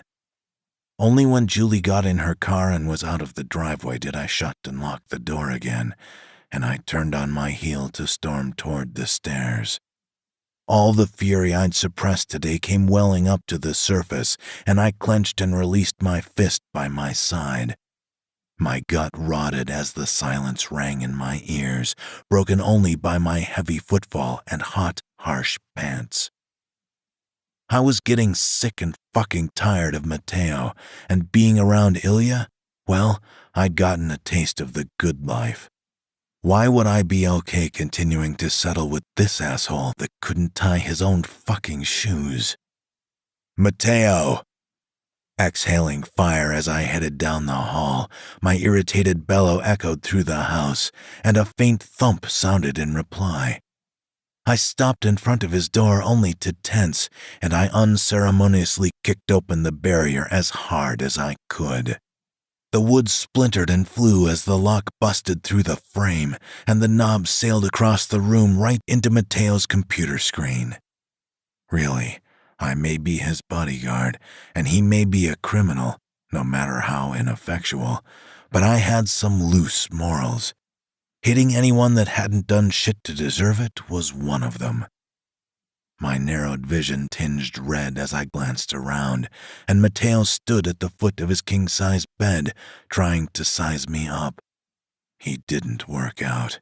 He didn't go to the range. He didn't do anything that made him even slightly capable of dealing with me, bum hand or not. Grinding my teeth, my lip curled into a snarl, and he blanched despite the strangely blank look on his pretty boy face. "You were supposed to be back hours ago with the roommate." I didn't know what the fuck possessed Matteo to open his mouth, but something in my brain switched off. Stalking across the room, I clenched my fist tight and sent it sailing for his nose. My jab was too fast for him to follow. He let out a girly squeal and crumpled like wax paper with a hard thud, and my toes curled in my shoes with the urge to kick him. "Let's get one fucking thing clear, kid." Grabbing Matteo by his silky soft prized hair, I jerked his head back and bent to glare at him. "I'm not your fucking errand boy. I'm not obliged to come when you call like some fucking dog.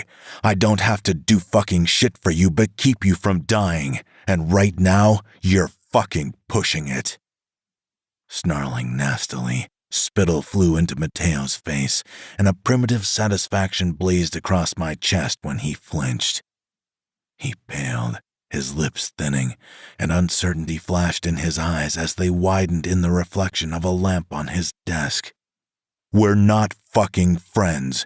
You're a spoiled bitch, and I'm babysitting you for a fortune. Don't ever expect me to do anything else." Throwing Matteo on the floor, I straightened to wipe my hand on my jeans with a disgusted sound. "And if you ever hit Julie again, I'll cut your hand off. Trust me, it's not a pleasant experience." Just like a child, I took Matteo's door privileges away, and I closed my eyes to take a few deep breaths. I shouldn't have left Ilya. My eyelid twitched in agitation as the thought flashed behind my eyes, and I strode out of the room and across the hall into my own. Leaning against the door, I rubbed my face and neck harshly, and my knuckles ached ever so slightly. That was the problem with rich kids. They thought everyone was obligated to serve them in every way because they had money. Matteo paid me, so what right did I have to deny him? At this moment, I'd bet all the money in my wallet that he was thinking exactly that, and a sudden wash of icy cold swept down my torso. I had no money in my wallet. Ilya took it all last night before I drove her home. Jesus Christ. Recently, I'd made a lot of threats to Matteo, and I was fucking itching to make good on them.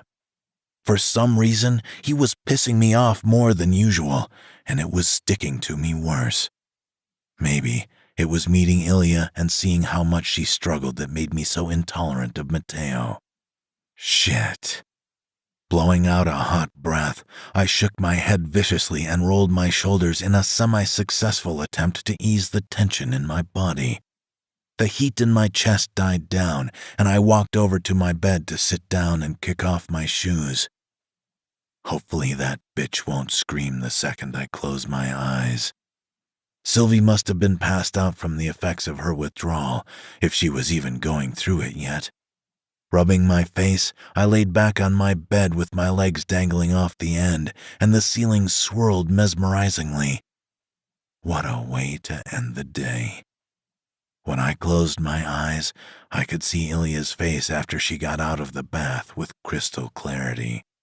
She looked so happy, smiling almost ear to ear with a little pep in her step.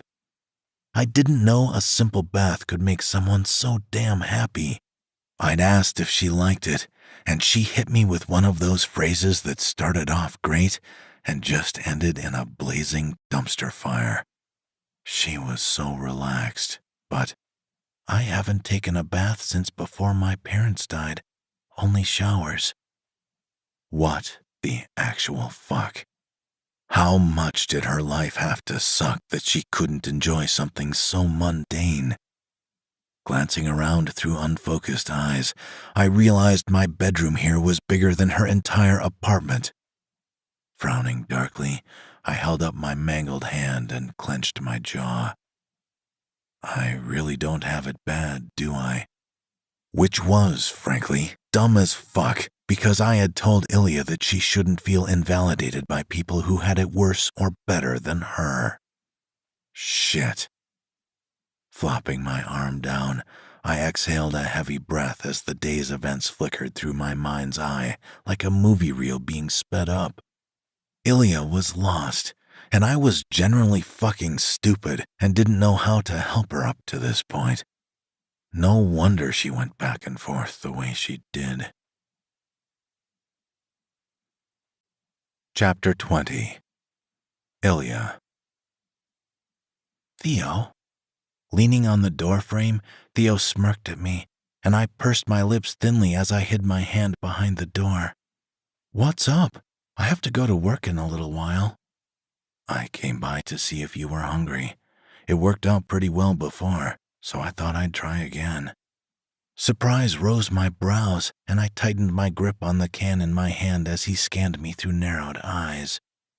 You haven't dyed your hair yet? Not yet. I was just about to start.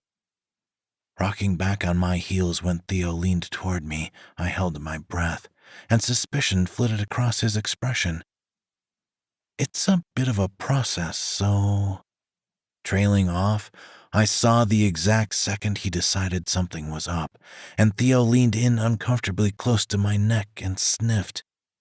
His narrowed pupils tightened, and the can in my hand started to cramp my palm even as I flexed my fingers around it. Why are you nervous? Without letting me take a breath in preparation, Theo shouldered past me, and I shut the door quickly to lean against it. The spoon in my can rattled slightly, and my heart jumped into my throat when he braced both his palms on either side of my head. What are you hiding? The fine hairs on the back of my neck stood up as he scanned me again, slowly, and I clamped my mouth shut. I got the sense Theo didn't think something stupid, like I had a guy in my apartment, but he knew something was up. Reaching down to grab my wrist, he squeezed almost threateningly, and that action sucked the fight from me. Blustering out a sigh, I unveiled the can from behind my back, and Theo tensed as embarrassment engulfed my face in flames. The little can burned my palm, and I ducked my head as confusion welled up in my chest. Why was I ashamed? I wasn't doing anything wrong. Is that cat food? Were you eating that? Disgust roughened Theo's tone, and I nodded dully as his muscles played under his shirt out of the top of my field of vision. He recoiled with a harsh grunt, and shock jolted through me when he smacked the can out of my hand. The metal and plastic clattered to the floor loud and abrasive, and I gasped when he wrapped his good hand in my hair. Suddenly, his finger was in my mouth, and my stomach flipped when Theo held down my tongue. Gagging harshly, tears sprung to my eyes, but he just held down my head until my teeth banged against his single, lonely knuckle. Slapping at his chest, panic fueled my racing heart, and I arched sharply when bile sloshed up my throat. I'd nearly finished that can, and it all came spewing out onto the floor as weakness shook my knees. Saliva dribbled from my mouth, a dazed sort of panic gripping my lungs in a vice, and the sounds of my gagging filled my apartment. Theo ripped his hand from down my throat, and I grappled his t-shirt as I threw up on his shoes. "That's fucking disgusting!" His gruff snarl rippled across my hallowed face, and I pushed him hard enough to knock myself back. Hitting the floor hard, my scalp ached from his grip, and I scooted back as my watery eyes wandered until they met his. His gaze shimmered with conviction and disgust and all manner of nasty things, and I hiccuped as he ran his good hand over his head in agitation. "What the fuck, Ilya?" Theo took a step toward me, and I whipped over to crawl toward the bathroom as harsh pants dried my throat. Whimpering pathetically, I tried to wrap my head around what just happened as I slammed the door shut and blocked it with my body. Suddenly, I was kinda glad that my bathroom was small, and I braced myself against the door with my feet flat against the low rim of the shower. "Ilya, open the damn door!" "No!" Covering my face with violently trembling hands, I croaked out from beneath my palms, and he banged on the door hard. My heart stuttered with each impact, and my breath hitched at the notion that he could just kick the barrier in. "Stop! Stop! Why would you do that?" He really just made me throw up. It didn't even really hurt despite the acid gnawing through my throat. My rasp was met with silence, and I struggled to fill my lungs as my heart gorged on adrenaline. Tears ran in rivers down my face and between my fingers, and I shivered against the door as short, hot breaths whistled through chattering teeth. "What the fuck kind of question is that? You were eating cat food. What the fuck is wrong with you, Ilya?" Theo punched the door, but his words hurt more than the rattling of my spine from the impact. "Why the fuck would you do that, huh? Open the damn door." Why would I do that?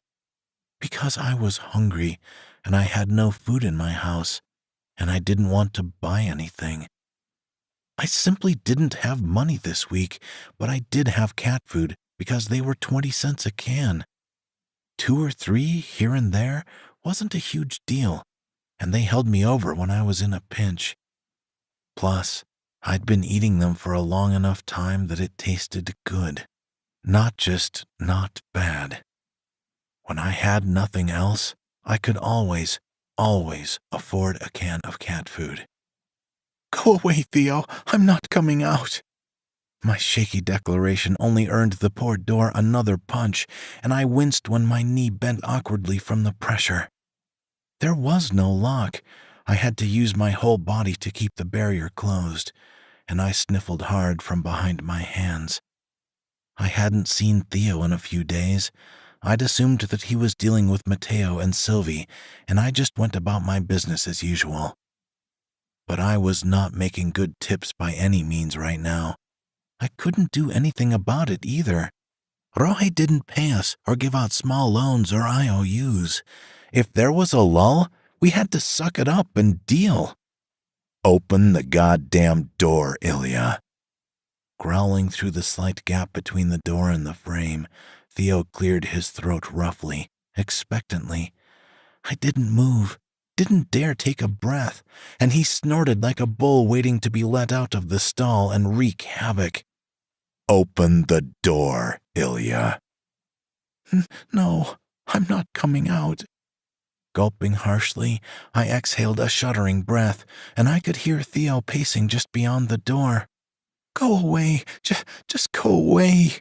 "Like fuck." My heart made a bid to burst from my chest when Theo banged on the door, higher this time, far above my head. Wincing as he panted through the crack, I lowered my hands to keep my rib from splitting open. Why didn't you just tell me you were strapped for cash? I would have helped you out, Ilya.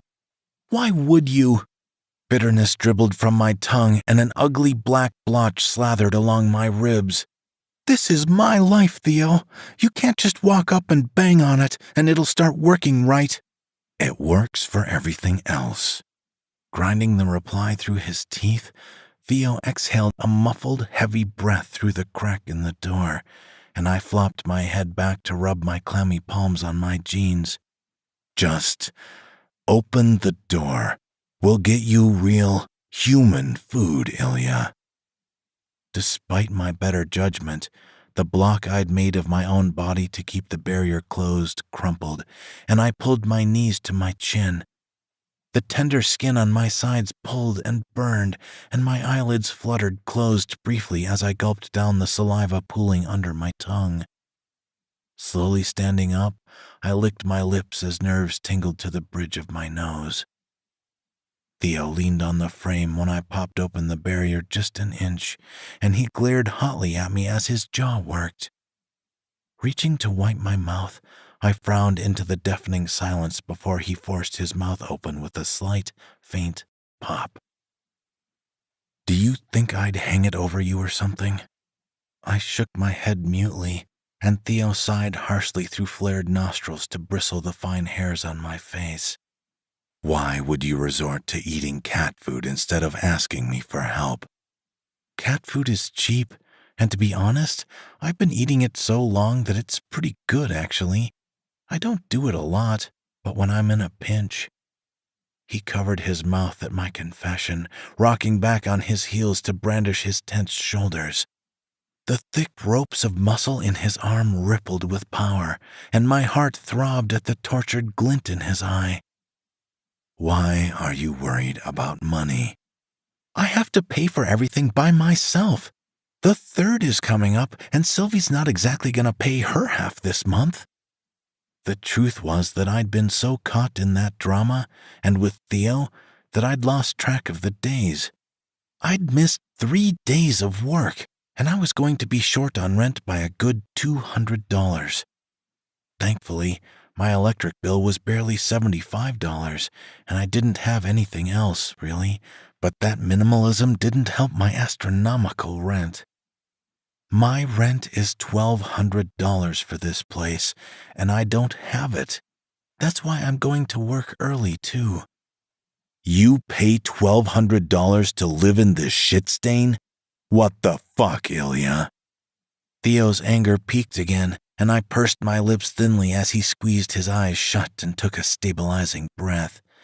Physical pain flickered across his face, and he cleared his throat roughly before rolling his shoulders hard. Get ready for work. I'll order you something, for fuck's sake, and use mouthwash. Chapter 21. Ilya. Hovering over Theo's lap, I jiggled my ass as he sat back on braced arms, and my back bristled under my clothes from the intensity of his stare. The light skirt attached to my leotard tickled my upper thighs, and I glanced back just as he reached his right hand out. A callous, meaty palm slid heavily up my back, following my spine, and I shivered deliciously from the faint friction. I'm pretty sure this ass is worth more than a pizza, Ilya. He wasn't complaining, though, and I hummed softly in acknowledgement. Have you thought about moving? Not yet. Things had calmed down at least, and Theo grunted at my reply before I plopped in his lap to grind against the bulge in his jeans. What about you and Matteo? He's avoiding me because I punched him in the face. I'd say it's going pretty all right. He won't leave his room, which is stupid because I broke the door when I busted it down. A tickle of amusement swept through me, and I smiled a little at the image of a grown-ass man acting like that. He has it bad. Rich kids were the worst. Of course, there were exceptions to that rule, but on the whole, I'm supposed to watch him, make sure he doesn't die, and he treats me like I'm at his beck and call just because he pays me an obscene amount of money. Life doesn't work like that. If Mateo wasn't shoved into the corner, he'd probably create the largest dumpster fire ever. Have you ever thought of quitting? Is it really worth it? Straightening against my back, Theo inhaled deeply against my shoulder, and goosebumps pocked down my arm. All you do is complain about him. Nah, I get paid a lot, as I've said. Chapped lips brushed the base of my neck, and I gasped as Theo pushed my dyed pink hair out of the way. His voice roughened, tone deepening, and his left hand worked under me to squeeze my ass cheek. I get my own car, and I get to live in a nice place, expense-free. The benefits outweigh the fact that, occasionally, I gotta break his nose. Humming a crackling sound as my eyelids fluttered closed, I enjoyed the hardness and heat against my back, and Theo grazed his teeth against my neck. Beneath my leotard and the thick bandages covering my torso, my skin twitched and pulled taut with desire, and I flopped my head back to groan faintly. His bulge pressed insistently against my core, and he swiped his fingers up my crotch to circle my clit outside of my stockings. Theo hadn't seen me naked yet, hadn't seen the huge, ugly, purple mark that was slowly turning a sickly green on my side. My bruise didn't hurt anymore, or I'd just gotten used to it, and my breath caught when he pulled his hand out from under me to creep his fingers over my thigh. But his palm didn't glide south, and I tensed when Theo grabbed my breast and squeezed with a low growl rolling down my spine. Tears instantly sprang to my eyes before I'd even registered the pain, the fiery tug, and I sucked in a whistle of breath through my teeth. My elbow sailed into his face, but the shock rendered his jolt weak against my hips. His palm fell from my breast, and I jumped up to pant viciously as pin needles stabbed my front in waves from top to bottom. What the fu— Theo's nasty snarl caught when he locked eyes on my face, but I couldn't see him beyond the tears that bubbled up to the brim of my lids. My pants turned to hyperventilations as fire engulfed my lungs, and my heart strained as it beat too hard and fast. Grinding my teeth until they threatened to crack, my mouth dried, and my furious breaths became rasps. Ilya. Don't! Croaking hoarsely, I blinked hard, and tears boiled on my heated face as pain sent spasms rippling down my chest, which only intensified the pain. Don't! Turning around sluggishly, I shuffled over to the wall to brace both my palms, and I squeezed my eyes shut. I couldn't breathe deeply, couldn't attempt to get any control over myself. I just had to endure until it died down.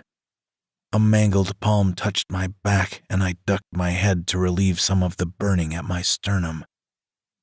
I guess I'll never touch your titties again. Even beyond the blood drumming in my ears, Theo's grumble sounded gruff and bitter, and I exhaled a fiery breath through my nose. Shit, Ilya. It's okay. It's fine. Just a minute. I wasn't mad. I was in too much pain to be mad.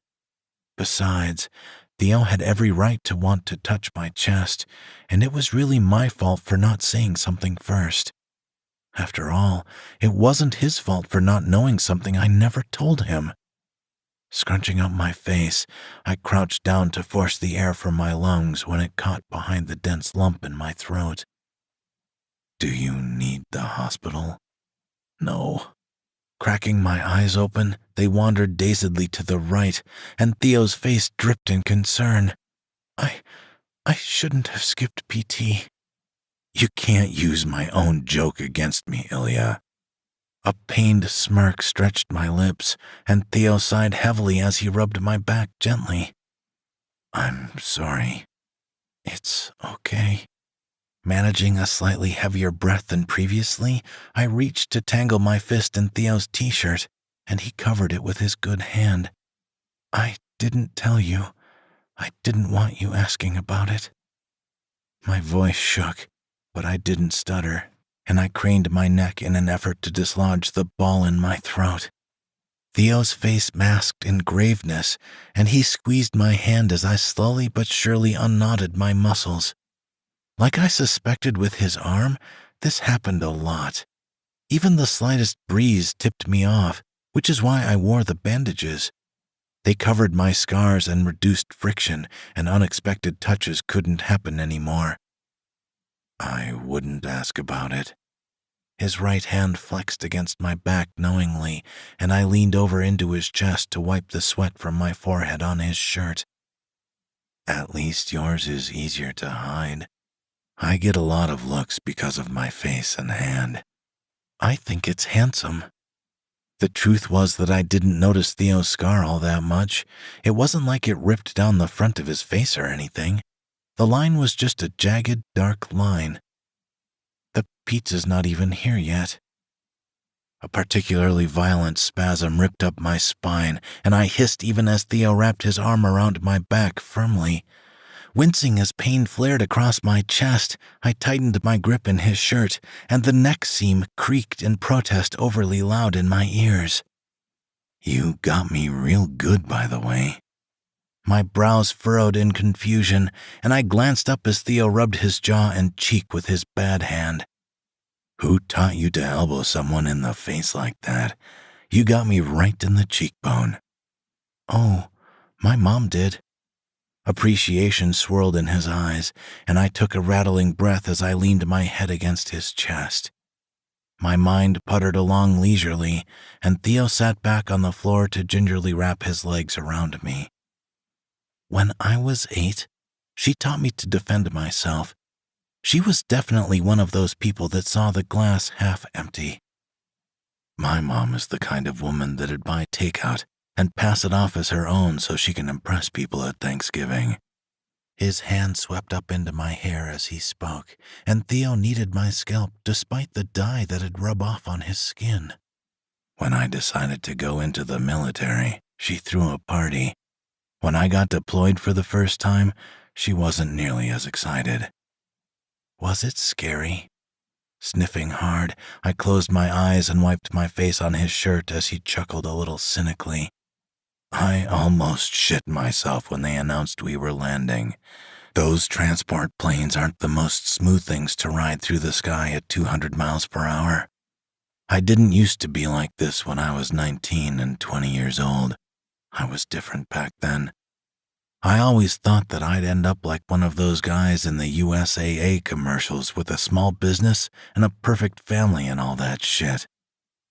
My gaze flickered up at the sourness that dragged down Theo's lips, and he pressed his chin against my crown with a faint grunt. I mean, there's a reason why it's young and stupid. When I was little, I wanted to be a cop. My mom had been a cop, and the incident that led to her and my father's deaths had been investigated into the ground and 10 feet more. Everyone suspected foul play, but it had simply been faulty wiring in the house they rented. After they died, my aunt took me in and sued the property manager for everything she owned, and when she spent it all, she kicked me out. I went into foster care for about 7 hours, which was just sitting at the police station, getting sad looks by everyone. I ran away. That's some shit, Ilya. I didn't really reply, content to just soak up Theo's warmth until a light knock sounded at the door. Chapter 22. Theo. We're going out. Under my headphones, I barely made out Mateo's garbled grumble, and I glanced up from my phone as he stood up. He looked exhausted, with dark circles under his eyes and stress lines around his mouth, and my lip twitched faintly. Working my headset off one ear, Sylvie's blood-curdling shrieking echoed instead of sweet, sweet silence, and I leaned back to cross my knees. If you leave this house, Mateo, I'll kill her. My matter-of-fact declaration made Mateo pause, and he scowled darkly at me. Sylvie had been screaming non-stop for like 7 hours now, but I had noise-canceling headphones. A wondrous investment. Step 1 foot outside, and I'll blow her brains out. You wanted this, didn't you? So deal with it. Truth be told, I didn't want to kill Sylvie simply because Mateo was a dumb piece of shit. I was sure there were other reasons she deserved all this crap, but I didn't know about any of that. Ilya refused to talk about Sylvie, and I knew the pain and betrayal was still very fresh. Certainly, she didn't do anything to warrant dying. Otherwise, we wouldn't be in this mess. Plus, I would have to tell Ilya, and that could go a few different ways. There was a lot of bitterness. And why wouldn't it be? They'd been through a lot together, and Sylvie had ruined it for an insanely stupid reason. So you're allowed to leave, and I'm not? Mateo sounded so infantile at that moment that I snorted a laugh, and his slightly swollen nostrils flared in anger. Standing up leisurely, I blocked out Sylvie's screaming as I loomed over him, but I knew he couldn't do the same. Either she'd drive him nuts, or he'd storm out, not thinking I'd do anything about it. You want her around, Mateo. This is only the beginning, too. Either get rid of her or suck it up.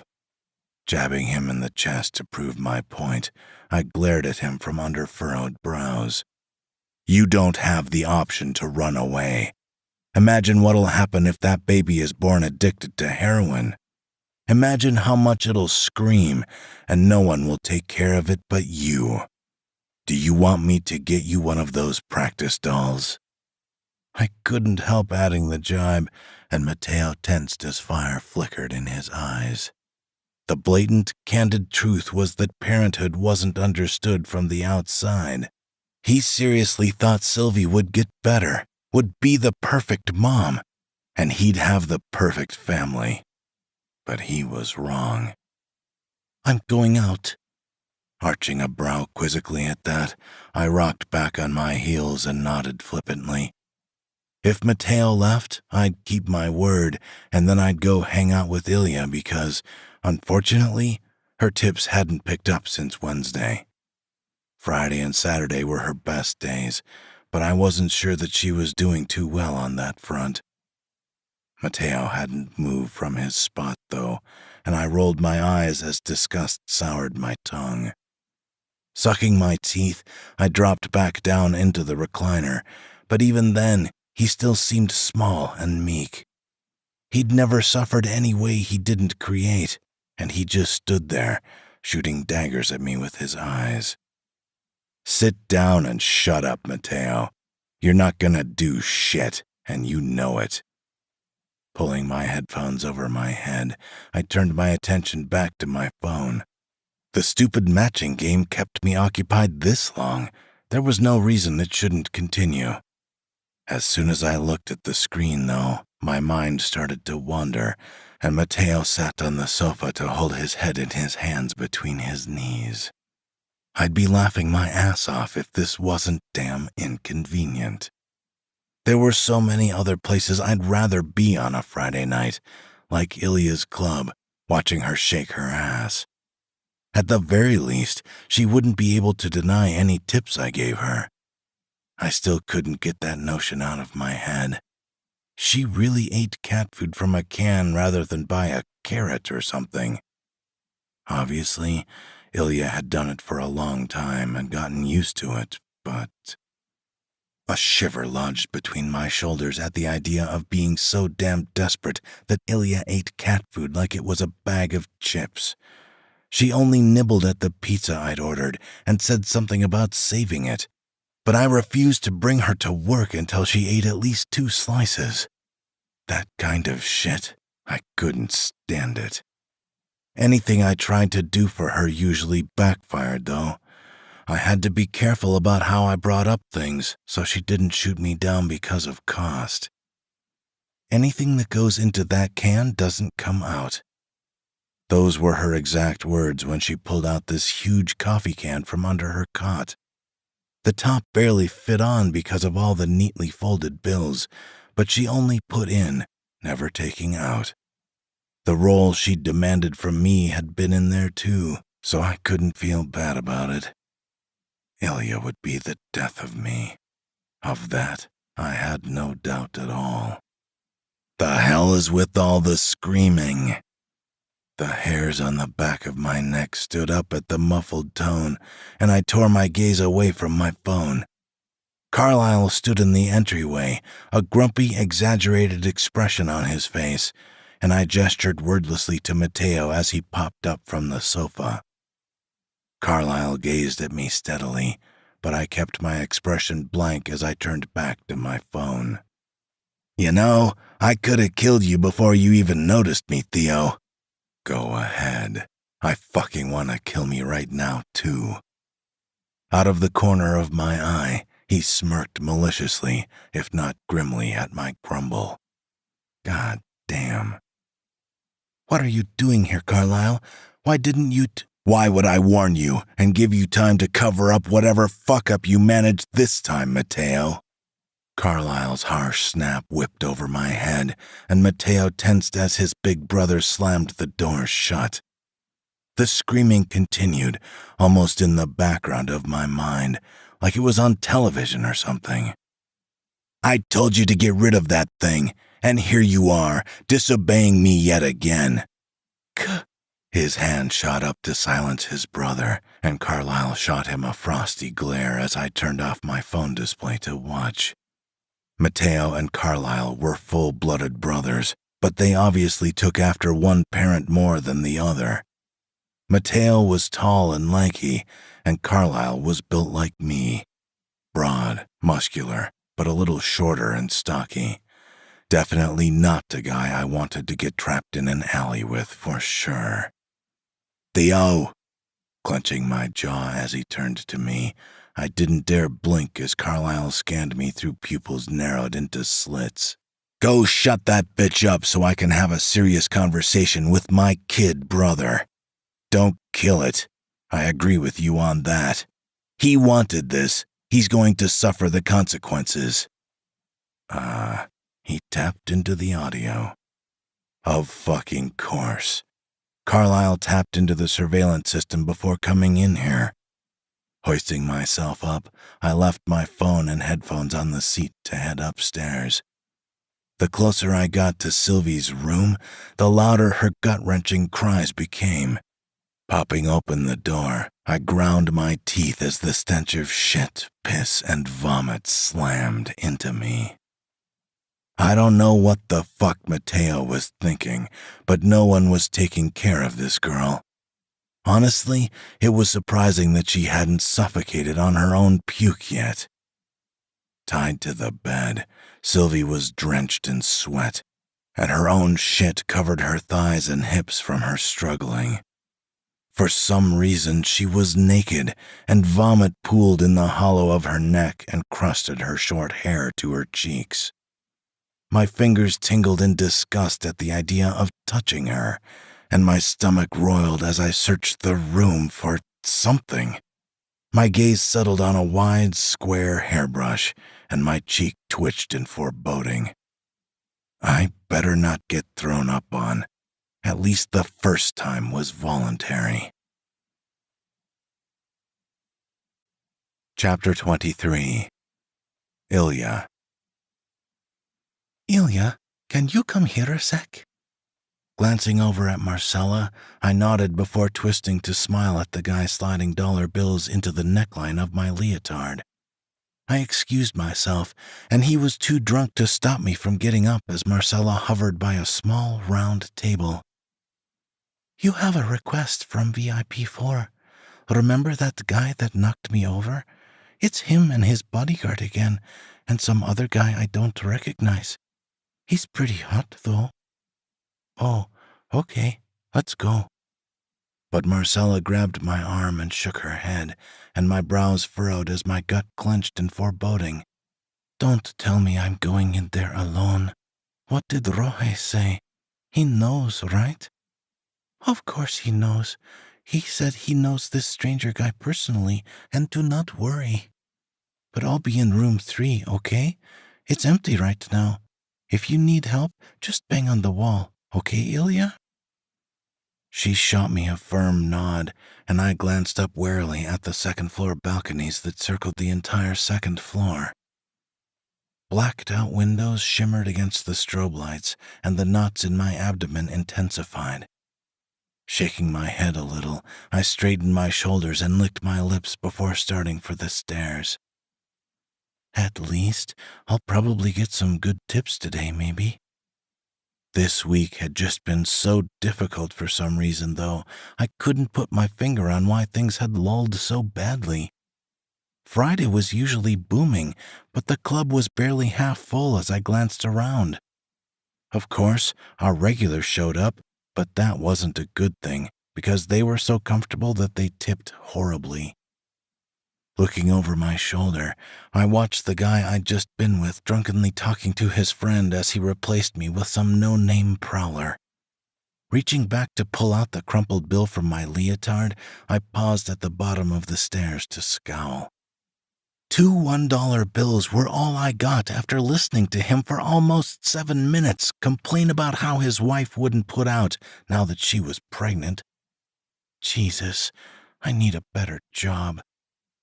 I should invest in a laptop and learn some useful things myself. Maybe I'd get lucky and find some free online classes. Taking the stairs carefully in my 4-inch heels, I rolled my lips as I tried to wipe the sourness from my expression. Knocking on the door that led to room 4, I waited for someone to open the door, and a little bubble of excitement floated up in my chest. Mateo I wasn't so keen on seeing again, but Theo and I seemed to have a real moment the other day. When the door swung open, I was hit with a sense of déjà vu, and a bright smile automatically lifted the corners of my lips. But it wasn't Theo at the door, and I forced down the surprise that jolted my chest. The bulky guy that took over the whole entryway smiled warmly at me, leaning with his arm high, and I met his gaze firmly.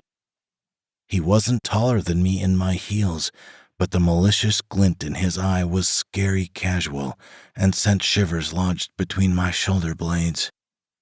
"Aren't you just the cutest?" The deep, dark purr rose goosebumps down my arms, and flames licked my cheeks when he held out a hand for me. "Come in." What a gentleman. His palm was warm and soft against my fingertips, and his smirk widened to reveal shallow dimples. The brightness in his eyes flared, and I ignored the sudden urge to turn around and run away. I couldn't pinpoint what this huge rift in his presence was, but I sure as shit felt it wrap around me to bristle the bridge of my nose. "I understand that my little brother liked you the last time they were here. What's your name?" My gaze flickered to Mateo to find him pouting on the sofa, and I arched my brow quizzically. I didn't dare look at Theo, but his glaring burned holes into the side of my face. Only it wasn't his usual stare. It was a lot more dangerous, and the tension in the room could suffocate me if I tilted my head too far back. "Ilya, I'm glad I made a good impression." Turning back to the stranger in the room, I smiled, and he released my hand to gesture to the sofa. "You know my name.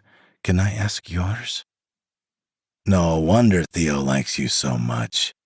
The fine hairs on the back of my neck stood up at the danger that laced his tone, and my eyes widened as I paused.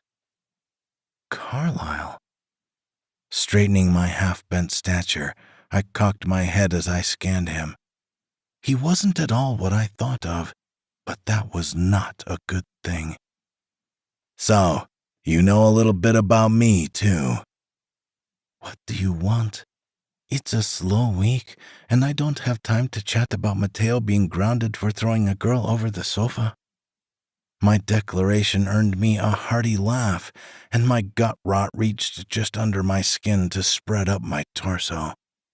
Even Carlyle's genuinely amused chuckling seemed split between nauseating threat and this easygoing casualty, and I tensed when he clapped a hand on my shoulder. His laugh stopped abruptly, and he pushed me back ever so gently to force me to sit on the sofa before plopping down next to me. Leaning back as I struggled to keep a straight face, Carlyle flung his arm over the back of the curved sofa, crossed his knees, and heaved a dramatic sigh. "You and I have a lot to talk about."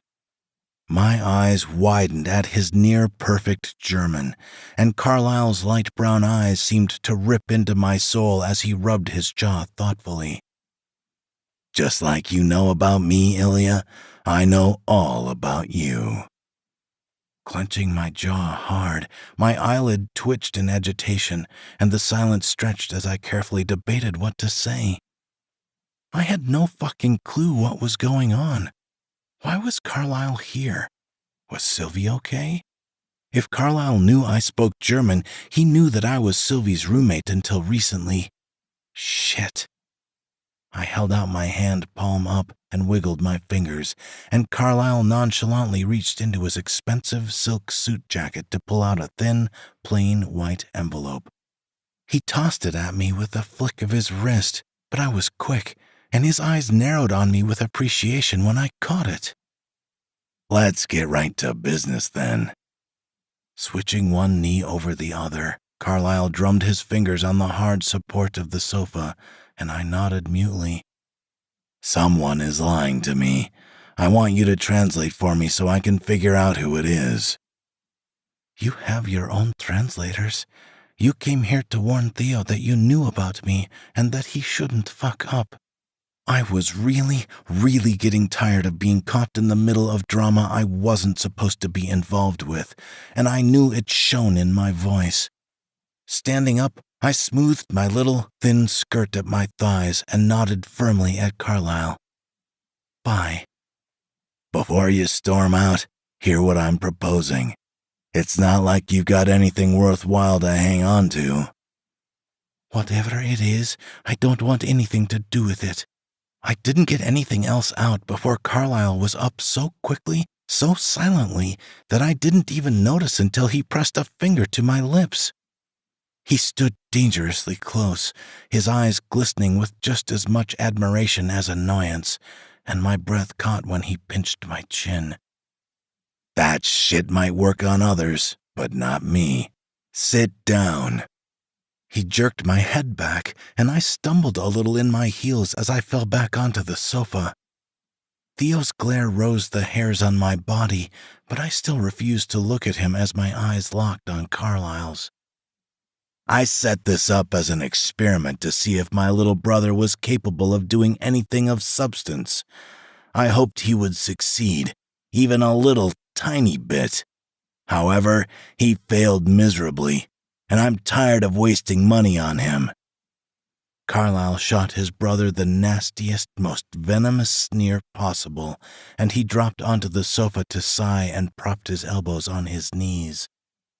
Rubbing his palms together, he cleared his throat and rolled his shoulders, as if he had to physically calm himself down. Anxiety flooded my veins, and my mind whirred at a mile a minute, not capable of figuring out where this was going. "It's true that I came here to passive-aggressively let Theo know he has a line to toe. I'm not stupid. I did my research on you, Ilya. I don't come into situations with half-cocked knowledge. I know your situation, and I know that Theo is at the end of his rope with Matteo. So, I figured if I was going to transfer him to my service, I might as well hire you." Surprise lifted my brows and forced a harsh bark of laughter from my throat, and discomfort seared my veins as I shook my head viciously.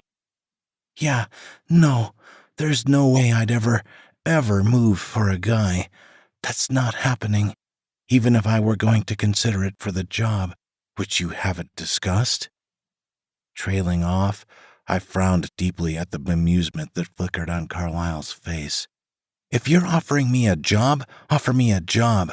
Don't think I'd pack up what little life I have and tromp around after Theo just because I blew him once." "As I said, I want you as a translator, Ilya. It's not that I don't trust my own, but it's never a terrible thing to have a second opinion. How many languages do you speak?" My eyelid twitched in irritation. Carlyle knew the answer to that question, but he wanted me to say it anyway. 6. He shot me a sharp, expectant look, and I crossed my arms over my chest lightly with a huff. English, Spanish, German, Italian, Russian, and French. Yet you're working here. Let's just say I don't appreciate wasted talent. Keep shaking your ass for dollar bills if you want and wallow in poverty, or make something of yourself. I'll even sweeten the deal because I'm at least partly at fault for not keeping my brother on a shorter leash. Leaning back, Carlyle stared at me levelly, and a strange sense of foreboding flooded my veins. Whatever he was going to propose was going to be hard to turn down, and that sucked a lot. I'll give you your own apartment to help keep you apart from the drama. Consider it a promotional gift if you take the job. Chapter 24. Theo. A promotional gift. Right. Skepticism thickened Ilya's tone, and she cocked her head as I tried and failed to contain the intense desire that rampaged through my body. Apparently, this whole uncertainty thing she had going on only pertained to me, and even Carlyle couldn't break that with a glance like usual. Fuck. Watching her keep her cool without the slightest sign of struggle, staring Carlyle down like he was just another scumbag in a club. I'll let you pay your own bills if it makes you feel more comfortable. Rent excluded, of course. It occurred to me that Carlyle knew something about Ilya that made him go so far, but I didn't bother with that for now. He was going to ship me off to New York with him, and that was great. Not. So, what do you say, Ilya? Her name rolled off his tongue like butterscotch, thick and sticky and not very appealing all at once melted. Scanning her as she cocked her head, I cupped my mouth to hide my scowl as she frowned under furrowed, slender brows. I'll think about it. Carlyle nodded as if he expected that reply and stood up to huff in satisfaction. Good. Sleep it over, and I'll stop by tomorrow for my answer. Oh, and I forgot to mention. Ilya stood up, folding her envelope with practiced ease, and I frowned darkly into the room. There was always something more with Carlyle, but he seemed genuinely miffed before he opened his mouth to her quizzical glance. I'm leaving, but Matteo is staying here while I deal with his mistake. Keep him company. I'm sure he knows where the ATM is. Are you going to kill her? Posing the question instantly, Ilya did a good job muting her expressions, but she knew she couldn't hide them all, or Carlyle would figure out why easily. Impressive. Well, of course not. That thing is probably wishing for it after being strapped to a bed rotting in its own shit for a week, though. Frowning darkly, I tore my eyes off Ilya as shame sloshed up my throat, only to be beaten down by rationale. Knocking Sylvie out had been a blessing. All I did was knock her in the temple with the end of the brush, and there was some relief. Carlyle walked out of the VIP room, gently shutting the door behind him, and I lifted my gaze as Ilya practically threw herself back onto the sofa. Her hand shook as she covered her face, and I shuffled over to sit next to her in the growing silence. What the hell is going on?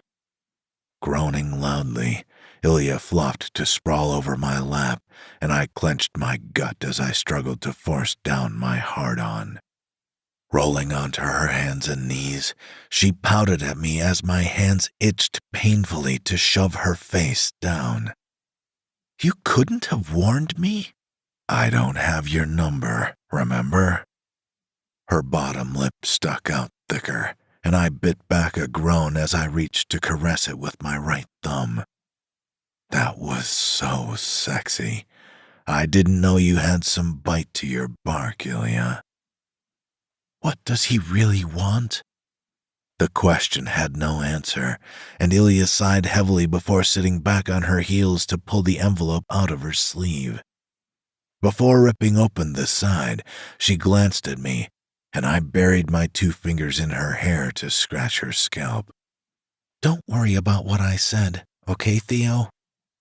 Said what?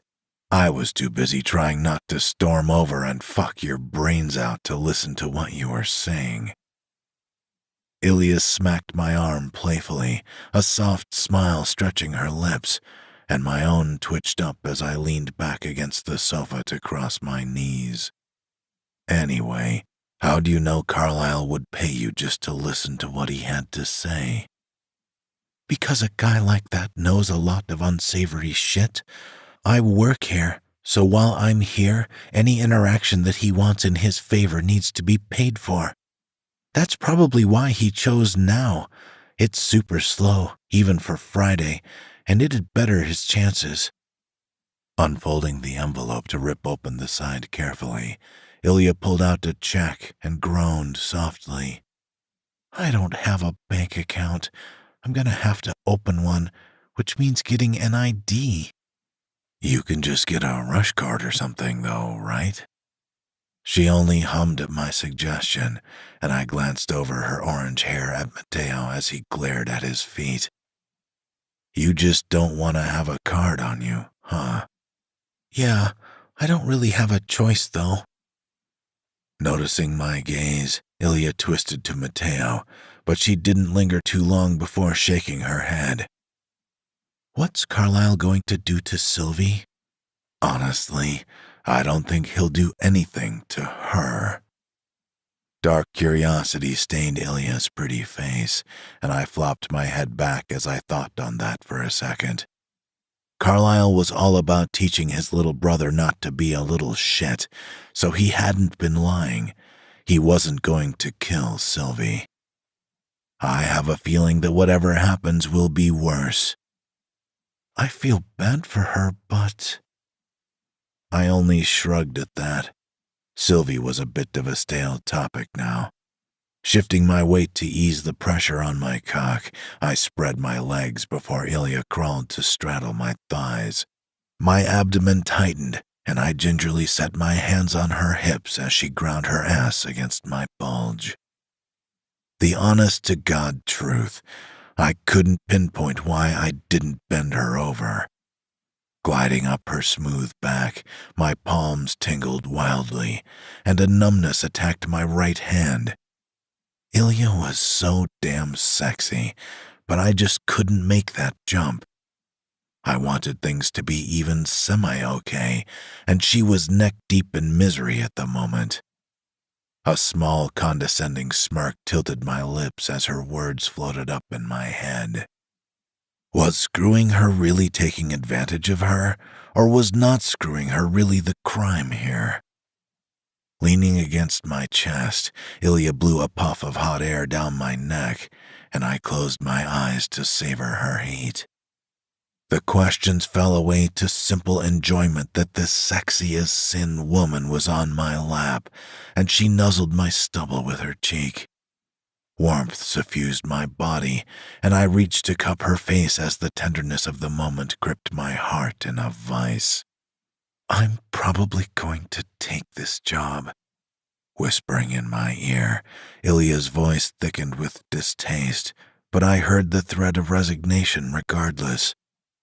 He's probably already got everything set up. Otherwise, he wouldn't have offered me that sweet deal. Hopefully you'll be close by so I can sneak into your place and A soft, choked sob cut me off, and I tensed as my gaze whipped to Matteo. He was fucking crying, hot, angry tears that streamed down the muscles straining in his neck, and Ilya paused her movements.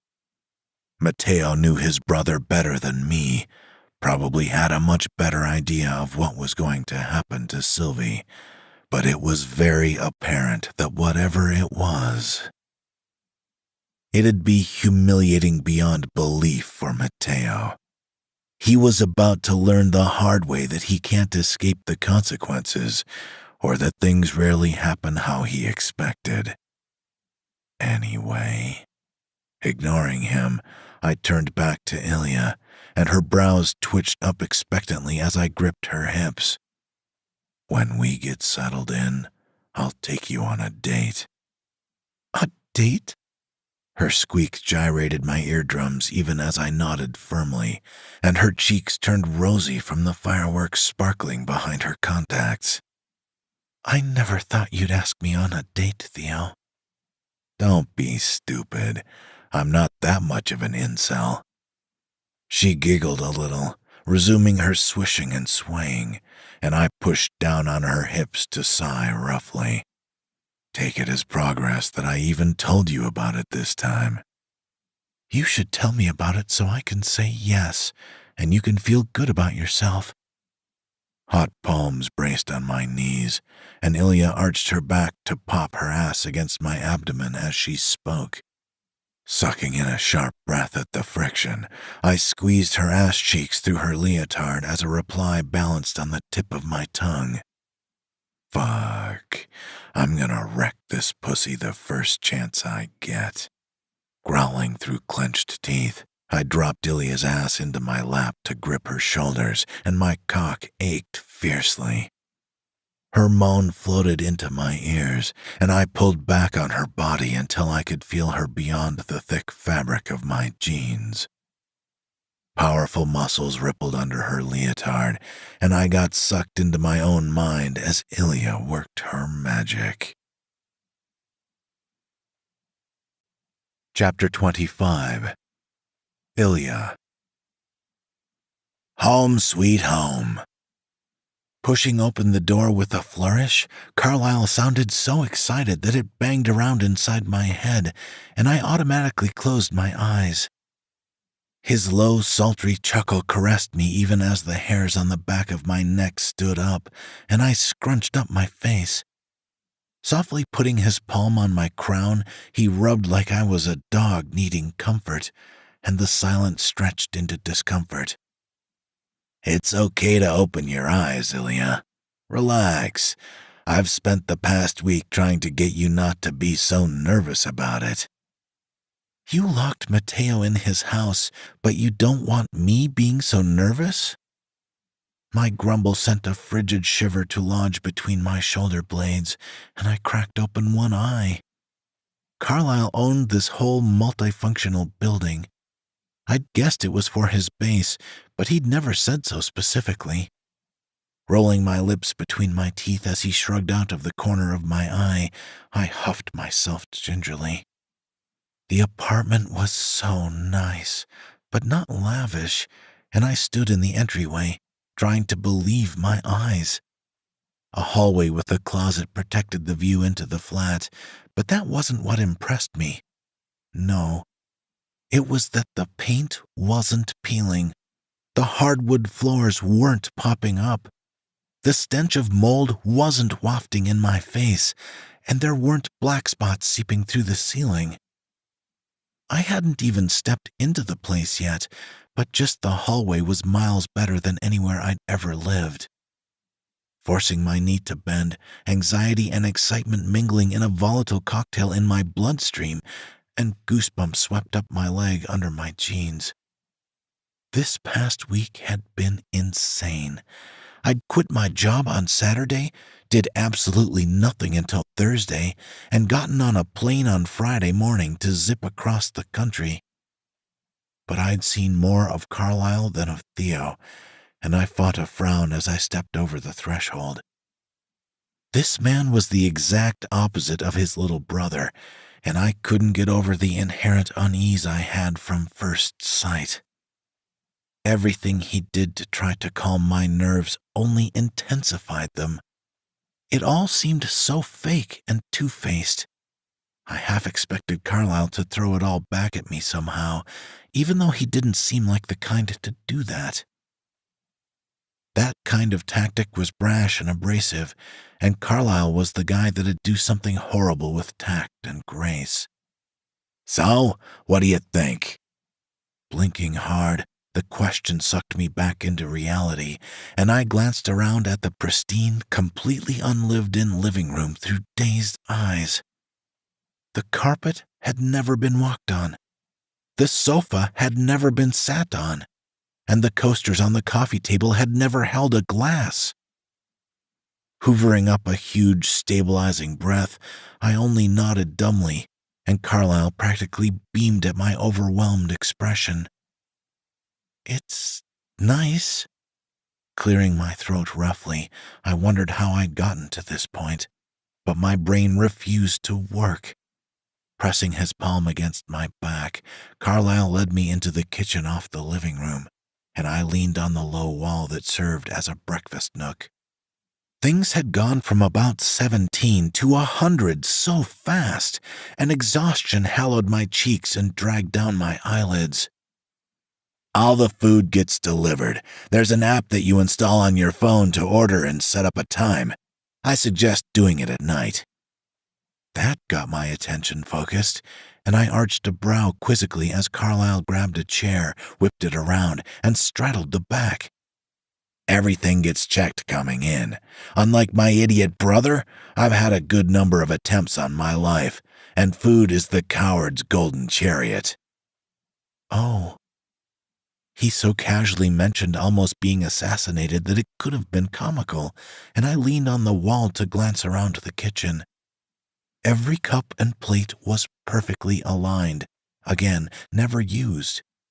Everything in this apartment was brand new, and a ball of discomfort clogged my throat. "Are you gonna tell me what you really want me for?" Come with me. The question had burned into my very soul these past few days, and Carlyle stood up to gesture me to follow him. Taking the short hallway alongside the kitchen, I rubbed my palms together as nerves tingled in my fingers.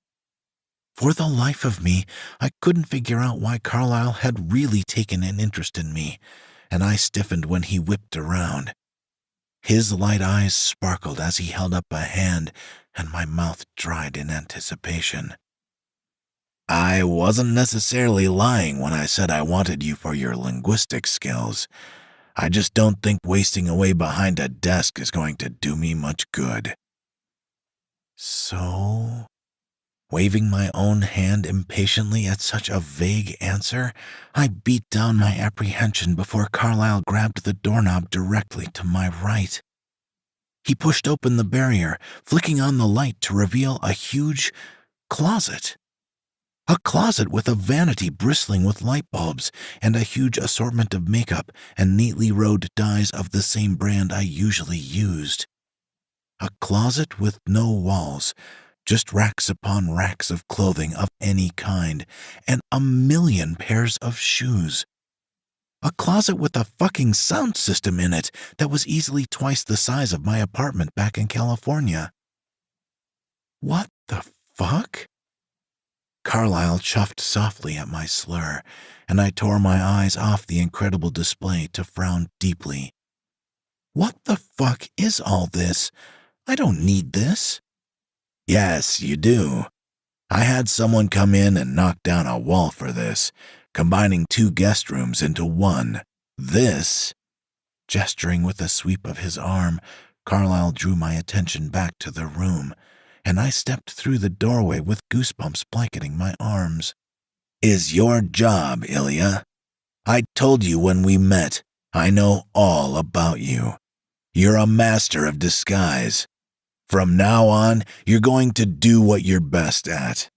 And that, my dear, is not shaking ass for dollar bills, unless the situation calls for it. Oh, Jesus Christ! Whirling around, irritation bogged my chest, and my ruined skin tightened painfully as I practically stabbed Carlyle in the sternum. Without heels, he was a good 5 inches taller than me, but still shorter than Theo, and I glared venomously as my blood simmered in my veins. I know my mom was an undercover cop and going to the FBI for it, but I'm not like that. Carlyle grabbed the base of my skull, and I sucked in a sharp breath as he pulled my face into his chest. Even as I struggled and pushed, his grip didn't slack, and his hard muscles threatened to bruise my forehead and nose. My heart rate jacked up, and tension zinged through me when he tangled his hand in my hair to yank my head back. "Don't do that ever again." My heart nearly stopped at the low, threatening growl that reverberated to my core, and my breath caught when Carlyle leaned in close to my face. The bridge of my nose prickled wildly, and the fine hairs on my face stood up when he brushed my cheek with his lips. "This has nothing to do with your dead parents. I've had my eye on you for a while, Ilya. I just got lucky you decided that you liked Theo's dick more than the others, and that my bitch brother got your roommate pregnant." Pushing me against the wall, Carlyle grabbed my leg and hoisted my knee under his elbow, and panic bled into my mind. I was wearing jeans, and he was still careful of my chest in his cold, calculated fury, but the threat of him was enough. His hazel eyes flashed as a strangled whimper escaped me, and he untangled his fingers in my hair to grab my chin. "I don't want to hurt you or make you uncomfortable or scared, Ilya, but if you don't do your job, I have no use for you. 2 months. I'll give you 2 months to get yourself in order, and then you start. Since I know you won't stay here for nothing and you don't trust me, you can sit behind a desk and translate for me starting Wednesday. Enjoy your weekend." Releasing my leg, Carlyle caressed my face even as his gaze sharpened into a knife's edge, thin enough to split a hair. "I'll let you know if I can't wait that long." Ever so gently, he kissed me on the mouth, and shock blew my pupils as Carlyle reached between us to touch me. Goosebumps washed every inch of my body, but the fire that engulfed me as his fingers slid up my crotch outside my jeans burned too hot. His lips were dry on mine, and he nibbled my bottom lip before pulling back with a slight, knowing smirk. "See you later." Rubbing my lip with his thumb, Carlyle left me with that smirk as he retreated toward the kitchen. Once he was out of my line of sight, I couldn't look for him, and I stared blankly at the place he'd just been. Deep in the apartment, I only faintly heard the front door closing, and my lungs emptied a sputtering sigh. Chapter 26. Ilya. "Aunt Carol, I'm going out. Can I have my card?" My aunt looked up from that mail she was sorting and frowned, taking off her glasses to squint at me. "I told you, remember? I have plans with my friends tonight." "You know, spending it little by little may not seem like much at the time, Ilya, but you'll run out faster than you think." Frowning myself at that, my brows furrowed as my aunt patted the table, and I shuffled over to sit stiffly. Suspicion clung to my ribs like a sticky tar, as it did every time she tried to dissuade me from using my own money, and I leaned back to watch her closely. My dad's sister didn't appear anything like him, but it still hurt to look at her because she was slimy. "How's your job search going?" "I have to leave soon, so give me my card." This time, I wasn't so polite, and I held out my palm as a brief, miffed panic flashed in my aunt's eyes. "It's my money. I don't need you to approve what I do with it. I'm 17 now, and I let you hold the card to make you feel better, Aunt Carol, but you're not going to dictate when and what I can do with it." Fine. I just wanted to know so you can replace what you're spending, Ilya. Good financial habits are important." She dug around in her purse, handing me the card in its paper sheath, but she didn't let it go immediately. Her French nails clung to the encased plastic, and I met her gaze as it sharpened sternly. "Make sure you're back by midnight.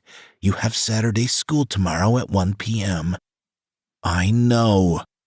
My aunt released the card with a slight nod, and I stood up only to wince at the pull of my scars. Licking my lips heavily, I stuffed the object in my front pocket, and she turned back to her mail to pick up a bill. "I'll see you in the morning." "All right, and don't forget to put gas in the car." I hummed at that, and I shuffled out of the kitchen to pull my phone out of my back pocket on my way through the living room. My aunt had a pin on my card that she thought I didn't know, but, oh boy, did I know. Little by little, yeah, right, you're stealing it all. Grumbling to myself once I'd shut the front door behind me, I dialed the number to check my balance. Twirling my keys around my finger, I sat in the little two-door I bought and left my leg hanging out the open door. Navigating my way through the automated menu, I tapped in the pin with my thumb and braced myself. My aunt had used almost all of the $80,000 that she'd gotten from suing over my parents' deaths, money that was supposed to be mine, to be saved until I was 18. At least 80,000 was the number she gave me, but even that was a lie. Now, I had less than $1,000 in the account, and I'd had over $4,000 when I'd checked 2 weeks ago. It's not like she's struggling. They both have great jobs. My aunt and uncle, collectively, made upwards of 6 figures a year, and bitterness soured my tongue. Checking the time as I ended the call, I set my phone in the cup holder and stuck the key in the ignition. She's going to be really pissed when I sue her. I'd already had a lawyer. I had already gone to the bank and gotten statements.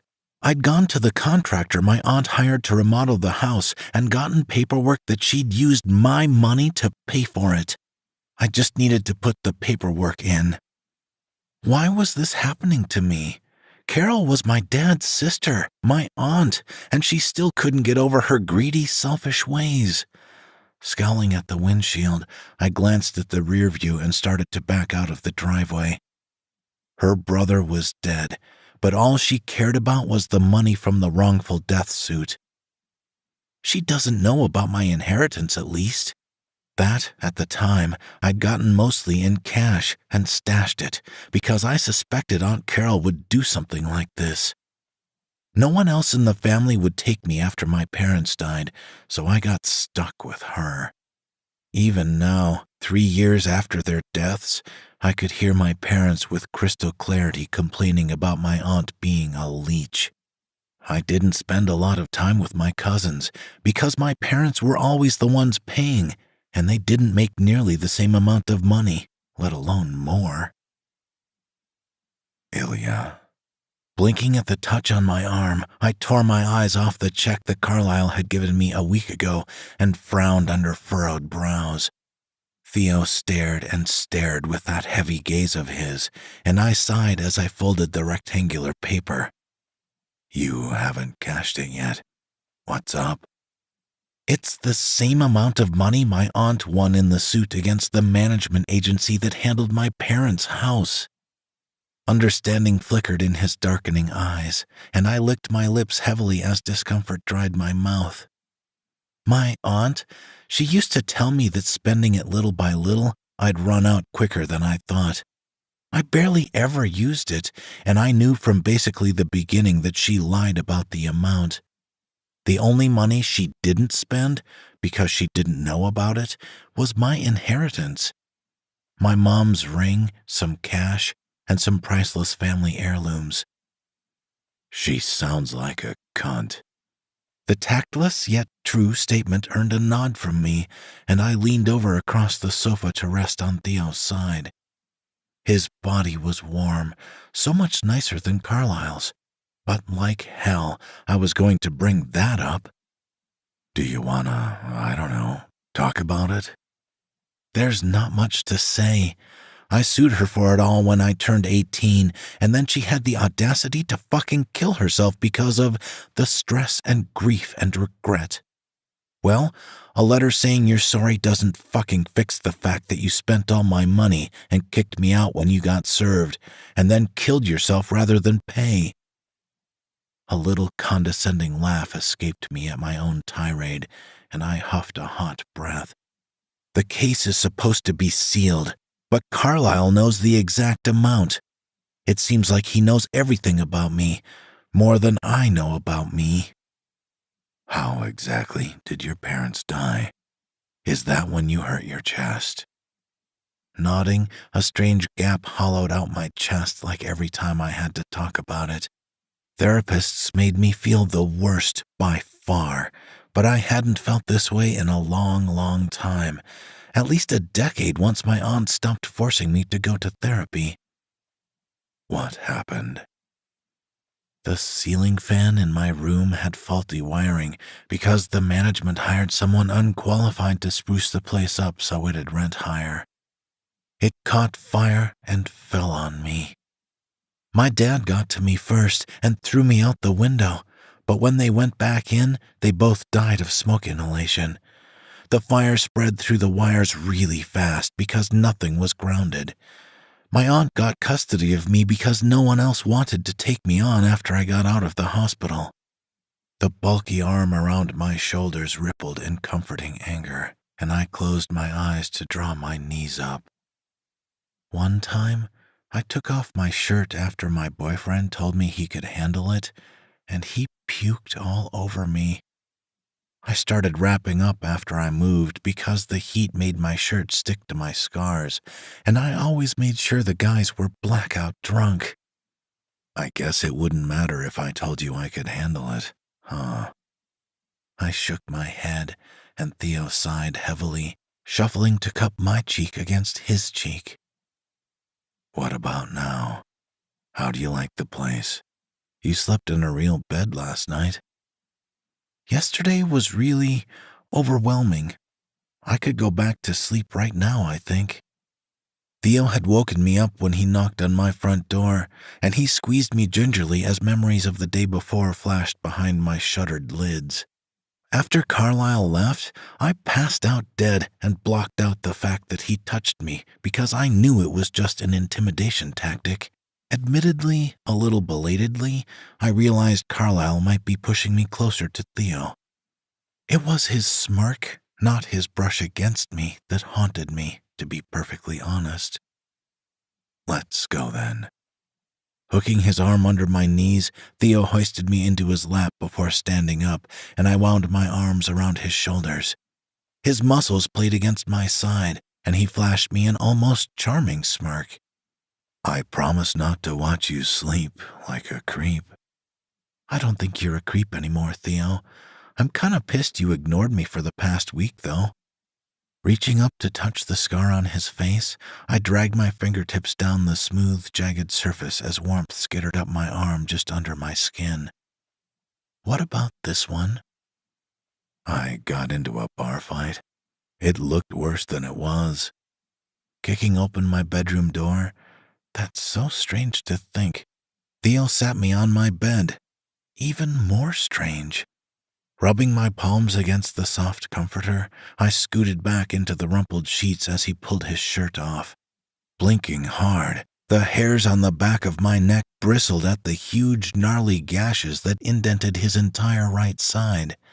It struck me hard that he'd never taken off his shirt in front of me. At the crack house, he had a wife-beater on underneath, so I'd never seen these scars. The pink line that ripped up his bicep stopped just under his armpit, and actual dents marred his otherwise wonderfully sculpted muscles. Crawling onto the bed to loom over me, Theo grabbed my hand to put my palm on his right side, and his skin twitched noticeably. My breath caught at how smooth it was, how the coarse, thick hairs on his chest just stopped and gave way to pink and gray scars. The tire. Dragging my palm up over the side of his pectoral muscle, Theo's mumble drew my gaze to his, and I bit down on my bottom lip hard. His face was so close, his heat seeping through my pajamas. So weird. And he held my hand to his right shoulder to cover with his own. Bullet. Kiss me. Blurting out the demand, heat engulfed my face when Theo's lip twitched up and his gaze tenderized. Wrapping my hands around his neck, I rubbed my thumbs against the stubble of his jaw, but he only shook his head. My heart hammered against my ribs, the ruined skin on my chest tightening painfully, and my mouth dried as it opened. Why not? You said you would. Take your bandages off. My breath caught, and I tensed as my heart sputtered briefly, but it was enough for Theo to grumble lowly in his chest in acknowledgement. Pressing his forehead against mine, he held my gaze despite being so close, and I licked my dry lips as shame sloshed in my chest. That's why. Yeah. Gulping down the dense lump in my throat, I held my breath as Theo shuffled back to kick off his jeans.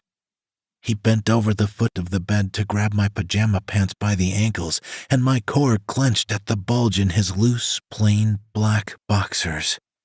The scar on my chest stretched down almost to my knees at its longest point, an outline of the fan blade, and he caressed up my inner thighs with questions in his eyes. Lay down. Despite saying no, Theo's voice came out a rough growl, and goosebumps blanketed my legs as he crawled up my body. He was a tiger ready to pounce, but waiting for the perfect moment, and he dropped against my side to pull my knees over his thighs. So close, he was all I could smell, and he caressed my cheek as he worked his arm under the pillow. Chapter 27. Theo. Ilya, what are you doing? Mumbling as Ilya wiggled her way out of bed, I had to physically stop myself from throwing my arm over her to keep her still.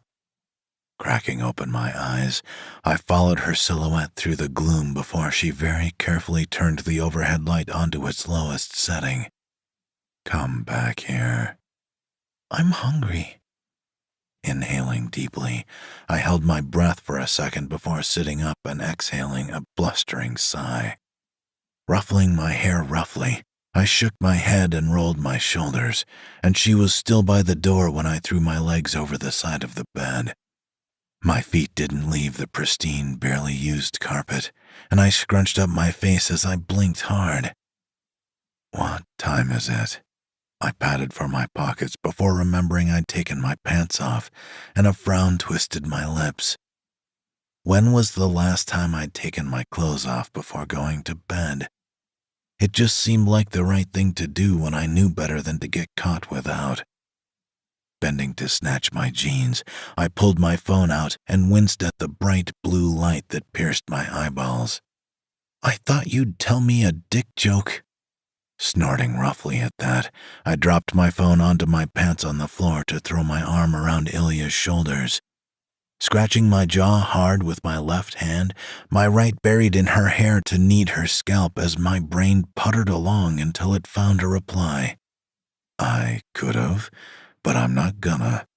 Food isn't a joke when I know you had no problem eating wet cat food. Truth be told, it hadn't even occurred to me to say something like that. I was fucking dead. Heading out of the bedroom and into the hall, I held Ilya's head to my shoulder to bury my nose in her hair. I haven't slept so well in a long time. Me either. Edging the living room, my legs tightened when the carpet was replaced with cold tile, and Ilya tensed against my side. This is so uncomfortable. I know it's mine, but... You want me to make you something? Eyes widened with surprise flew to bore holes in my chin, and I couldn't help but smirk as Ilya nodded hastily. Come on. Ilya's apartment was exactly the same layout as mine, and I wasn't surprised to find all the shit in the kitchen was in the same spots, too. She watched curiously, almost bewildered, as I pulled a cutting board out from behind the toaster oven, and a bubble of satisfaction popped in my chest. Reaching under the counter for a pan, I set it on the stove before gesturing to the refrigerator. "What do you want?" I wasn't a chef by any means, but I knew more than how to boil water and add mac and cheese. Slowly shuffling to the fridge, Ilya grabbed the door but didn't tug, and my heart throbbed slightly. She just stared for a long moment, her knuckles whitening as she squeezed and released the handlebar, and my brows furrowed deeply. I can't do it." Sauntering the short distance to her, I covered Ilya's hand with mine, and her fingers flexed stiffly. Her nerves thrummed through me, and I gingerly popped the seal to release a blast of cold air. She sucked in a sharp breath and shivered against my chest, and I couldn't help but scowl at how anxious just the idea of a full fridge made her. And man, it was packed with everything she might need to cook whatever she wanted. Grabbing her shoulder when her knees quaked against mine, I ground my teeth at how impactful something so seemingly normal could be. In California, she had nothing, but here she had anything and everything. My scowl darkened when Ilya sniffled, and she reached a trembling hand into the refrigerator tentatively. When her fingers brushed a gallon of milk, she choked out a little laugh, as if she expected it to be a really good hologram or something. "Do you need a minute?" She shook her head, giving me a glance at her mystified expression, and I pursed my lips thinly against the barrage of emotions swirling in my chest. "Let's make eggs. Easy, right?" Yeah, okay." Reaching around her to grab the eggs sitting on the top shelf, I left Ilya to lean into the refrigerator and gaze at the food like she was seeing the stars for the first time. "There's bacon?" "We'll make bacon." The time on the stove read 3:36 a.m., and I set the eggs on the counter to go back and grab butter and milk. "Grab whatever you want." The way she stayed still was kinda pathetic, to be honest, but I wasn't gonna judge her beyond the simple fact that her situation was really, really fucked up. She held the bacon package so carefully, moving so slowly as she closed the refrigerator door. Watching her out of the corner of my eye, my chest tightened, and she held her item like she didn't want to let it go. "Come here." Reaching into an upper cabinet to grab a bowl, I gestured Ilya closer, and she gripped her bacon with a white-knuckled grip. Pulling her between myself and the counter, I ignored the ugliness building against my ribs and popped open the egg carton. Holding her hands in my own, I managed to wrestle the bacon from her and replace it with spreadable butter. "You're not gonna wake up and find out it was a dream, Ilya. It's okay." My mumble made her shiver against my front, and I pressed my cheek to Ilya's temple as she shuddered a sigh. "This would be a nightmare." Sucking my teeth at that, I didn't deem a reply. Instead, I reached for the silverware drawer. "I'm pretty pathetic, aren't I?" "It'll get better." Holding the knife in her hand, I guided her through unfamiliar movements and focused on savoring this experience. After all, something like this only happened once. It'd get easier and easier, less thoughtful, less impactful as time went on. "When was the last time you cooked something?" "Probably before my parents died. With my burns, I couldn't stand near the stove and burners and stuff." I didn't have shit to say to that. How fucked up was Ilya's life, and she was pretty all right. How much could a person endure? What kind of asshole was I with my superficial problems? "Well," clearing my throat roughly, I tightened my grip on her hands and poised the knife over the container. "You can prep." Every movement was sluggish. But Ilya must have forgotten that she hadn't eaten in 3 days, or maybe it was normal and didn't bother her. I didn't know, and I sure as shit wasn't going to ask. Slapping the butter into the pan, I only guided her movements, and her palms were hard and stiff from discomfort. Taking a deep breath of her smell, I closed my eyes briefly as she capped the tub of butter and set it aside. "Do you want toast and English muffins?" "Both?" Nodding at the question, I ignored when Ilya's breath hitched loudly in the otherwise quiet kitchen to bounce off the granite counter. Maybe it'd be a while before she got used to this. I could get used to this easy. I could wake up like this. I could do this every day. I could get comfortable with this tug on my heart.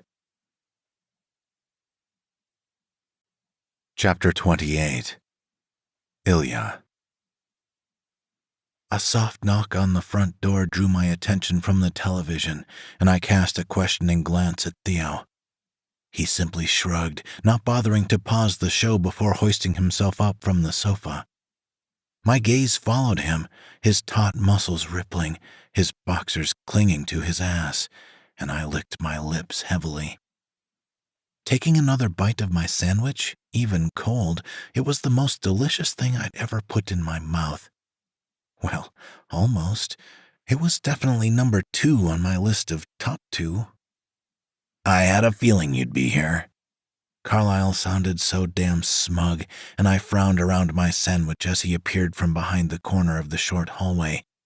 He downright grinned, that stupid, knowing glint in his eye shimmering brightly, and I nodded politely. "Unfortunately for you, I'm going to be borrowing Theo today. Although you don't start until Wednesday, he's already on the clock." "We already slept together and had breakfast. It's time for him to run out anyway." What a weird concept. Breakfast. Shooting me a mock glare, Theo headed for the back hallway, and I unfolded my legs out from under me with a pointed look. "What do you want, Carlyle?" "I brought you this." Setting a DVD on the coffee table in a clear, generic case, Carlyle rocked back on his heels as suspicion sloshed in my chest. "I'm sure you'll enjoy it. How are you liking the place?" "It's nicer than my last place." My nonchalant answer earned me an almost playful glower, and Carlyle stuffed his hands into his pockets to look around. "I don't get the impression you came here just for him." Taking a bite of my sandwich, I bit back a groan at how good it tasted. I didn't know Theo could cook. For a second, I ignored Carlyle's silence as I thought about that notion. How much did I really know about Theo? How much did I really want to know about him? Both of us had it bad for such polar opposite reasons. Twisting at his slight stomping into the living room, I frowned in dismay at the clothes that shielded Theo's body. Leaning over the back of the straight, light gray sofa, he buried his nose in my hair, and my eyelids fluttered closed to relish this moment of bliss. It was a fraction of a second long, maybe, before he pulled back, and I settled in as Theo braced his palms on either side of me. "Enjoy your day. Maybe go through your closet and make sure everything fits, Ilya." My brows rose at that, and Carlyle gestured Theo with him and cast me a stern look.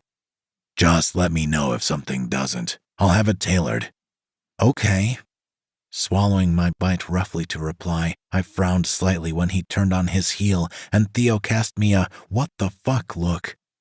I could only shrug confusedly, and he scowled lightly before following Carlyle out. The hitch of the lock echoed down the hall to me, and I stared at the entryway for a moment before shaking my head viciously. Whatever.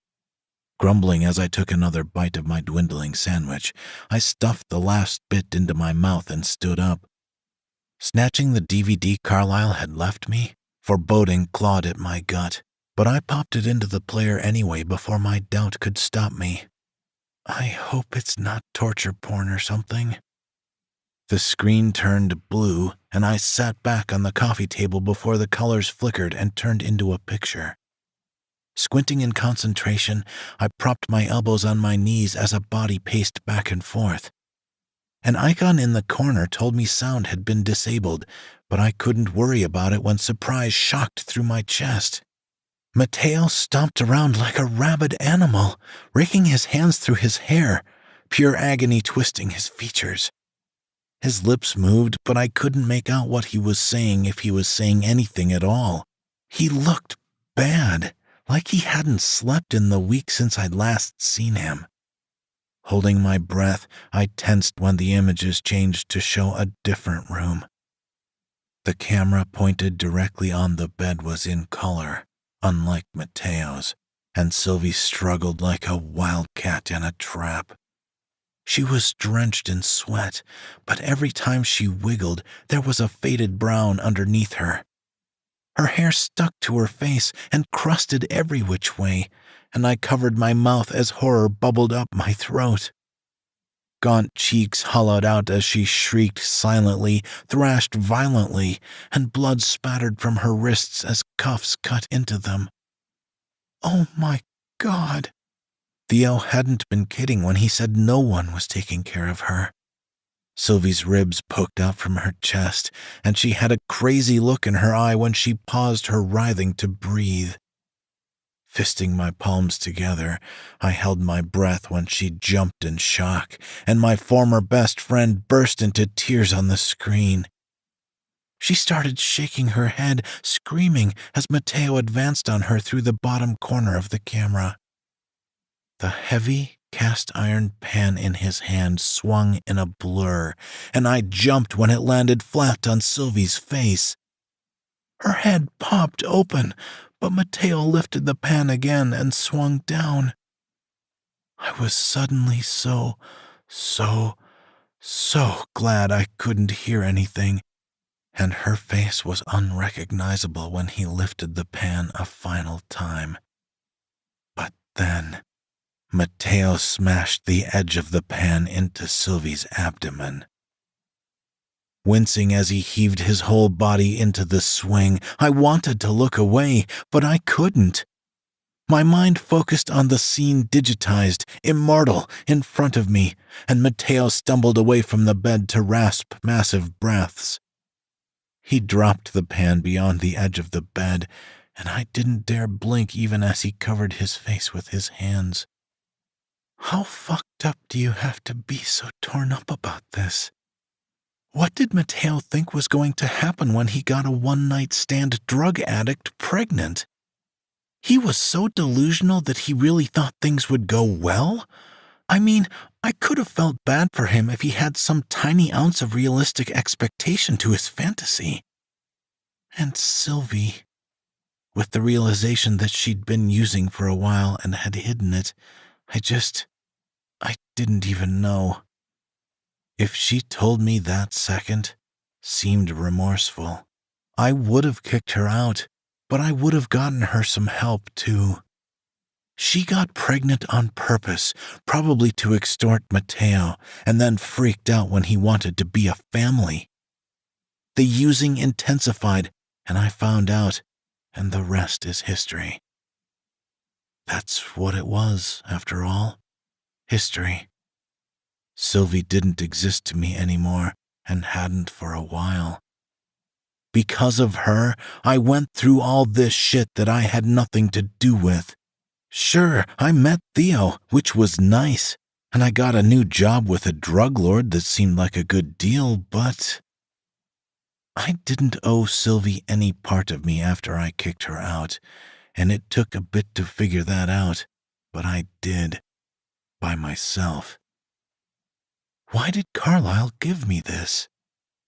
The question had no answer, echoing in my quiet apartment, and I popped the DVD out and put it back in its case.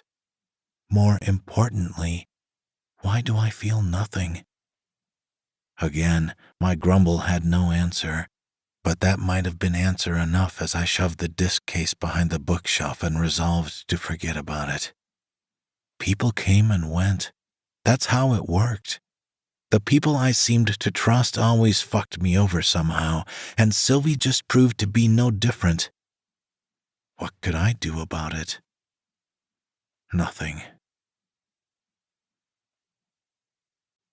Chapter 29. Theo. Wagging my hand hard, the residual painful tingling didn't go away, and I ran my not-blown-off fingers through my hair roughly.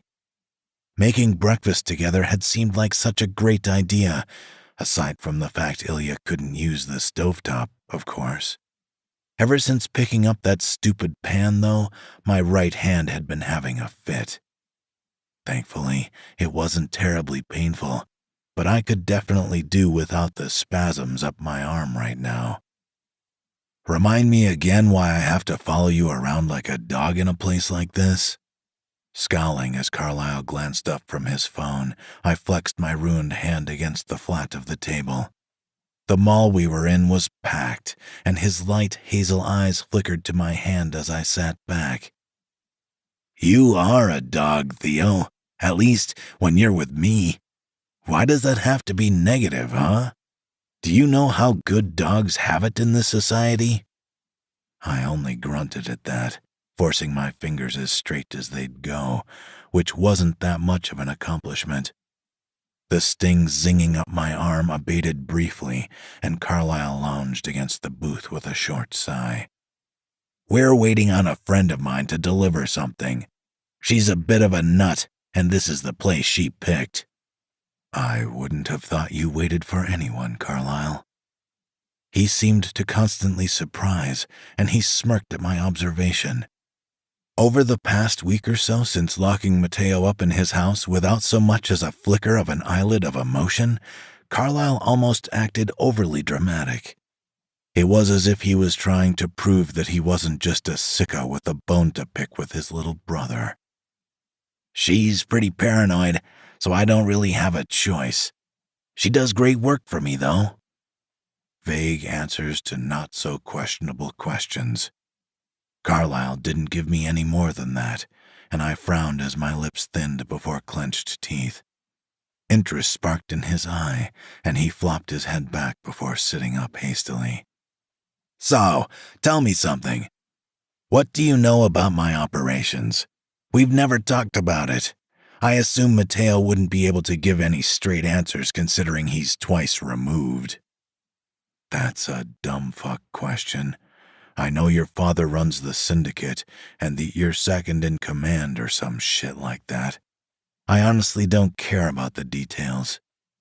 I rolled my eyes at the surprise that brightened Carlyle's eyes, and curiosity rippled across his hard features as I sunk in my seat.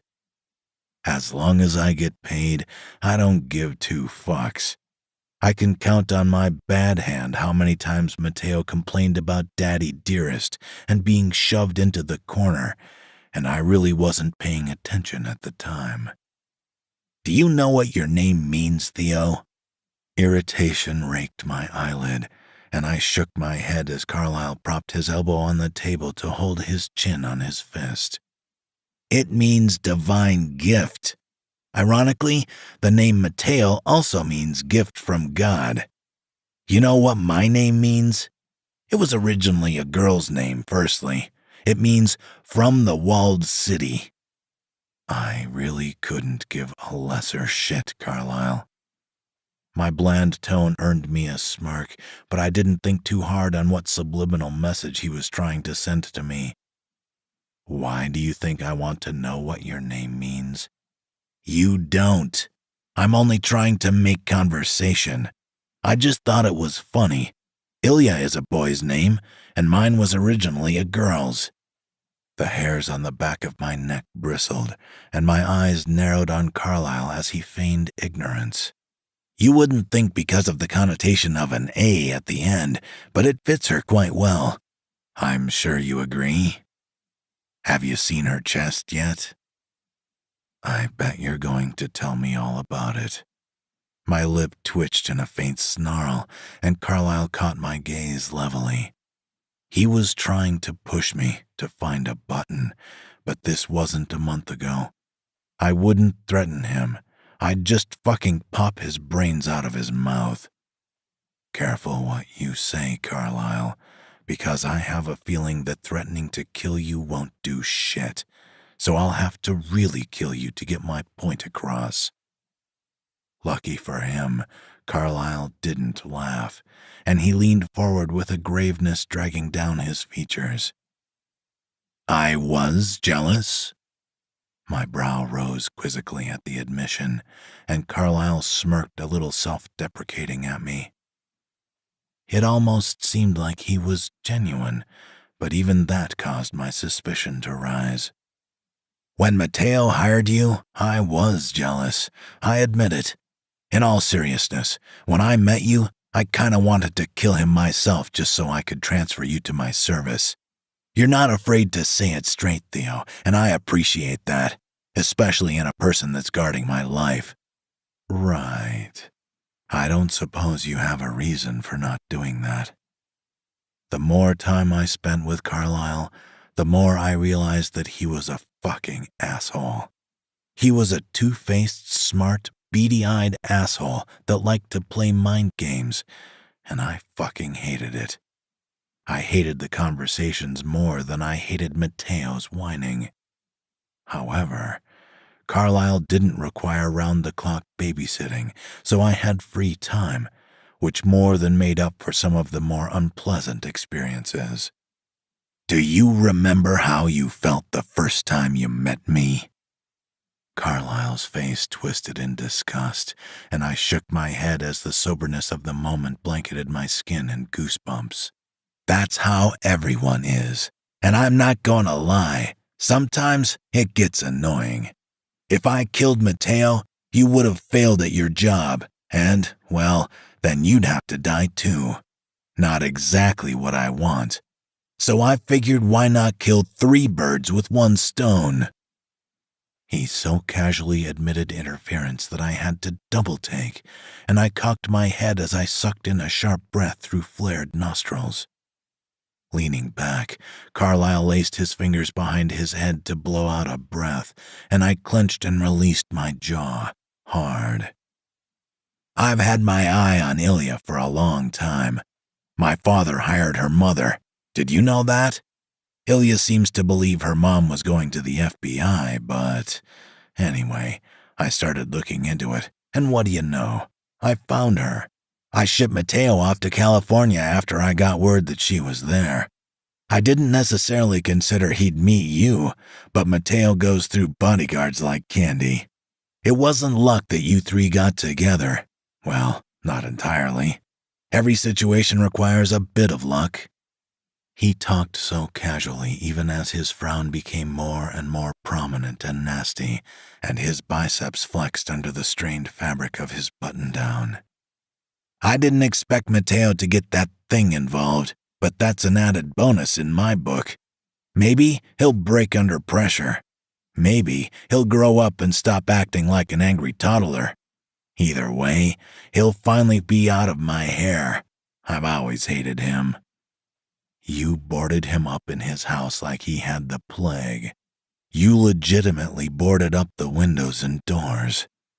It was fucking insanity to think that Carlyle had plans for me long before we met, that he had plans for Ilya, and he arched a brow quizzically. "So, Mateo acts like a child. I'll treat him like a child, and children sometimes need a nice long time out to reflect on their behavior." Snorting roughly at that, I scowled when Carlyle frowned disapprovingly at me. "Didn't you threaten to cut your own sister's fingers off when she was insensitive about it? How is my forcing my considerations on Mateo so outlandish?" "I can't wait to see how your kids grow up if you make that mistake." My grumble only darkened Carlyle's frown, and I cast him a pointed look. "You never answered my question. You just changed the subject." "I was genuinely curious. I haven't seen her naked." The flippant reply intensified the blood pounding in my ears, and Carlyle lowered his arms as disinterest masked his features. "Regardless, I'm not interested in seeing her naked.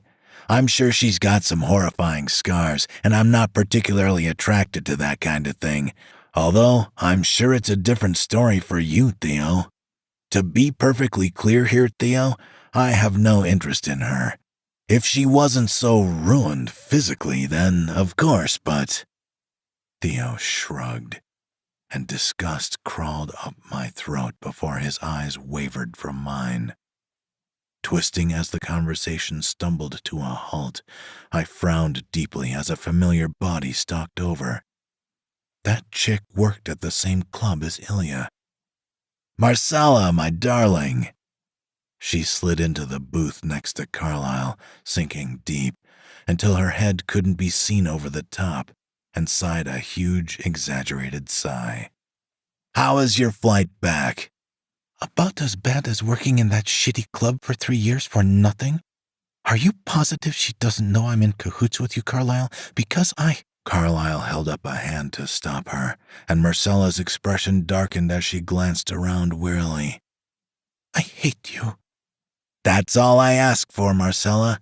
Next time, don't do anything stupid, and I won't get involved. Do you have what I need?" Casting me a suspicious look, Marcella stuck her hand deep into her purse, and my mind whirled frantically, trying to put this together. Marcella. Ilya had mentioned that name a few times, and she danced because she liked it, but her parents were rich and it was all a lie. That sucks. There won't be a next time. I'm never doing anything for you ever again, Carlyle. That was horrible. I'll never live that down. This is it. Done. Over. Never contact me again. Carlyle chuckled, and Marcella stiffened as he grabbed her neck and forced her head up. Watching outside their little bubble, I would have thought it was almost romantic if not for her thinned lips and pale cheeks. "What are you going to do when I contact you again? The only person that says no to me is dead." He held out his palm, and she stuck something in it before he let her go, and she couldn't get up fast enough to run away. Arching a brow, I kept my mouth shut because, well, fuck this shit. Chapter 30. Ilya. 8 weeks later. Straddling Theo's waist, I couldn't help but smile as his palms dragged up my calves, and he grumbled deep in his chest. Fucking creep, watching me sleep. His mumble tugged up from the corners of my mouth, and Theo cracked open his eyes to stare at me blearily. Kneading the butts of my palms against his chest, I relished his tired, languished groan, and he reached to grapple my ass in powerful palms. "You mad at me? What did I do to deserve this, huh?" "I'm not mad." My simple reply earned me a grunt, and I arched into Theo's hands to hum as warmth pooled in the pit of my belly. His cock stiffened against my thigh, and I rolled my hips as he spread my bare ass cheeks. "Theo." Ducking my head, I ground against Theo as tingles shot down my spine, and my chest tightened when I brushed my lips along his jaw. Strong fingers squeezed and groped my ass, and he buried his face in my neck to nibble deliciously. Hopefully, this morning, things would go farther. The notion in itself was exciting, and my core clenched as I popped my ass. Goosebumps blanketed my body when my folds wrapped around his cock, and he pushed down on my ass to slather my juices along his shaft. "Are you sure you can handle me, Ilya?" Gasping as Theo sunk his teeth deep in my shoulder, I braced my fists on the pillow under his head, and he caressed up my back. Shivers lodged between my shoulder blades, and I shuddered in expectation as I nodded against his cheek. "Yeah, I bet you think so." "Please." My lips trembled against his ear, and Theo swept his fingertips down my back at my whimper. Reaching around my thigh, he pumped his cock, and excitement almost numbed me as I spread my knees. Palming his chest, I bit down on my bottom lip as pink crept up on my field of vision. My ribs warbled from the intense desire that battered them, and my juices seeped out from me as he slapped his cock against my core. "Why are you so fucking good to me, huh?" The growl caught me off guard, and I paused as Theo teased my entrance with his left hand. His eyes met mine, and he frowned under furrowed brows at what must have been a troubled look on my face. "What? What about this is good, Theo? This is what happened last time, and the time before that, and the time before that. We almost fuck, but we never actually do. Do you not want to?" Sourness twisted his features, and I pushed down on his shoulders insistently. "It's been weeks, and you won't kiss me. You'll stuff your cock down my throat, but you won't—" "Ilya, we talked about this. Take your bandages off." The fine hairs on the back of my neck stood up at that, and my nails dug into Theo's shoulders as I frowned darkly. He reached for my face, but I pulled back, and I climbed off him with his glare strafing my back. "It's not unreasonable to want to see you naked. Just because your last boyfriend was a spineless bitch doesn't mean I am too. In case you didn't notice, I've got my fair share of scars, Ilya." "Whatever." Tiny angry tears pricked my eyes, and I stood up to run both my hands through my hair roughly. The long, rich strands sucked the heat from my palms, but it just ended up zinging down my face and sternum to ball in my chest. "What's the point?" "Ilya, no!" Whipping around, my face flamed as my hair sliced my cheek, and Theo stiffened with his feet on the floor. Pointing at the door with a trembling hand, I blinked back the sting in my eyes as my heart throbbed painfully. "Get out if you're not gonna. You're a fucking liar, Theo. Everyone I know is a liar. It's been weeks, and all I get is your cock in my mouth, and you won't even kiss me. What the fuck?" Sputtering wildly from the force of my emotions, my ruined skin started to burn from the flames that licked down my neck. This time, my bandages couldn't help me, and I heaved harsh pants as Theo stared at me with daggers in his eyes. His jaw clenched and released, the silence ringing louder and louder beyond the blood drumming in my ears. Goosebumps washed my arms, and my breath caught when he slowly stood up with a deep, stabilizing inhale. "I told you before that I wouldn't say no to you, Ilya. I wouldn't take advantage of you, right?" Stiffening when he took a threatening step toward me, I gasped harshly when Theo grabbed my face with his good hand. His frigidly cold fingers sucked the heat from my cheeks as his eyes blazed with icy sharpness that could cut steel. Short, sharp nails dug into my jaw, and a tiny sliver of fear lodged in my heart. "It's been weeks, and all you get is my cock in your mouth? I won't kiss you? That's what you're complaining about? Do I want to fuck you? Are you really that fucking stupid, Ilya?" My heart nearly stopped beating when he leaned in so close to my face, and I squeezed my eyes shut and held my breath in quivering lungs. "I need it. I need your tight pussy around my fingers. I need to taste that slick juice. But you don't want to give me all of you, Ilya. I thought we had something deeper than skin." Theo's nasty snarl sent spit flying into my face, and I flinched when he bumped his right knuckles against my bad shoulder. "I guess I was wrong. You're not obliged to show me yours, but I'm done investing more than you.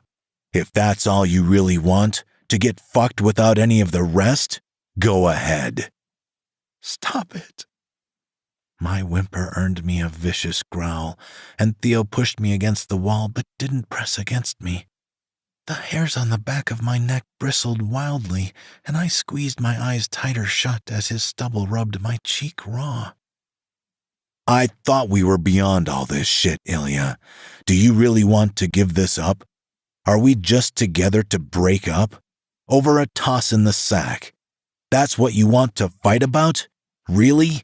If that's what you think, that I'm content not having all of you, then I'll walk out that door and not come back." "I'm trying." Theo was deathly quiet at my admission, and my muscles locked when he pressed his mangled palm against my chest. With the bandages, it didn't hurt, his gentle, bare touch, and my eyes popped open to catch his. "Try harder. I don't know why you won't take your bandages off, Ilya, but you're right. What's the point of any of this if you still don't trust me?" My heart hammered against his palm, and he tilted his head to brush his lips against my temple tenderly. "When you take your bandages off for me, I want you to do it because you trust me, not because you think it'll get you laid." "I just want to be closer to you, Theo." I was so fucking pathetic, and his cheek twitched when he pulled back. Carefully releasing my face, he caught my gaze and held it in a vice grip as he scratched his jaw almost casually. "Do you think you can get that close without compromising yourself? That's the point, Ilya. You can't pick and choose.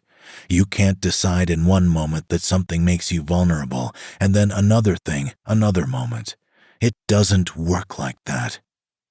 An ugly blotch smeared across my lungs and strangled my heart, and I tore my eyes off Theo as shame crawled up my throat. He sighed heavily, cupping my cheeks in both his palms, and I pursed my lips thinly against the dense lump that tried to burst through. "I won't wait around forever. If you can't be as honest with me as I am with you, then there's nothing more to say." Clearing my throat roughly, I licked my dry lips heavily as anxiety bubbled up like thick black tar in my gut. "Are you on call today?" "No." The large gap between the fingers on his left hand shrunk a little as he caressed my cheek, and I ground my teeth. "Where do you want to go?" "A cemetery." My eyes flickered up to watch Theo's expression from under my lashes, and he smiled so tenderly. If I start anywhere, it'd be there." Reaching to wipe his saliva from my face, Theo traced my lips with his thumb, and I tilted my head to rest my forehead on his sternum. Closing my eyes as he cupped the back of my head, I inhaled a shallow breath of his musky smell and held it deep in my lungs. "I know it's different, Ilya. You do this a lot. Get all huffy about opening up." Kneading my scalp, Theo pressed his lips to my crown as shame rattled my ribs at his mumble. "Trusting me will get you farther than this superficial shit." "I don't think it's superficial to want to be under you." Taking him by the wrist, I dragged his palm down from my chin, and he tensed as he palmed my breast gently. Covering all his fingers with mine, I exhaled slowly, but my bandages kept the friction from his calluses from causing me any pain. It was almost symbolic, and he held my head firmer to his chest as his heart thundered against my eye sockets. "It doesn't hurt like this." "It doesn't feel good either, does it?" "No, not really." But Theo already knew the answer to his own question. Chapter 31. Theo.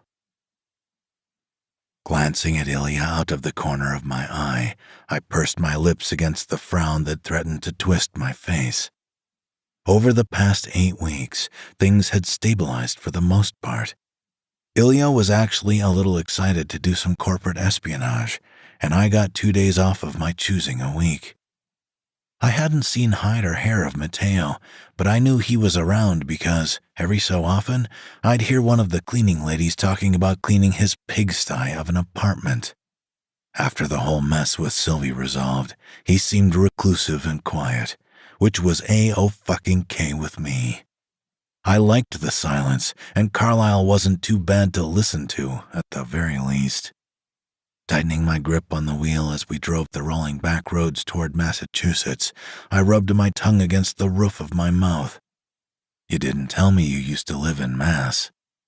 Every time I thought we were getting a little closer, Ilya would push me back somehow. She hummed softly from the passenger seat, and I craned my neck as I adjusted in my own. Where else have you lived? Just Springfield and in Mexico. The short answer was more than I had a right to expect. I knew I was pushing buttons that I shouldn't. Ilya didn't abandon her family, didn't have that decision to go back and try to make amends the way I had. Her whole family had been burnt to a crisp, and that really sucked. But that was as much a determination as it was a drawback. I couldn't have a part of her, even though it was mightily hypocritical of me. After all, it wasn't like I had given her all of me yet either. That would entail showing her how easy it was to kill someone, to snuff out a life, and all that potential with no regrets and no lost sleep. When I came back from the Marines, I lived in Washington, D.C. for a while. That sucked ass. It was so expensive. Maybe it'd be better to keep my mouth shut, and Ilya propped her elbow on the center console to stare at me. Her slender brows furrowed, and she puffed out her lips as I flicked on my blinker as we neared a stop sign. What? Since we're doing this, I'm kinda nervous. Arching a brow quizzically, I nearly choked on my own spit, and she frowned darkly out of my peripheral. The only guys I've ever had sex with were so drunk they could barely get it up. I was always on top. Sometimes I didn't even have to take off my clothes if I wore a skirt. It's just safer that way because there's this time where they're really grabby, and I can't do that. I already figured that out. Why do you think I go so far only to stop right before the good part? Her mossy green eyes brightened at my admission, and I cleared my throat roughly. Having a conversation like this was surreal. I never expected to have to explain myself to her. Grabbing tits isn't exactly something I think about, so I've been trying to get myself out of the habit. It's frustrating, I get it, but you gotta have a little faith in me, Ilya. Oh. A grim smirk tilted my lips, and I reached to rub her head and ruffle her hair roughly. Honestly, Ilya was really sad and pathetic, how she didn't expect people to act with her interests in mind. It had been months, and she questioned everything I did for her. She always expected to have to pay me back in some way. I'm making this difficult, aren't I? It was easier before Carlisle picked me up. Do you have any family in Mass now? Changing the subject rather than agree with her and make it worse, I paused at the stop sign as Ilya nodded. Do you want to visit them, too? Might as well. Do you ever go to see your parents? My cheek twitched at that, and I shook my head as memories flooded my mind's eye. Why not? They're still pissed at me about my sister. I mean, I don't blame them. I wasn't okay at the time, but Kelsey was still in the wrong as well. If I had to take a side, I'd take hers. I would have cut her fingers off. If I had the chance again, I'd do it without hesitation. Inhaling deeply through my nose, I lifted my right hand to stretch my mangled fingers taut, and tension prickled up my arm. I always hated her, stuck-up bitch. It's not out of character for her to say shit like that. I remember the day she was born. The fuck does she think that she's better than everyone else just because she's got the suburbia dream life? I had little twin brothers. They both died in the fire when the roof collapsed. I've got a bunch of aunts and uncles on both sides, but Carol was relatively drama-free at the time. Now that I'm older, I don't blame anyone for not taking me in. Everyone has their own problems, and despite being family, they're not obligated to take me on, especially with all the care I needed. That's not fair to anyone. The more she revealed, the darker, raspier Ilya's voice became, and I reached into the cup holder to check the GPS on my phone with a low grunt. Carol killed herself. I told you about that. Her husband took on her court case and didn't try to contest it. He probably didn't have any fight in him because of her death. In the end, she shirked it off onto others and got away scot-free. So, what happened to the money they owed you? I dropped it. He didn't even know what was going on. He thought she got a promotion and a bonus at work for some of the more noticeable stuff. I wanted to fuck her over, but she took the easy way out. He offered to pay some of it, or make a plan or something, but it was about the money, but not really about the money, you know? A harsh bark of shock escaped me, and I turned away from the road as Ilya sat back with a heavy sigh. I was young and stupid. I was already homeless, so it couldn't get worse, or so I believed at the time. It'd be easy to get a job at McDonald's or whatever. I speak 6 languages, and that's gonna get me somewhere. Well, it didn't, but I couldn't just go back. Fuck that. How come you always stick to your decisions unless I'm involved? My tease earned me a slight push from over the center console, and I leaned back to stretch my leg a little. No, seriously though. Why do you make awful decisions and stick by them, but you waver on the good ones until they turn bad? Maybe I just like wallowing in my misery because it's comfortable.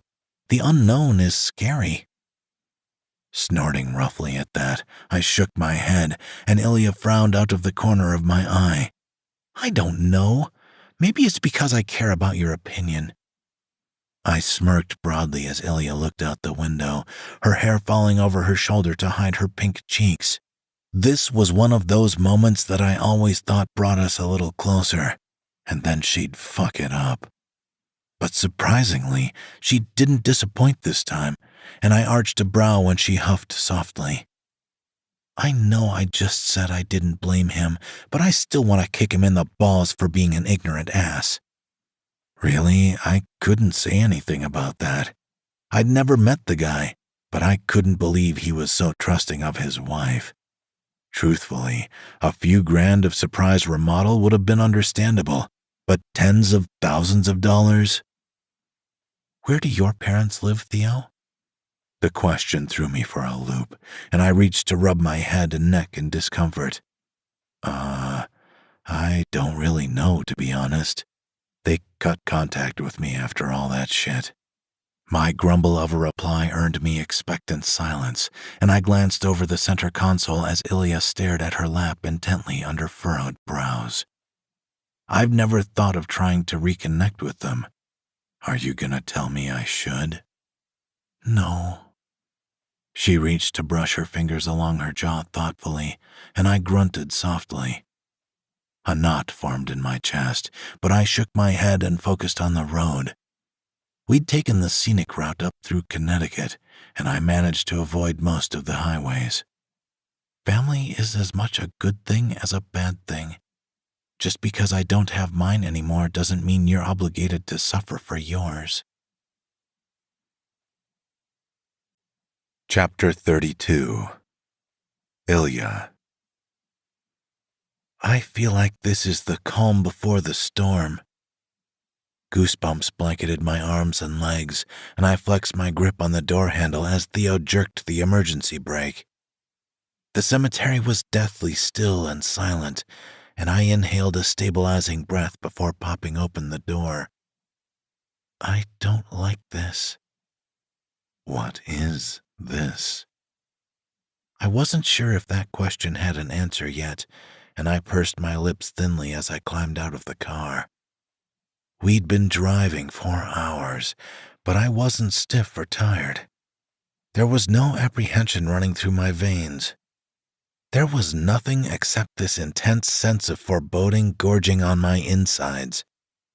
This feeling had been building the past 2 weeks or so, and I wasn't sure if it was simply because Carlyle's grace period was up, or it was something more sinister. Granted, Carlyle was sinister in himself. Whatever he wanted me to do wasn't just basic blackmail. Is wanting to come here more about starting your job? As if he read my thoughts, Theo rounded the front of the car to sling his arm over my shoulders, and my expression soured. Glancing around at the beautiful landscaping and bright sun shining down on everything, making headstones glimmer, I only jerked my head in a nod. Don't be nervous, Ilya. Carlisle's not so bad once you get used to him. My parents were great people, and this is what I'm doing. I don't even know what it is I'm doing. Carlisle won't tell me anything. Whatever it is, I'm sure it's going to be a baptism of fire. I rested my cheek on his chest, and we started walking toward the headstones, immersing me in a strange sense of surrealism. I'd never thought of being back here, and I thought moving to California would make that impossible. I don't feel anything but dread, Theo. I mean, being here, my parents and my brothers are dead. They're not ghosts or up in heaven. They're rotted in the ground, and they don't hold any sway on my life right now. I came here because I thought it'd be easier to do it here instead of being trapped in that place. Do what? I'm not screwing you in a cemetery, Ilya. Frowning darkly, I didn't offer a response to that, and Theo palmed my head as we walked down the path. Do what, Ilya? To figure out my life. My answer earned me a questioning grunt, and I glanced over at the rows and rows of perfectly trimmed grass. Why didn't people treat others this well until after they died? Licking my lips heavily, I held back a sigh, and my worries seemed to roll easily off my tongue. What kind of person am I if I'm not starving and living under a tarp?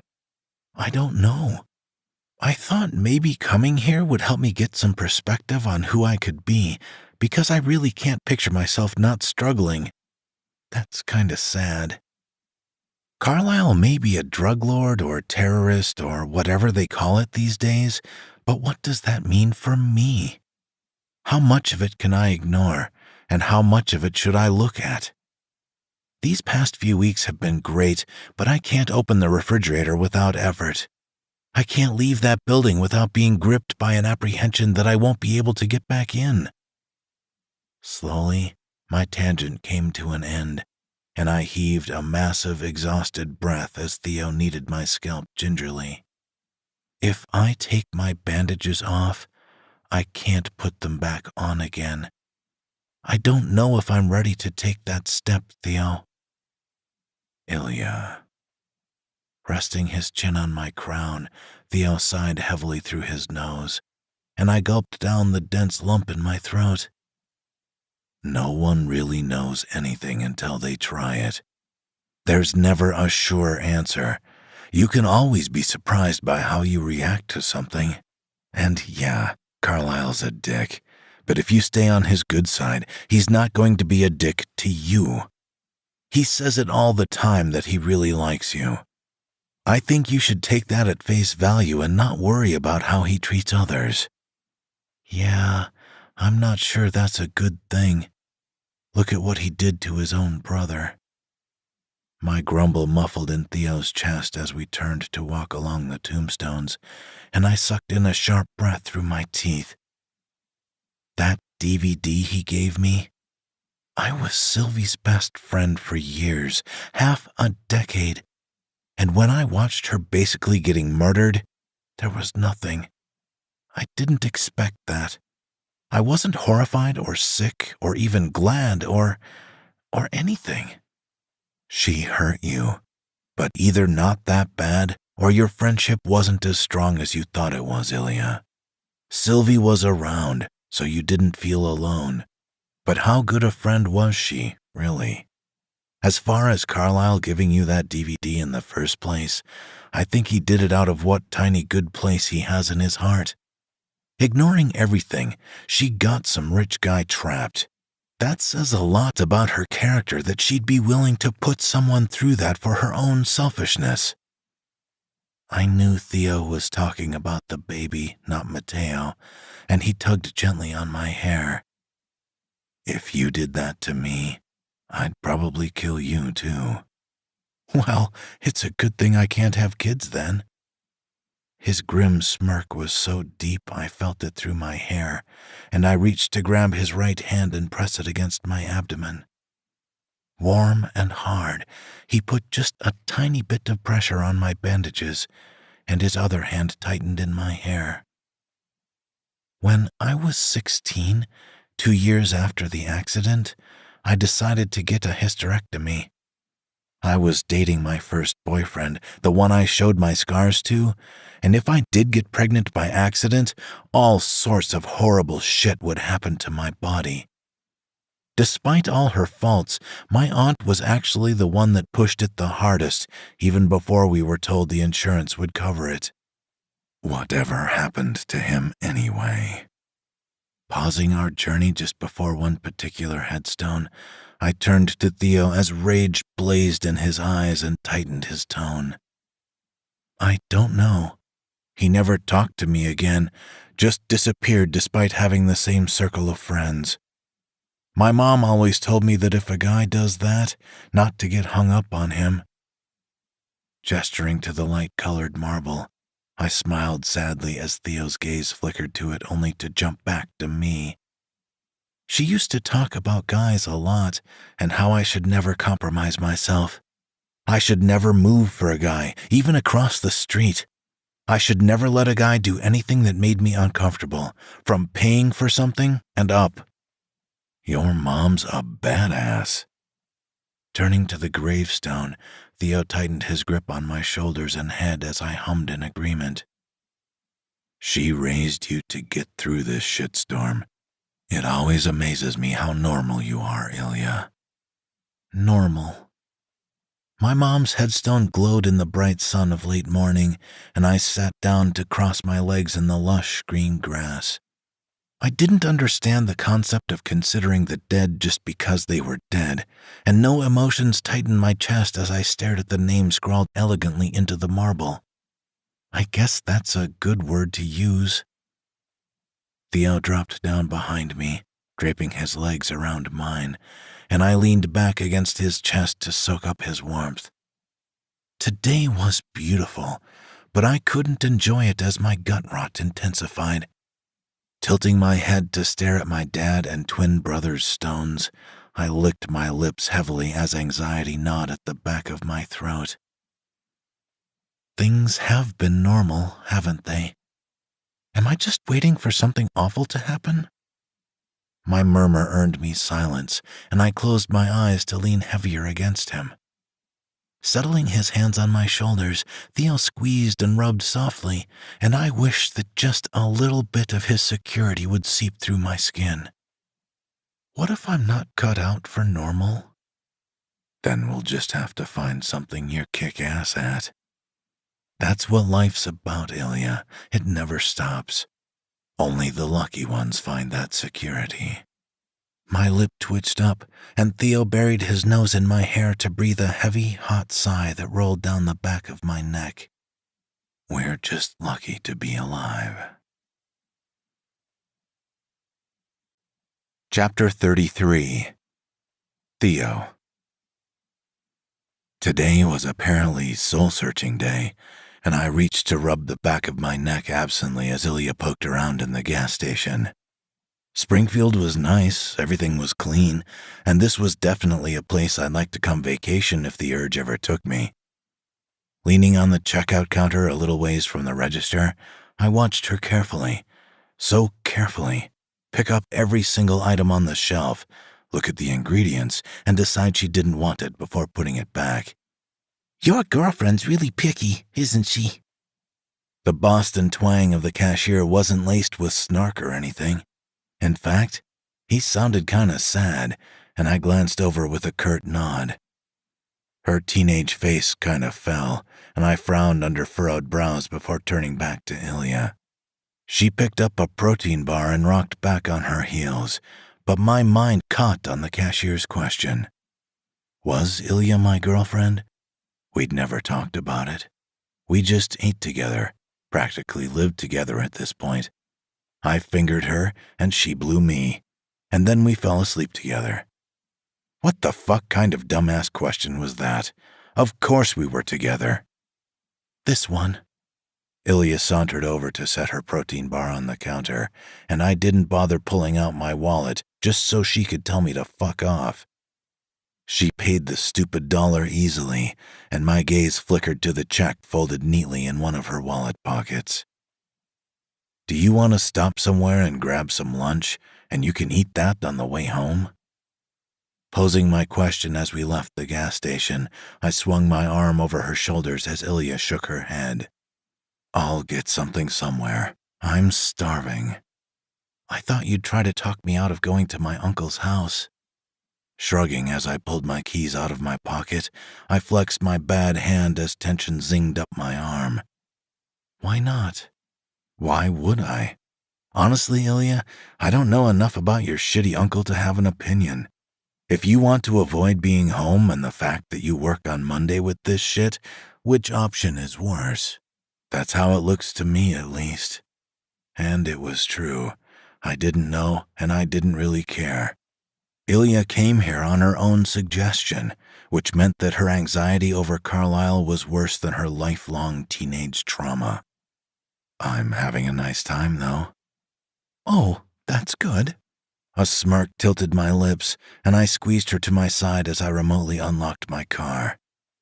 I don't even know if they still live there. Maybe they moved. I don't know which I want more, them to be there or not.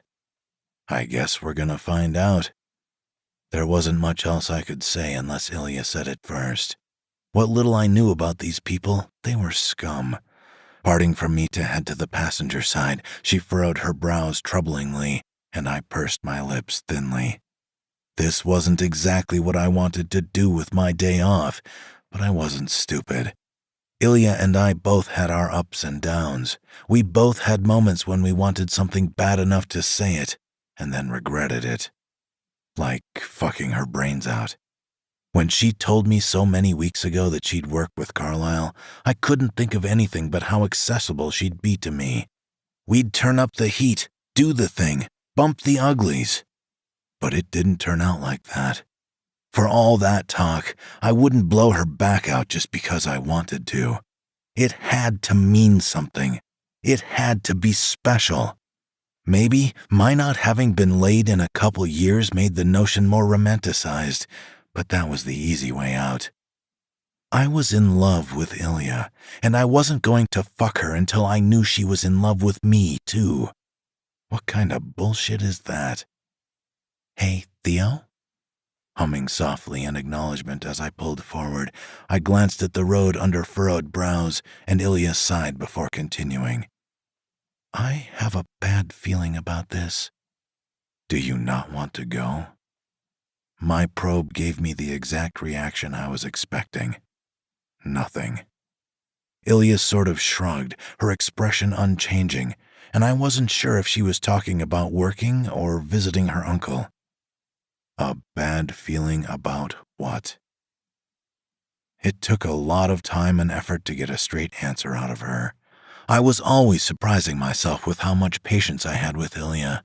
Her vague, dodgy replies and general lack of understanding of herself was something I'd grown accustomed to. After all, she never had an opportunity to know herself, and that's what this whole trip was supposedly about. I don't know. I just have this vague sense of doom, like something is going to happen. Anything that's not a direct threat to her, she doesn't know how to handle. Things have never gone this good before. Maybe I'm just overly pessimistic. Ilya. Pausing to take a turn at a green arrow, I scanned for any fast food place as her self-doubt distracted me from the fact that we'd fought instead of having breakfast. Okay. I'm not saying you shouldn't be cautious and thorough, but the whole doubting yourself bullshit has to stop. If you feel like that, there's usually a reason. You should trust yourself a little more when it comes to personal shit. I mean, you held your own against Carlisle the first time you met him, and he blindsided you and is generally pretty menacing regardless. Where'd that go, huh? He can kill me. That's straightforward, Theo. I couldn't argue at that point, and Ilya ran her hand through her hair absently with a groan of frustration. What's wrong with me? Why can't I just accept that I've got it as good as it can be, and not trying to ruin it by psyching myself out? Fuck if I know. Flicking on my blinker, I reached to rub my jaw absently as my mind whirred. Make a decision and stick to it, for better or worse. That's my best advice. It was a lot easier when I did things out of necessity instead of just wanting to do it. Ilya sat up, straighter at her own grumble, and I turned into McDonald smoothly as she slapped her hands together. Arching a brow quizzically, I pulled up into the drive-through lane before casting her a look. That's it, isn't it? I can do whatever I want now. I don't have to do anything I don't want to. You've never done anything, like, at all, just because you wanted to? Skepticism thickened my tone, and Ilya frowned under furrowed brows for a long moment before shaking her head. Seriously? Are you fucking with me right now? As an adult? No. I only did what I had to. I worked, slept, woke up, repeat. Until I moved here, I never had downtime. One time, I worked 3 jobs. That was while I was at the women's shelter. Scowling darkly at that, I covered my mouth as disgust coated my tongue. Suddenly, I wasn't hungry, but I was in line, so... Carlyle must have known that. That's why he gave me 2 whole months with nothing to do. I'm not used to doing nothing. He gave you time to go crazy with boredom? So you'd want to do something you like? I mean, that sounded like something Carlyle would do. He talked all the time about Ilya being so pathetic and how he felt sorry for her. Why would that be limited to after meeting her if he really did do all he could to find out all about her? It took you long enough to figure it out. This is the first time I've left my apartment since moving there, though. No wonder he feels that way. She is kind of pathetic. All I've done is hang out with you or watch TV or tried on clothes. I have so many clothes, and I'm not even done yet. I'm flattered that I'm the defining factor on your sanity. Still, it seemed like such a simple concept, and Ilya was looking for the one farthest from it. Downtime, rest and relaxation. She smiled as I inched my car up the lane, and I gripped the wheel with my good hand to reach over the center console. Even if that was the reason, how does that help you now that your time is up? You start on Monday. I don't know that yet. Maybe just the realization is enough. I mean, it took me 2 months to figure it out, right? Rubbing her smooth cheek, I pursed my lips and simply accepted that. Ilya looked for the worst of the worst in most situations, so ignoring the most mundane reason wasn't so out of character. It might have made her feel like an idiot, but that was something I liked about her. Now, if I can just get her to be a little more self-confident. Chapter 34. Ilya. Music pumped through the house, and I leaned on the driver's side door of Theo's car as I stared from across the street. That gut-churning, sinking feeling hadn't gone away, but it had lessened enough not to make me projectile vomit. Scratching my head as anxiety tingled my fingertips, I inhaled a deep, calming breath. Vehicles lined this section of street and crammed in the driveway, but everything looked exactly how I remembered. So, are you gonna go inside? Grunting at the question, I nodded even though I just continued to gaze, and my lips twisted in a frown. Don't make me drag you in there, Ilya. I drove all the way here because, why not? So you better get something out of this. It looks the same as it did 10 years ago. If I held up a picture from back then, the only difference would be the car in the open garage. The suburb itself hadn't changed much either. A few trees here and there, a new sign. Focusing on the house, I exhaled slowly and nodded again before pushing myself off the door.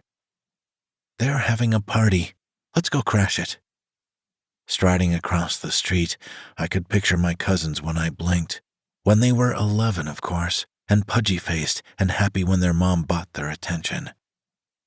Walking up the concrete path, I clenched my hands into tight fists as the hairs on the back of my neck stood up. The music was loud, bracingly so, and I had to bang on the door to get any sound to come back to me, let alone inside. Pressing his palm against my back, Theo stole some of the tension gripping my spine, and I rolled my lips between my teeth to gnaw hard. The door swung open with no warning, and I stiffened as my uncle's bright smile filled my field of vision. It took him a moment to recognize me, and his smile dimmed but didn't disappear as I awkwardly held up my hand. "Hi." His bushy graying brows rose at my greeting, and I cleared my throat roughly. "I was in Springfield, and I was hoping we could talk, but if you're busy—" No, of course not." Sputtering slightly, my uncle glanced over his shoulder briefly before stepping to the side, and surprise prickled the bridge of my nose. "Come on in. It's funny you decided to come today. Jack just got back from his deployment. You didn't know he went into the Army, did you?" "No, I didn't." Stepping over the threshold, I blinked hard, and I gestured to Theo as his hand slipped from my back. This is Theo, my boyfriend." "Nice to meet you. I'm Jack, senior, of course."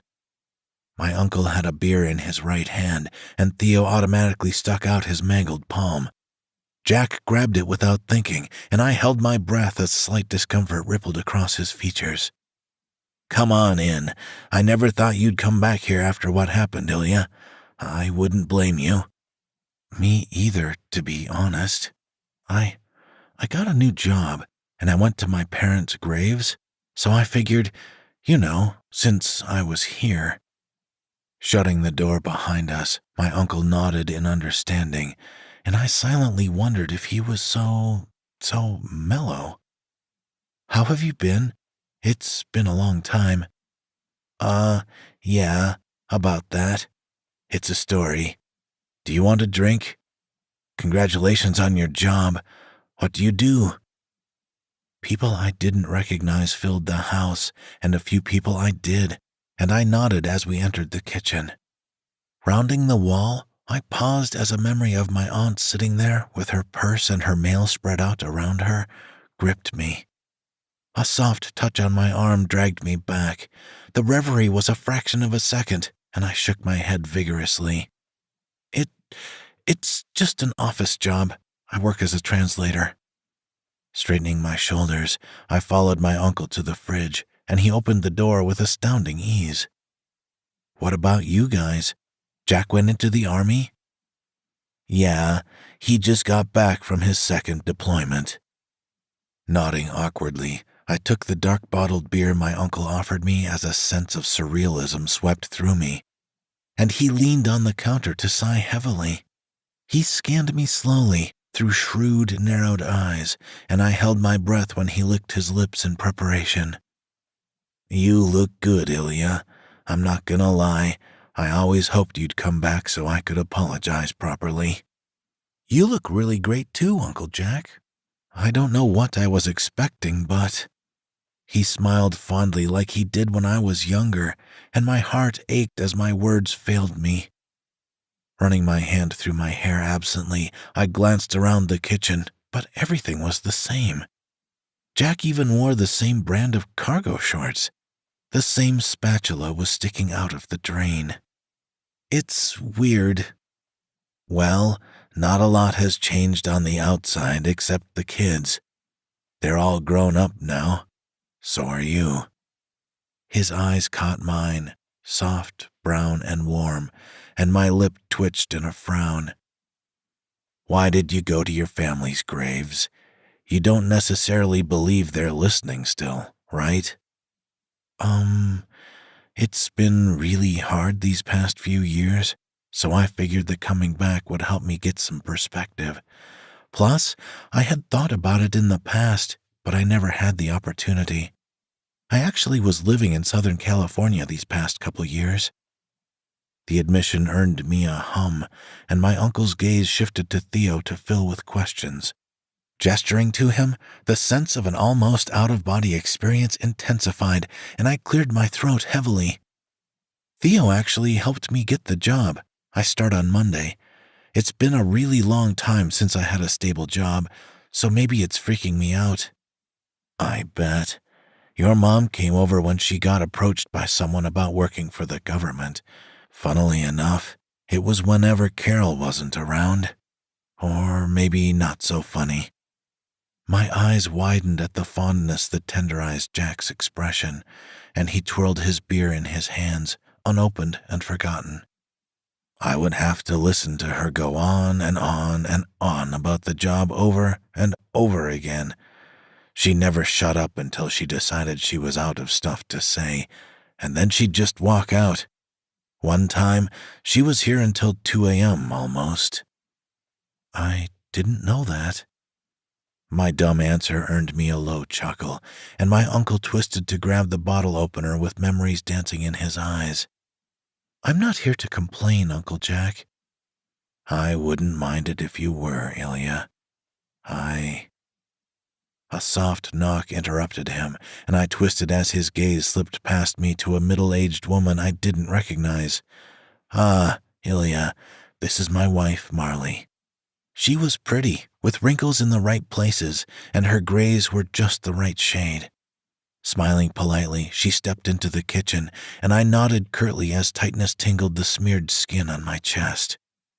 Something cold touched my arm, and I turned back to Jack as he held out the bottle opener for me. "Like I said, it's a long story, but I think it's about time you heard the whole thing." Leaning back, my uncle took a deep swig of his beer, and I clenched my jaw hard as I tightened my grip on my bottle. "We were getting divorced. Carol was always worried about bills because her lawyer was consuming her money. I couldn't stand her doing what she did to you, and there were a lot of problems for a long time beforehand, but the deaths of your family were what pushed me to take that step." "You said you didn't know she was stealing?" Jack gave a guilty, grim smirk and slight shrug, and I lifted my beer to my lips. I hated beer, but even it couldn't wash the sour taste from my tongue. "I didn't know the extent, but I knew the moment she took the property managers to court that she'd waste it all and leave nothing for you. I wasn't in a position financially to stash money for you, or I would have done that. We tried to keep it up for the kids and for you, Ilya, but when Carol started remodeling the house, I knew you'd know that she was up to something. At the time, it seemed like the less horrible option, for you to hate me instead of hating yourself. I wasn't expecting you to sue her for it, and I wasn't expecting her to commit suicide, but I was really proud of you for it at the time." "I don't hate you, Uncle Jack. I don't even hate her. That's just using energy I don't have." Marley popped open the refrigerator out of the corner of my eye, but I focused on my uncle as a sigh rattled my sternum. "It is what it is, I guess. It took me a long time, but I'm on track now. After she died, I wanted to offer you your room back, but you disappeared. I hired a private investigator, but you're really good at blending into crowds. Always have been. Needless to say, things stabilized after a few years. Jack was having a lot of problems in school, so he decided to go to a reform camp on his own. He's flourished. Grant is a senior now. He's doing well. I talked to them about divorce long before I actually did it, and I got lucky they were starting to get to that age where they had a contention with Carol. Of course, her death hit them hard, but for what it is, if possible, I believe in the right way." Nodding in understanding, I licked my lips heavily as my mind whirred furiously. Maybe, at the time, I'd just been so disinterested in anyone but myself that I'd never noticed. Maybe because it had been like that since I arrived, it was just normal to me. To be honest, the why didn't matter anymore, and I lifted my beer to my lips to neck the contents before inhaling deeply. Whatever concoction of words my mind was about to belch out was cut off by a shout, and I twisted as my heart leaped into my throat. Jack, in his full army garb, stood in the mouth to the kitchen, and the fine hairs on my arms stood up. He wasn't pudgy-faced anymore, even as shock reddened his features. My mind raced. What did he know about me? He was young when my parents died, and I'd moved in. Jack started toward me, and I tensed when I realized he was going to tackle me. My heart stuttered, and the anxiety in my gut spread to my fingertips and toes. But in about the time it took to blink, Jack was on his back. There wasn't even the slightest thump against the tiles or faintest shudder of the floor. In one fraction of a second, he was standing, and then his knees were up against his chest, and he was staring at the ceiling. "Don't touch her." Standing over Jack menacingly, Theo frowned darkly, and my cousin gasped stupidly as he caught up with events. My brows rose as surprise dried my mouth when Theo stuck out his good hand, and he helped Jack to his feet to pat his back hard. "Welcome back." Chapter 35. Theo. "You were right. This is way too good to be true. Something bad is gonna happen."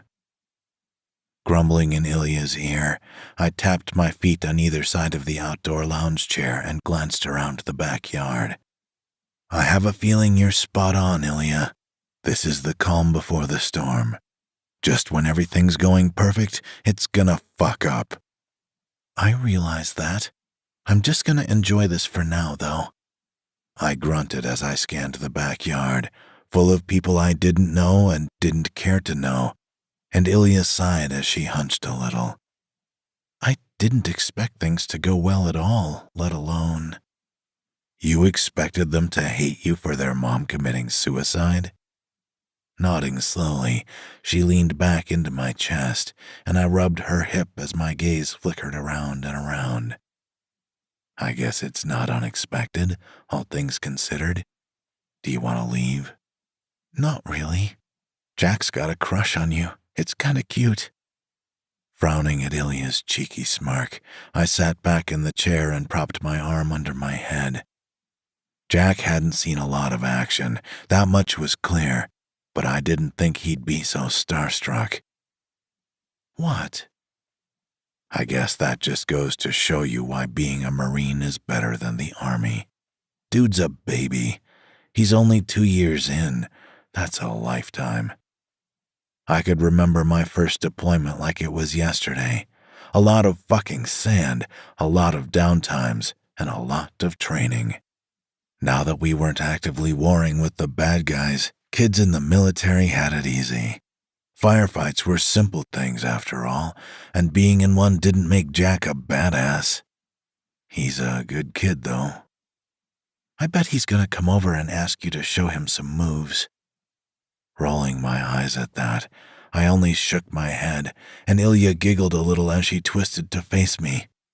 She looked good, fresh and glowy and happy.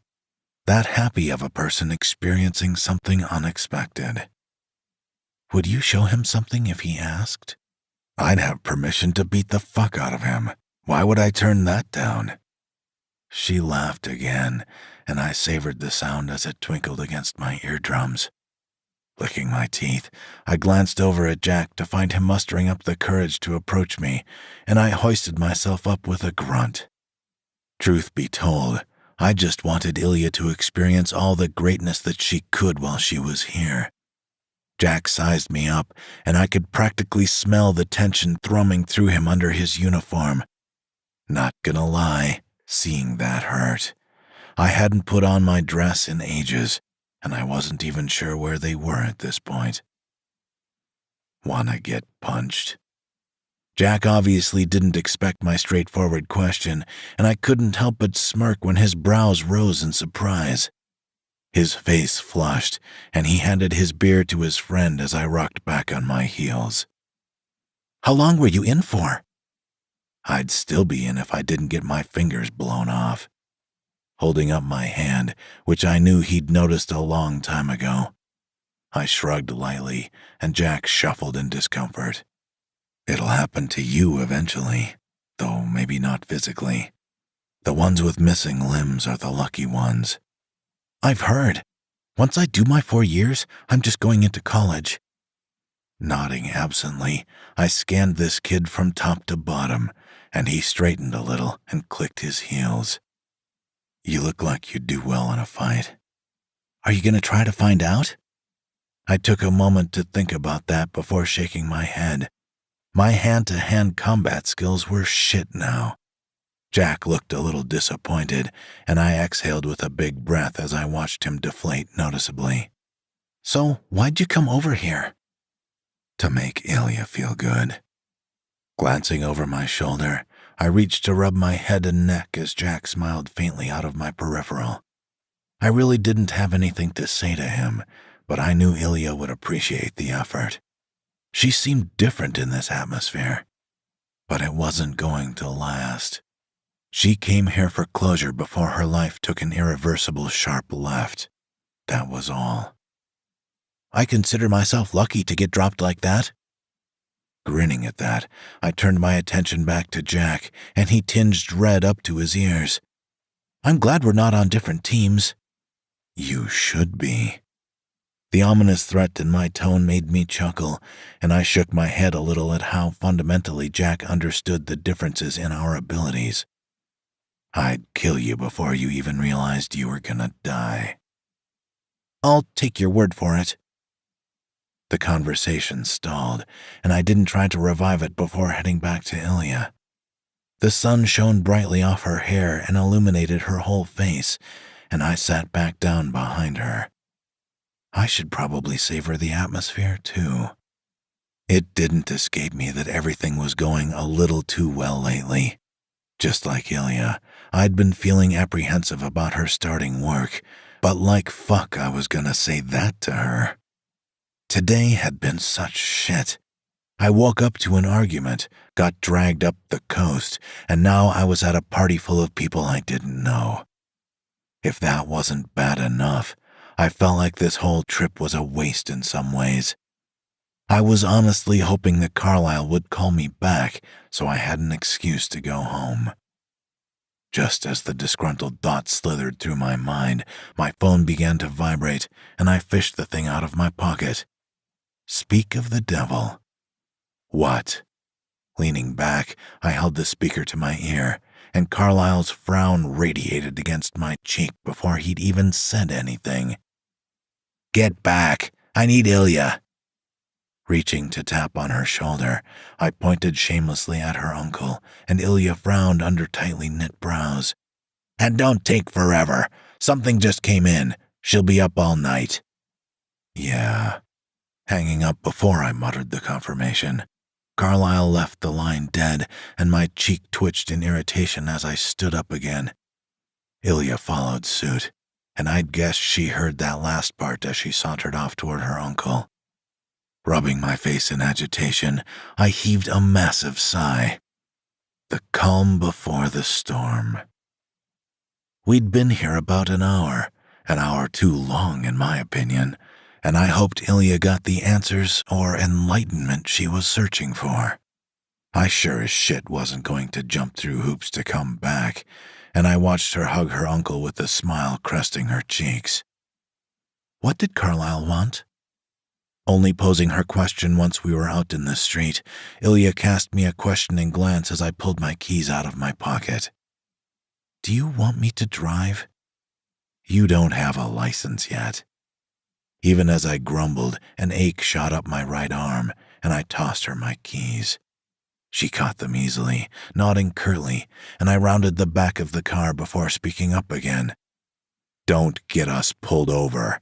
I don't know what Carlisle wants, but it involves you, so it must be something involving whatever internal drama he mentioned at the club.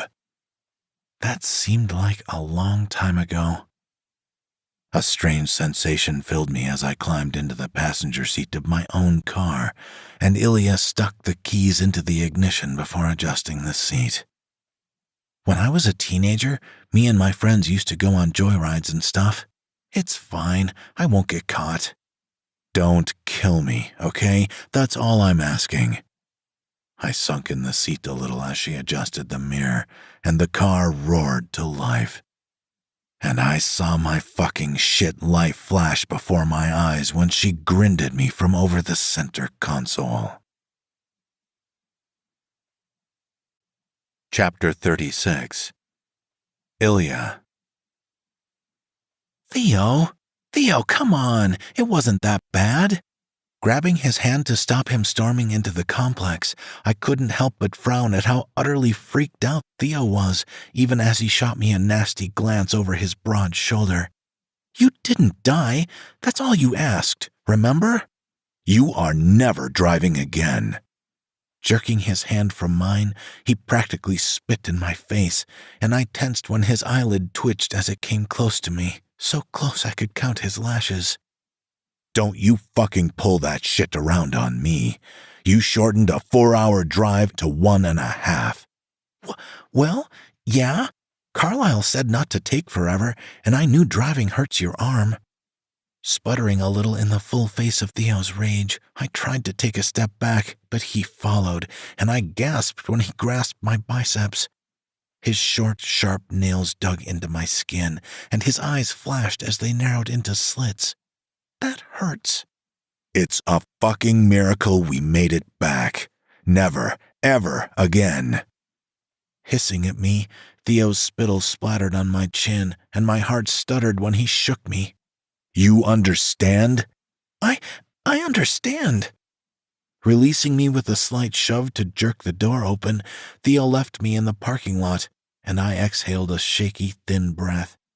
Glancing down at my arm, the deep crescents of his fingernails were prominent, a white half-moon in the sea of reddening flesh. My gaze followed a white line on the pavement, up the brick wall, and the courtyard that served as a parking lot enclosed by it. A bridge connected two buildings, technically, one for living and one for working. Oh.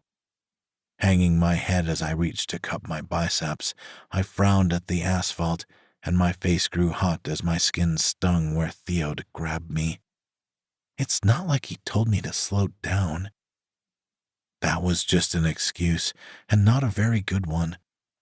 Maybe my driving 110 wasn't the best idea, but I wanted to get back as fast as possible. Carlisle didn't sound happy from what snippets I'd caught, and... Everything all right out here? Slithering out the door like a snake, Carlisle frowned down at me, and I huffed as I crouched down on the balls of my feet. I take it it's not all paradise on the island, huh? He doesn't like how fast I drove. When I moved my lips, I could taste him, and Carlisle hummed softly in acknowledgement. An ugly blotch spread across my chest, and I sat back on the hot concrete with a grunt. What's going on that you wanted us back? I wanted you back, Ilya. Theo's off today, all day. Anyway, we've got some shit to talk about. I guess out here's not a bad place. It's probably not bugged, at least. Leaning against the wall to slide down, Carlisle pulled a pack of cigarettes out of his dress pants, and I took the one he offered me. He sparked up, wordlessly passing me the lighter, and I took a huge drag trying to fill the gaping hole that had opened up inside me. So, someone is two-timing me, and your job as of right now is to find out who. That's some useful information there, Carlisle. Running my hands through my hair, I suddenly wished I'd spent a little more time with Carlisle instead of being lazy as hell. How many languages do you speak? English, Spanish, and German.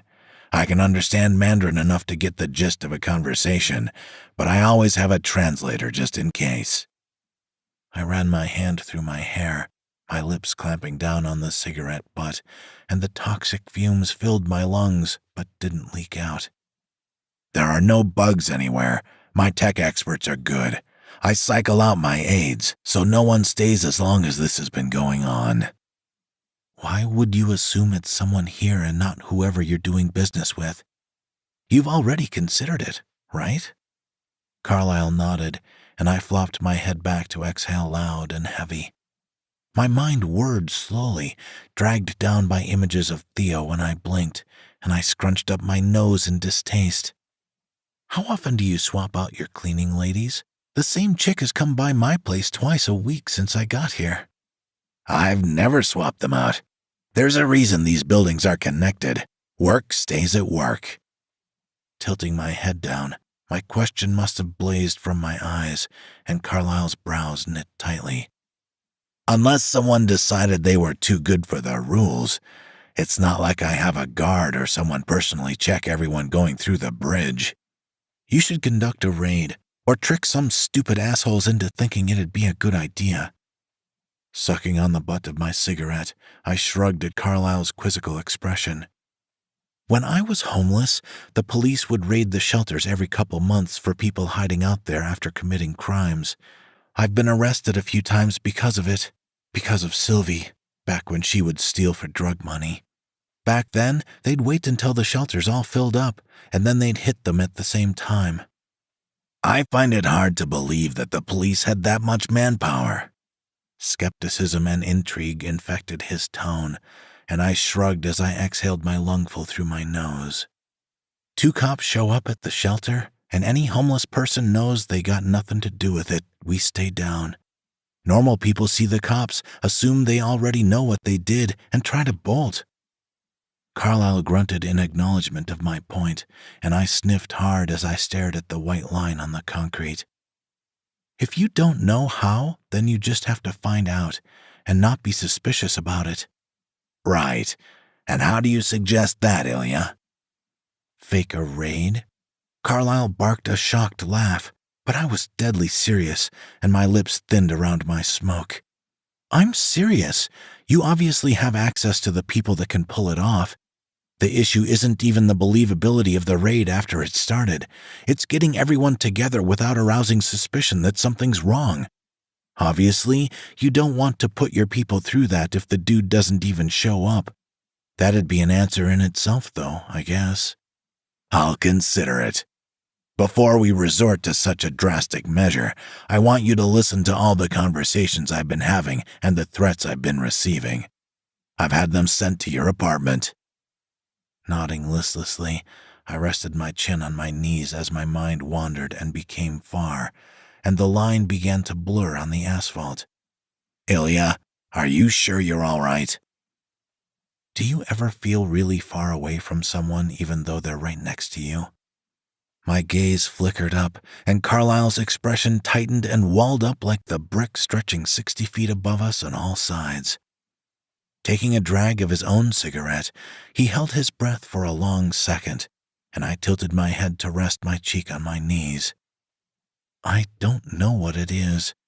I can't figure out what about me is so small, and I don't get why this is happening. We had a fight this morning about sex. I don't even want to have sex with him, really. I just want to be close to him, but he keeps pushing me away." "Is it about your chest?" His voice was surprisingly soft and tender, and I nodded as much as I could at that angle before he sighed heavily. "You can't hide behind those bandages forever, Ilya. I don't blame Theo for wanting you to take them off, but you can't really be upset because he's mad you won't. If you can't have all of a person, there's no point in having any part of them, despite what people try to say." "Why did you give me those 2 months off?"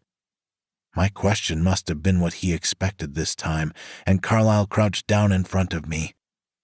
His cigarette hung out of his mouth, and he looked really, really kind-hearted. Plopping his palm on my head, he snatched his smoke with his free hand before offering me the tiniest, broken-hearted smile I never thought I'd see on him. You remind me a lot of my sister right before she killed herself. Lost, listless, unable to do anything because you're so out of touch with yourself. It's not the same, I know. She was lost because our dad raised her to not be anything, not care about anything, not do anything for herself. The opposite is just as true, Ilya. You care too much. You are too much.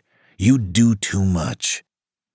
My eyes widened as surprise rocketed through me, and Carlyle chuffed softly before standing up and fixing the crack in his demeanor.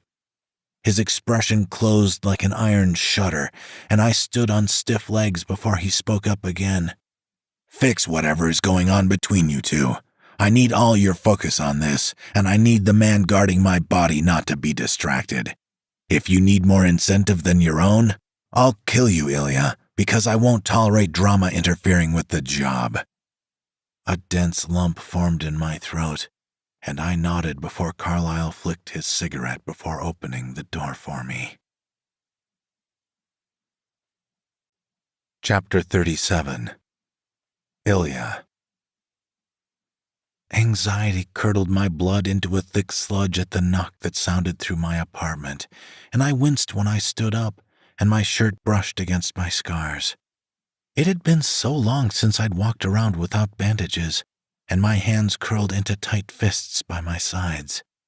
Shuffling heavily to the hallway, I paused in front of the door, and I could practically smell Theo from the other side.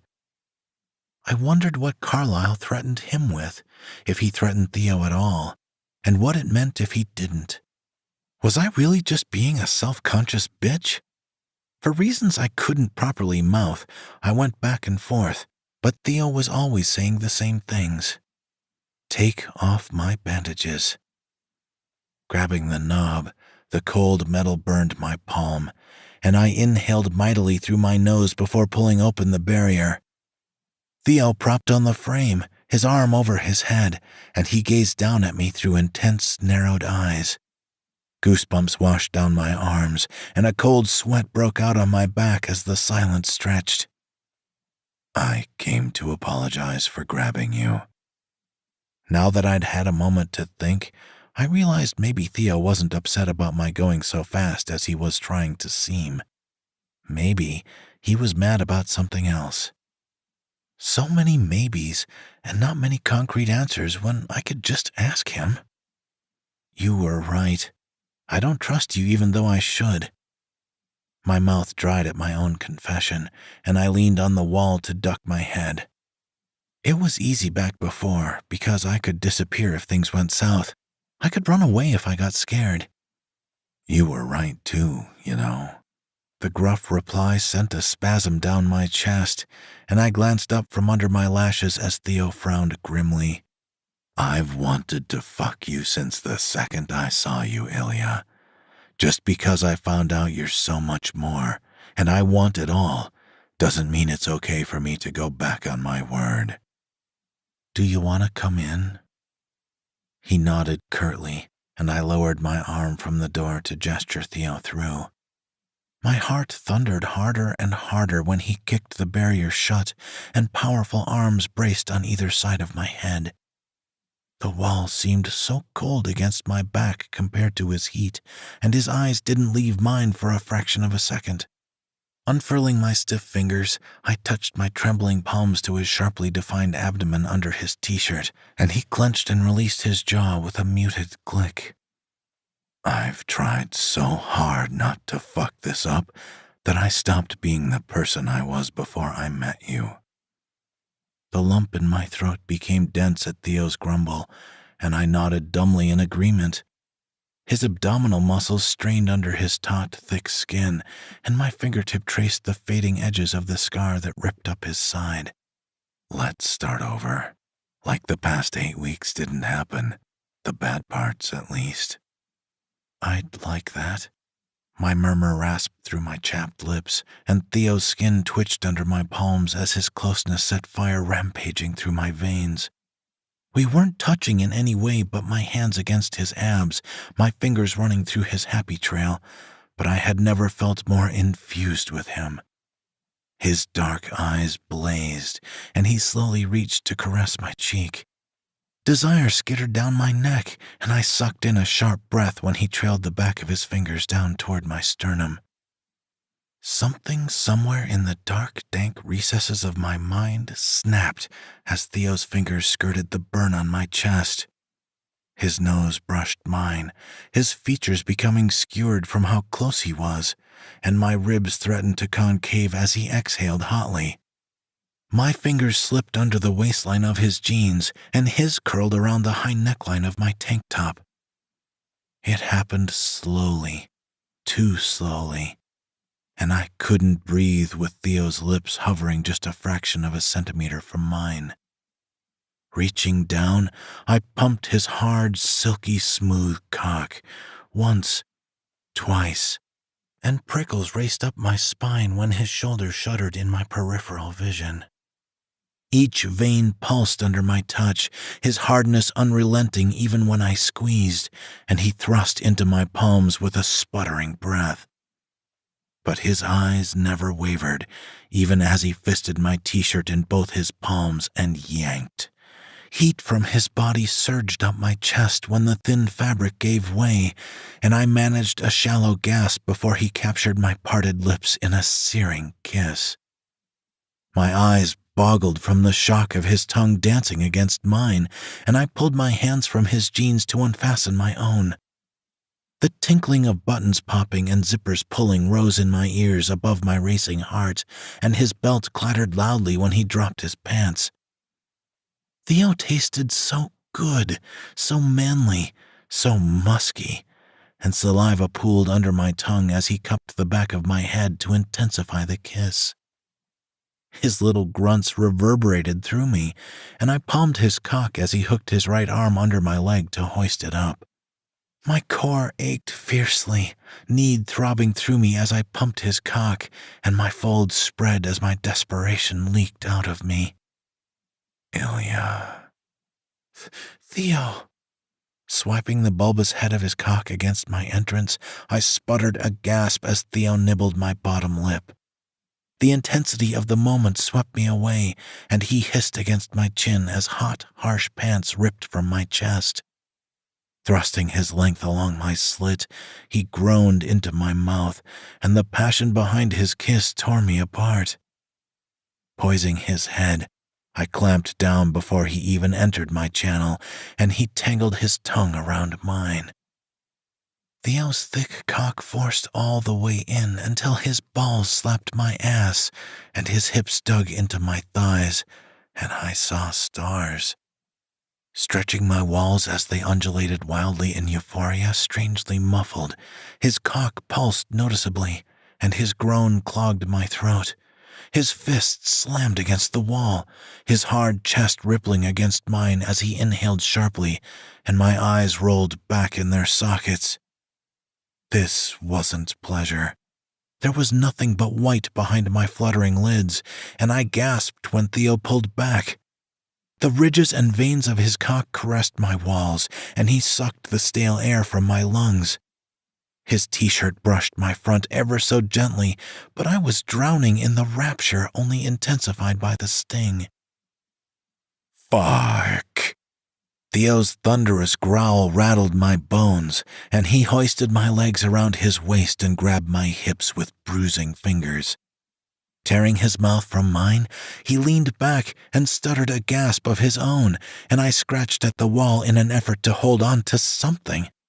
His gaze bored holes into my face as pleasure dropped my jaw, and he pushed my hips down and thrust up in a brutal snap.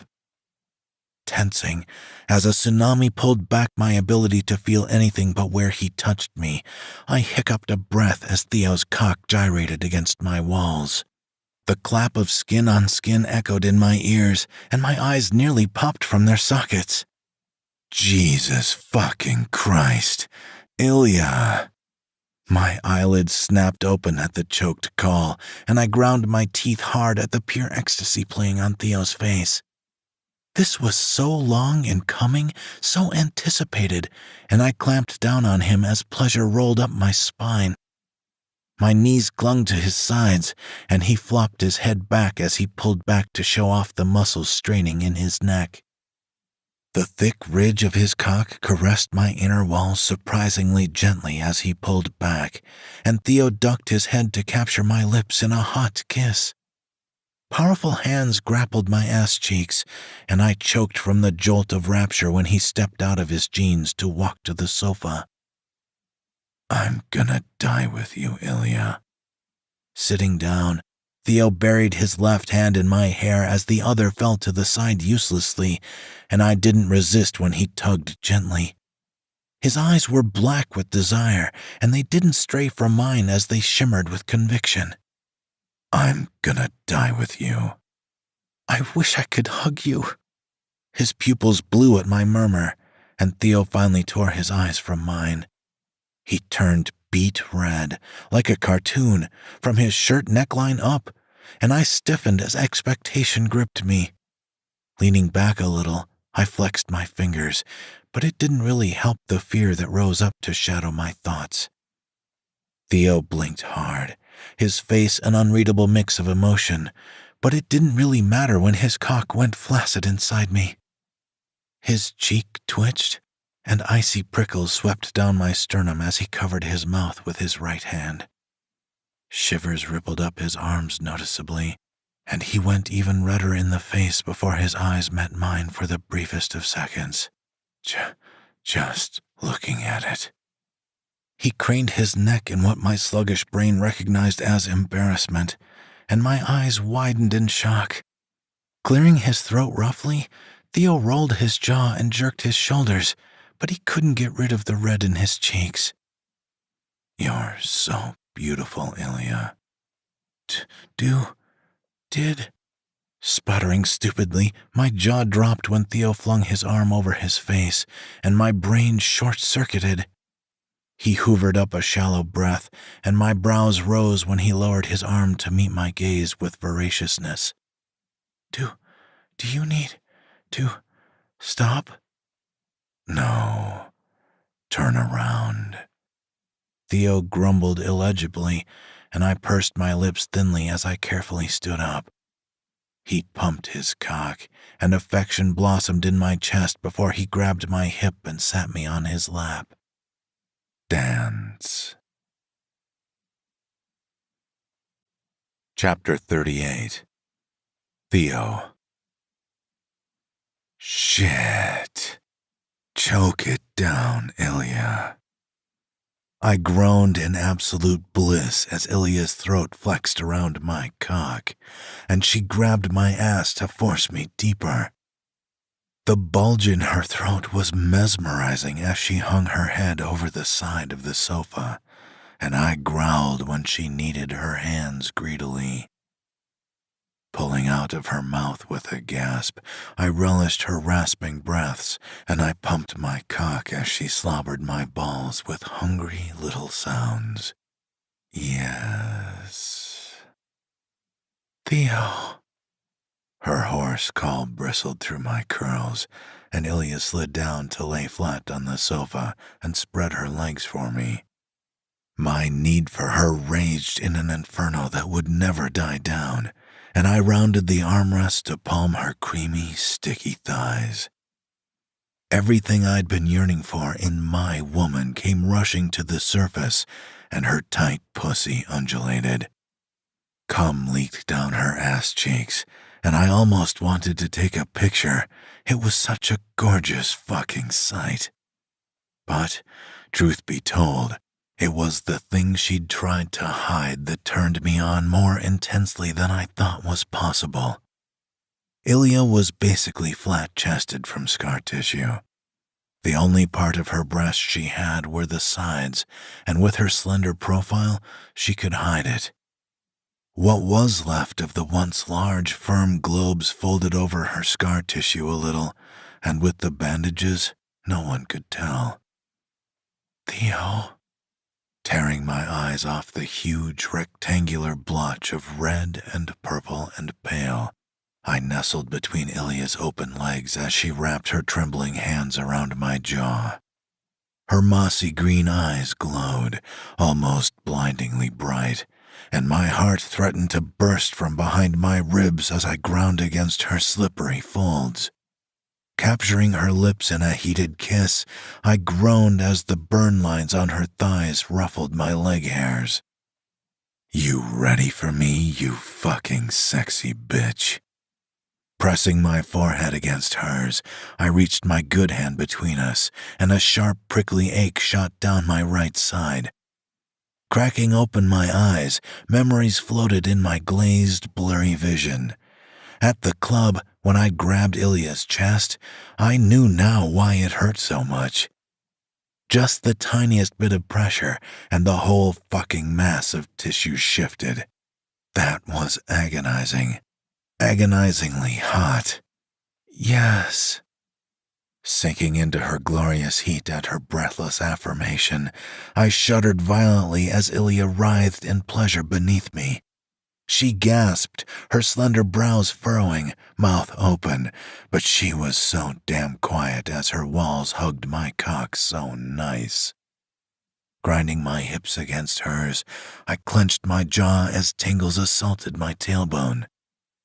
Shit. Pulling back, I rammed Ilya's cervix with a snap of my hips, and she mewed softly as she threw her head to the side. Her nails scraped my stubble, and I set a hard pace as my balls tightened.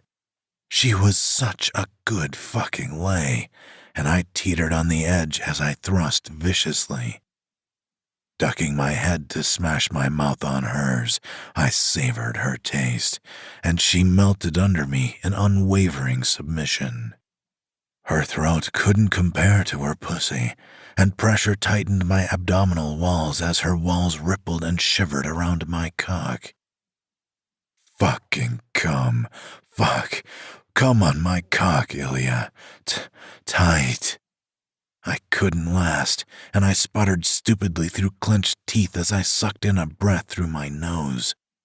Sweat dripped down my arms and neck, and I thrust hard with a grunt as my balls drew up. Hot ropes of cum spurted up my shaft, and spasms attacked my muscles as stars burst behind my shuttered lids. Oh, fuck. Yes. Every ounce of energy I had left kept me from just collapsing on Ilya, and I gripped the armrest with clammy, trembling hands. Despite dying down, the waves of euphoria, the almost religious fervor of finally obtaining a goddess of my very own, ripped up my sternum, and icy prickles followed. Soft palms caressed up my chest, and I somehow managed to open my eyes to find her smiling at me. A divine gift. You're so beautiful, Ilya. Her smile widened, the redness in her cheeks darkening as I ducked to kiss her with a low, pleased groan. How could you be anything less? You're probably the only one in the world that thinks having no nipples is sexy, Theo. Pushing myself heavily back on my knees, I grabbed her arms, gently this time, to pull Ilya with me. She seemed so easy now, and I sprawled on my back to let her settle against my chest. Her sweat-slickened skin stuck to mine, and I glanced down the ruined plane of her chest with a stirring ache in my abdomen. True, she didn't have any nipples, but that was fine. Her scars were sexier anyway. Cupping Ilya's face with my bad hand, I stroked her cheek with my thumb, and I reached to swipe the television controller from the coffee table. Her weight was comfortable against me, and I buried my nose in her hair to take deep breaths of her. Tomorrow is gonna be different, Theo. The murmur twinkled with a promise in my ears, and I grumbled lowly in response when my tongue stuck to the roof of my mouth. I'm gonna try to be better. I know you can, Ilya. Nothing worth doing is effortless. Just as the television blinked on, a soft beep echoed from the hallway to the front door, and Ilya tensed against me. Tightening my grip on her face, I held her where she was, and her jaw worked under my palm. Carlyle appeared around the corner, hand covering his eyes like he didn't want to catch his sister naked or something, and I snorted roughly. "Put a blanket on or something, please." Ilya was only too happy to oblige, grabbing the throw that hung over the back of the sofa, and I frowned against her crown. "I have guests coming on Tuesday, and both of you need to be there. This affects them too, so I want you to hear everything everyone has to say about this whole mess." "I'm decent." "Well, not really, considering the cum dripping down your hair." Carlyle still lowered his hand, seemingly unaffected by Ilya's red, blotchy face and obvious roughed-upness, and he nodded firmly. "Who are they?" "My father and brother." Surprise rocketed through me, and Ilya shot up with a squeak before I could even process Carlyle's declaration. "They'll be here in about 37 hours. You have that long to go through everything." "You have another brother?" Carlyle grunted, and I inhaled a calming breath as my mind whirred furiously, trying to keep up with the conversation. "Well, that's just great, isn't it? I thought this was a personal problem. It's not? You should have told me that earlier. I wanted to see what you'd suggest before mentioning it. I know what you're thinking. Why would I need you if this is a huge company-wide thing? The answer to that is simple, Ilya. You're unaffiliated and can look at everything with fresh eyes. Also, you have experience in the dirt that I thought would be helpful." The skin on Ilya's back rippled, and I covered the spot with my palm to feel her lungs shudder in a huff. "Not to mention, it's all happening to all three of us at the same time. We need someone outside the situation for clarity, but also because we can't trust our own people, apparently." "You trust me, though." The accusation earned Ilya a scowl, and I rubbed the smooth, porous skin on her back with my right hand. I could feel the fine hairs that she didn't have on her chest, and the muscles rippled so regularly without the bumpy clumps of scar tissue above them. "Don't make me regret it." Carlyle turned on his heel, and Ilya sat straight until the door lock clicked into place before flopping back against me. Her groan of frustration shot straight to my cock, and I reached over her thigh to circle her clit. She threw the blanket off her in a fury, her knees bending high and grumbling as hunger gnawed at my gut. "How long do you think it'll take you to get through everything he piled up in your kitchen?" Dripping with cum from the both of us, Ilya's hot cunt flexed as I eased inside, and she gasped softly. When she came, she didn't make any sounds. She barely made any sounds anyway, but I thought it was cute. Leisurely curling my fingers against her quivering walls, I thrust my hard cock between her ass cheeks. "I want to keep going." "A couple hours, at least 5. Smirking broadly against her cheek, I sucked in a sharp breath when Ilya rolled her hips eagerly.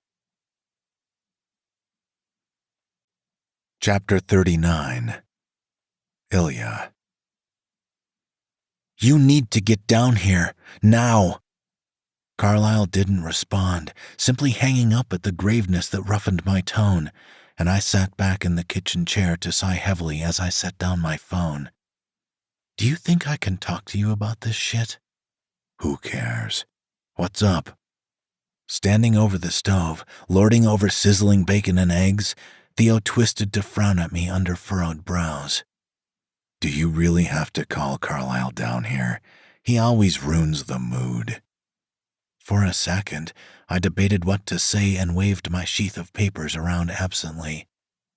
I'd gone through about half of the boxes of translations and hard transcripts, and I nodded at Theo's second question. "These are all wrong, Theo. How come no one saw this? The translations are off. There's no way these mistakes should happen." Scanning the page, I held my forehead on my palm, and Theo grunted softly as he turned back to the stove. I don't get what's going on. No one with a grasp of the language would make these mistakes, unless they were deliberate.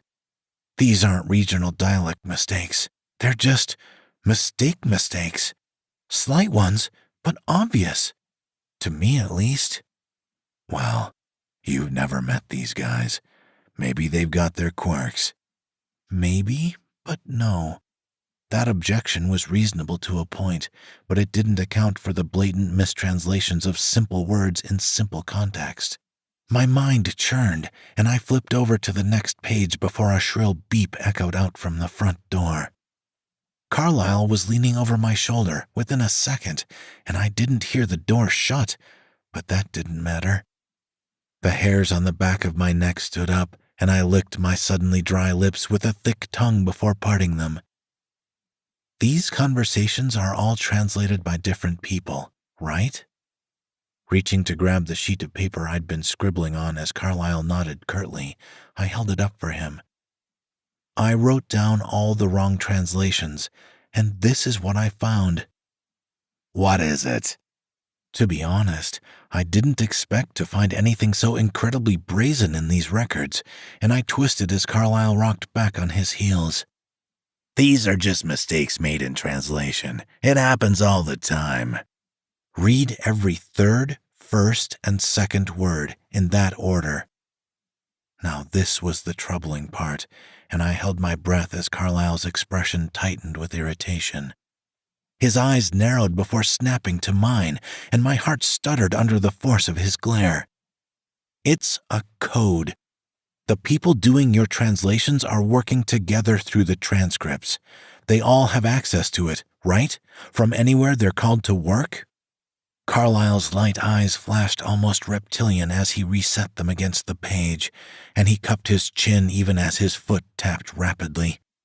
After I started cataloging the mistranslations, it became obvious that the people doing the translating were trying to do some clandestine bullshit. Who mispronounces the word money in any language? Especially considering that they were working for Carlyle's family. They had to be good. This is all you've found so far. I nodded mutely, and he tapped his cheek as he turned the paper over, his eyes bouncing from word to word in rhythm. How many transcripts have you gone through? A little less than half, but I have a feeling that your father's and brother's records contain a majority of the conversations. There's definitely not enough here, and you speak Spanish fluently, which cuts out your need for a translator for most of your business. Even though it had been months, I had no knowledge of what that business actually was, although I assumed it was illegal. Nodding with a troubled crease between his brow, Carlyle turned the paper to the front to read it again. I suppose it doesn't matter what they say. This is enough to do something about the translators that are doing this. It is. I didn't expect this.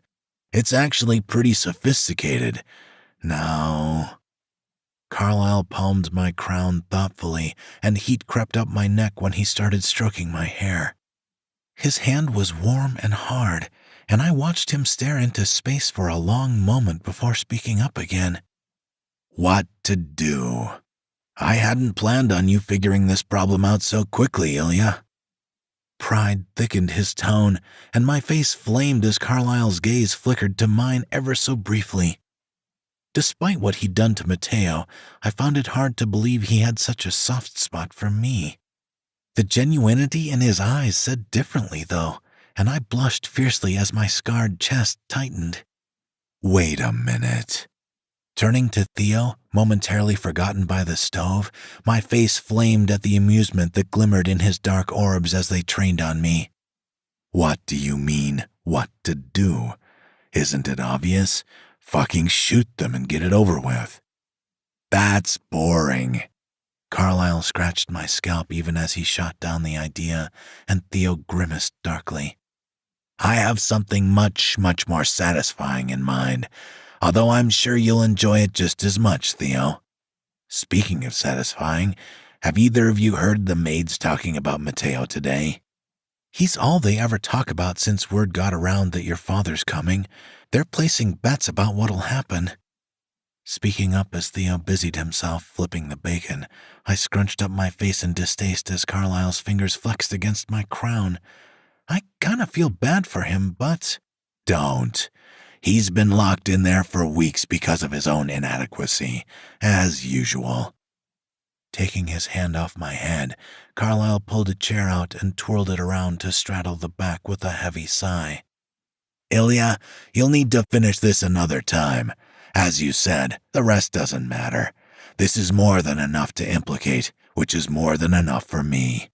I'll inform my father and brother about sending me their records, but it'll be a while before we can set something up to deal with this. So, for now, I have another job for you. I was going to wait, but seeing as you're truly exceptional, you lay it on thick for a dude who thinks I'm disgusting."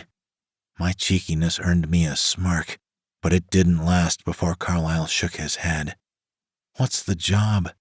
"Technically, it's a job for you both." Gesturing to Theo, his eyes didn't leave me, and my brows rose in surprise. "I've told you why you're here. You're going to infiltrate a party hosted by the Italian mafia and drug someone for me." "Infiltrate?"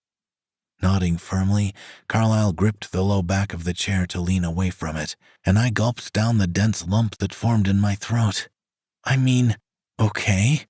What does that entail exactly?" "I'll give you the details after my dad and Iran leave. It's not for another few weeks, but it'll probably happen before we can set up the translators. You said it before, we can't arouse suspicion. The next planned function between us all that requires all the translators is around Christmas. I thought you'd appreciate a heads up." Gnawing on my inner cheek, I only nodded at that, and Carlyle tapped the flat top rung of the chair. I could see the cogs working in his eyes, and he cocked his head back a little. "Make yourselves presentable. We'll talk more during lunch." "Righto." Tapping 2 fingers to my temple, I couldn't help but smile when Carlyle chuckled before standing up and pushing the chair back in. "What should I wear?" "Whatever makes you comfortable." Leaving me with that, Carlyle sauntered out of the kitchen and then my apartment, and I reached to ruffle my hair as my mind raced. To me, it was so easy to spot, such a simple concept to use a code in plain sight. No one double-checked this stuff but the translators themselves, so no one faulted someone for making an occasional mistake, days and weeks apart, especially if they didn't know it was a mistake. I wonder if anyone caught on outside of this. Throwing my question out there, I grabbed a short stack to flip through it, and Theo grunted from over the stove. These translators are pretty much cycled around depending on where they're needed, so they have conversations with the same people. Do you think any of them noticed the slip-ups? "How would I know? I only speak English." My lips twitched up at that, and Theo shook his head before gesturing to me from over his shoulder. "Anyway, it doesn't really matter to me. All I'm good for is being a meat shield, and I'm okay with that." Watching the muscles roping just under his tanned skin play along his back, I propped my cheek on my fist on the table. I hadn't gotten a chance to ask whether or not Theo had been threatened by Carlyle, but I got the sense that he hadn't, which meant he came and apologized on his own. I wished I could say the same, but Theo would never have to know that it wasn't my choice to take off my bandages. Everything turned out fine. I was fine, and I had the sneaking suspicion that things would only get better from here, regardless of how crazy work would get. We, us, Theo and I, we would be good together. Chapter 40. Ilya. Adjusting my curled hair over my shoulders, I nodded at my reflection, and dull brown eyes gazed back at me. Feminine pride bubbled up in my chest at how different I'd managed to make myself look now that I had proper products. Lightening my hair had been easy, and I flexed my toes against the carpet as I stood up with a happy huff. "Do you want help with your bandages?" Pursing my lips thinly at the offer, I pulled open a drawer that contained nothing but rows and rows of medical-grade bandages. I'm not sure what I'm gonna do yet, so—" Arching a brow quizzically, Theo leaned back on the lounge leisurely. He didn't seem offended, and I kicked the dresser drawer shut as I scratched my head thoughtfully. I guess it doesn't really matter. Okay. I didn't bother elaborating as I held the end of the roll up to my hip, and my brows furrowed in concentration. I hate watching this. My heart throbbed at his grumble, and I turned to Theo as the most unhappy grimace stained his expression. The scar ripping down the side of his face flushed an angry red, and his lips thinned when I sat the bindings down next to him. Bracing my foot low against his chest, goosebumps swept up my leg at his hard, steady heartbeat pulsing through me. Blood drummed in my ears as he caressed up my calf, his left hand creeping unabashed over my inner thigh. Dark eyes met mine, and my mouth dried with the undeniable urge to smash my lips on his. I didn't fight it. Couldn't fight it. Straddling his waist, my mind went blank as Theo stuck his hand between us, and I grabbed his face to kiss him hungrily. Now that I had him, I couldn't stop, and his groan clogged my throat when he forced his tongue between my teeth. Tangling his tongue with mine sweetly, his taste tingled along my buds, and I smiled into the kiss as he worked a finger against my clit leisurely. When we get back, I'm gonna fuck you again. The murmur sent delicious shivers down my spine, and I pulled back to gnaw on my bottom lip. I wanted to suck Theo's cock. The urge curdled in my gut almost to the point of pain. I wanted to sit on his face and feel his beard burning my thighs. I wanted to make up for the past 2 months in just one night. We'll be okay, Theo. Smooth, scarred skin brushed my cheek at my mumble, and Theo didn't protest when I stood on my feet. Clenching and releasing my fists by my side as need sloshed in my chest, my knees wobbled dangerously, and hot, short breaths ravaged my lungs. The weight makes it better. I'm not so sure it can get better. I definitely wasn't expecting him to say that, and my brows rose as he flopped his head back to let out a tight huff. Hurry up and get dressed. Do you remember in California? Grabbing the bandages, my heart refused to calm down, and I licked my dry lips heavily as they tingled with need. You told me once that you wished your fingers weren't gone so you could appreciate my ass fully. Theo barked a laugh and nodded as I started my bandages at my hip again, and a fond smile stretched my lips. Things seemed so simple back then. He was kinda creepy and awkward, and I wrestled so much with it. Deep down, maybe, I acknowledged that that comment was what made me even more confused. Because he wasn't just a creep foisted on me by Sylvie's bad decisions. That was when I realized, man, I was in trouble. I remember. Honestly, Ilya, it's hard to remember shit before I met you. It just seems like there was nothing there. Being with Matteo was basically a dull, endless routine of strip clubs and trips that were all a blur. And before that, obviously, I got blown up by a tire. Oh my God. I couldn't friggin' handle it anymore, and my hands trembled as Theo continued to rant, stuck in his own head. Rapping as fast as I could without risking having to redo it, I blinked hard as saliva pooled in my mouth. I know I said this before, but all I wanted to do was fuck your brains out since the first time I saw you at the club. After a while, I realized, your chest and that shit, screwing you with the bandages on was a disservice. I didn't want to be another name on a list of bad experiences. If I was gonna fuck you, I had to do it properly. I guess I got more interested in that than trying to make you happy or feel accepted. That's the thing that sucked the most these past 2 months, isn't it, Ilya? You're a pain in the ass, but I only made it worse by demanding something you didn't want to give me. That's fucked up. After you nearly killed me on the ride home, I realized what the fuck's the point of trying to set up everything the way I think it should be. It's not like I'm fucking myself, you know? Things aren't supposed to work like that. I'd reached just under what little of my breasts were left when Theo sighed heavily, pausing to rub his face roughly.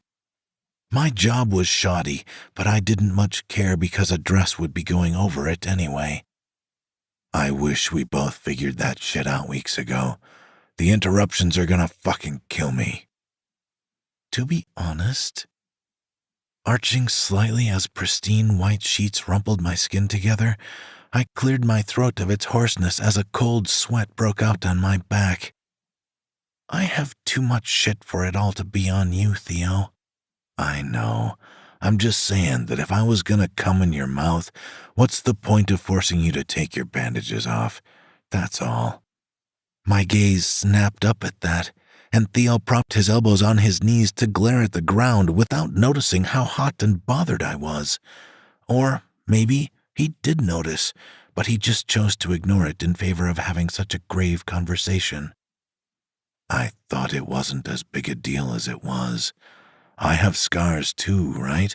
So, obviously, if I can handle it, so can you. That's wrong. I'm sorry, Ilya. God! Blinking viciously against the fierce sting in my eyes, my squawk rasped my throat, and I whipped around before Theo saw me ruining my makeup. Forcing a breath through my nose and past the dense lump in my throat, I craned my neck and shivered violently. The strain of his words settled heavily on my shoulders, and I ground my teeth as my face grew hot.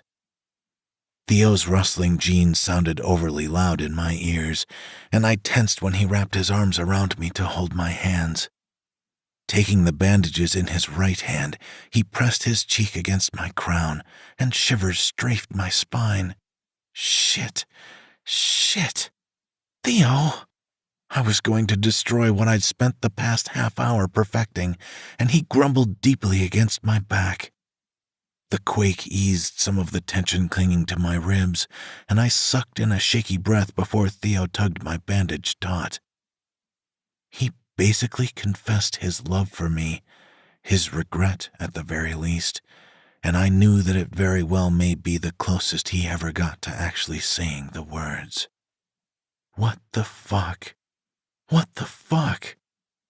Sniffling hard as Theo worked on my bandages, I tilted my head back in a futile attempt to breathe.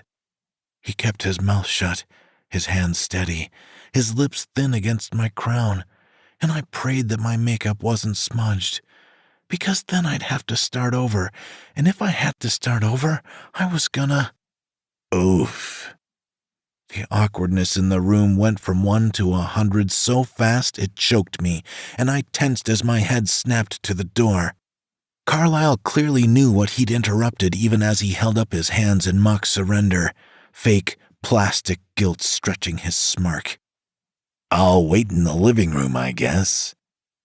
My scars weren't totally covered yet, and I frowned when Carlyle turned out of the doorway to clamp his hand over his mouth tightly.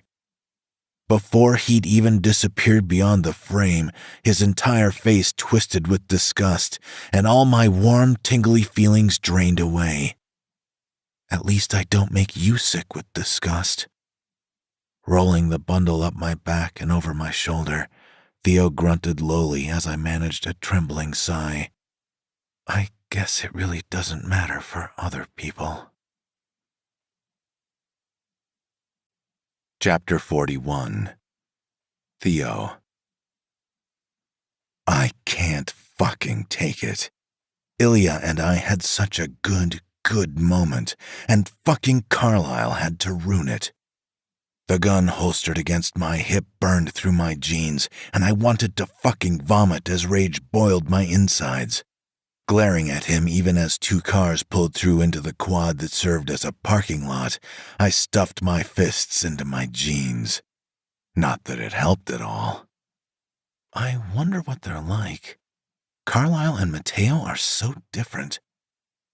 Ilya's mumble barely breathed, the blood drumming in my ears, and I grunted lowly. My eyelid twitched with how fucking hard I glared at him, and I knew he could feel it, that dick. Theo, it's not a big deal. I'm gonna fucking beat him until he shits himself. At least Carlyle had the decency to look ashamed of himself in Ilya's apartment. He didn't apologize, of course, but that didn't matter. He fucking knew Ilya wasn't dressed, and he still chose to interrupt and see that shit. Rubbing my arm, she didn't say anything more when the cars parked in front of us, and I hoovered up a massive breath in an attempt to calm myself. I sincerely hoped that Carlyle would walk in on me blowing Ilya's back out so he could see the way a real man treats a woman with a little physical baggage. The door behind us cracked open, and I twisted to lay eyes on Matteo for the first time in months. He wore a nice suit, but he looked older, more haggard, and wouldn't meet my gaze as he slunk past. Obviously, he had a hard time wrestling with the reality of the situation, but at least he didn't come outside in a stained shirt and reeking of alcohol. Oh, the stories the maids told when they thought no one was listening. Normally, they came around twice a week to tidy up, but they had to make daily trips to Matteo's apartment because he was such a fucking slob. I wasn't sure how anyone could make a mess like that in just 24 hours, but apparently he did. But Matteo crawling out of his hole also meant that his father and older brother coming here wasn't something to take lightly. Running his hand through his hair, he stood next to Carlyle but a good distance away, and I rolled my shoulders to get rid of the tension zinging through me. A car door popped open, and I cleared my throat roughly of the expectation that clogged it. Truth be told, I expected a slender, tall guy with a few good wrinkles and a cigar hanging from his mouth.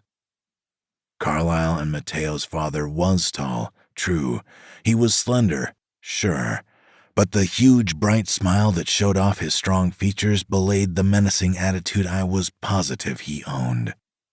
His bald head shimmered in the sun, and his super expensive suit and shoes were wrinkle-free and polished to perfection. He even wore a funny tie with purple polka dots on it, and I scanned him slowly through narrowed eyes. My boy. Ignoring Matteo completely, the older man pulled Carlyle into a hug as his deep baritone crawled up the brick walls around us. Clapping Carlyle on the back, he held him by the shoulders at arm's length to grin with pride. I see you're doing well. Spain's been good to you, Dad. The older man nodded, and my brows furrowed when he turned his full attention to Matteo. Just like with Carlyle, they hugged, but there was nothing but concern etched into that sun-baked face when they parted. How are you, Matteo? You've had it hard, kid. Matteo struggled not to cry in the face of his father's worry, which, I guess, was more telling than any words. Cupping Matteo's jaw, his dad stroked his cheeks, and I shared a curious glance with Ilya. We'll talk about it later, okay? You'll get through this. It'll be hard, but I know you can overcome anything. Yeah. Only offering that hoarse reply, Matteo nodded curtly, and I almost felt like I was watching something I shouldn't. Tearing my eyes off them, I focused instead on the person who stepped out of the SUV after him and rocked back on my heels. That must be Oran. The dude was a textbook nerd upon first glance, with sleek glasses, no jacket, but he wore suspenders. However, tattoos sleeved up his arms and disappeared under his rolled shirt, the plain white button-down thick enough to hide the ink. Oran shook hands with Carlyle but refused to look at Matteo, and dark brown eyes flickered around the courtyard. I see nothing about this place has changed. It still looks like a run-down college housing building. Disdain dribbled thickly from Oran's mouth, and Carlyle shot his little brother a snooty look. For a moment, they glared at each other, but Oran eventually cracked a smirk that barely tilted his lips before the tension snapped. "It's good to see you, Carlyle. How's life across the pond?" Oran shrugged his thin shoulders at the probe, and Carlyle huffed a bare laugh. "Boring. I'm moving back. I can't stand that fucking country anymore." Keen eyes drifted my way, and Oran lifted his nose as he scanned me, his gaze pausing at the gun on my hip. "I see you've got a new guy. What happened to the last one?" "He didn't do his job, so I replaced him." Oran grunted lowly at that, and his eyes turned to Ilya before he decided she wasn't worth his time. "Let's head inside so we can discuss this issue we've got." "Right." The father, whose name I didn't know, popped up between his two elder sons, and my brows furrowed as confusion clung to my ribs. "Let's head inside so we can eat. It's been so long since we've gotten together. I wish your mother was here to see you all get along." "Tolerating each other is more what we're doing, Dad." Carlyle gestured to me, and my gaze ping-ponged between the three of them before I realized neither of them brought bodyguards either. "This is Theo." "Wonderful." The hairs on the back of my neck stood up when the old man strode the short distance to me, and I automatically pulled my right hand out of my pocket. He grabbed me with a force I wasn't expecting, and I clenched my jaw against the pain that rippled noticeably up my arm.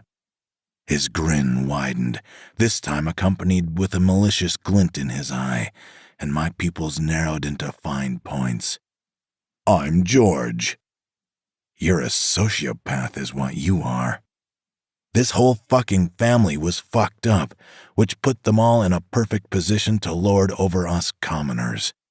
George dropped his act for the briefest second, a dry laugh bursting from his throat before he shook his head. "You've got jokes. I like that." He squeezed my hand, hard, and my lips thinned as he pulled back to release my palm.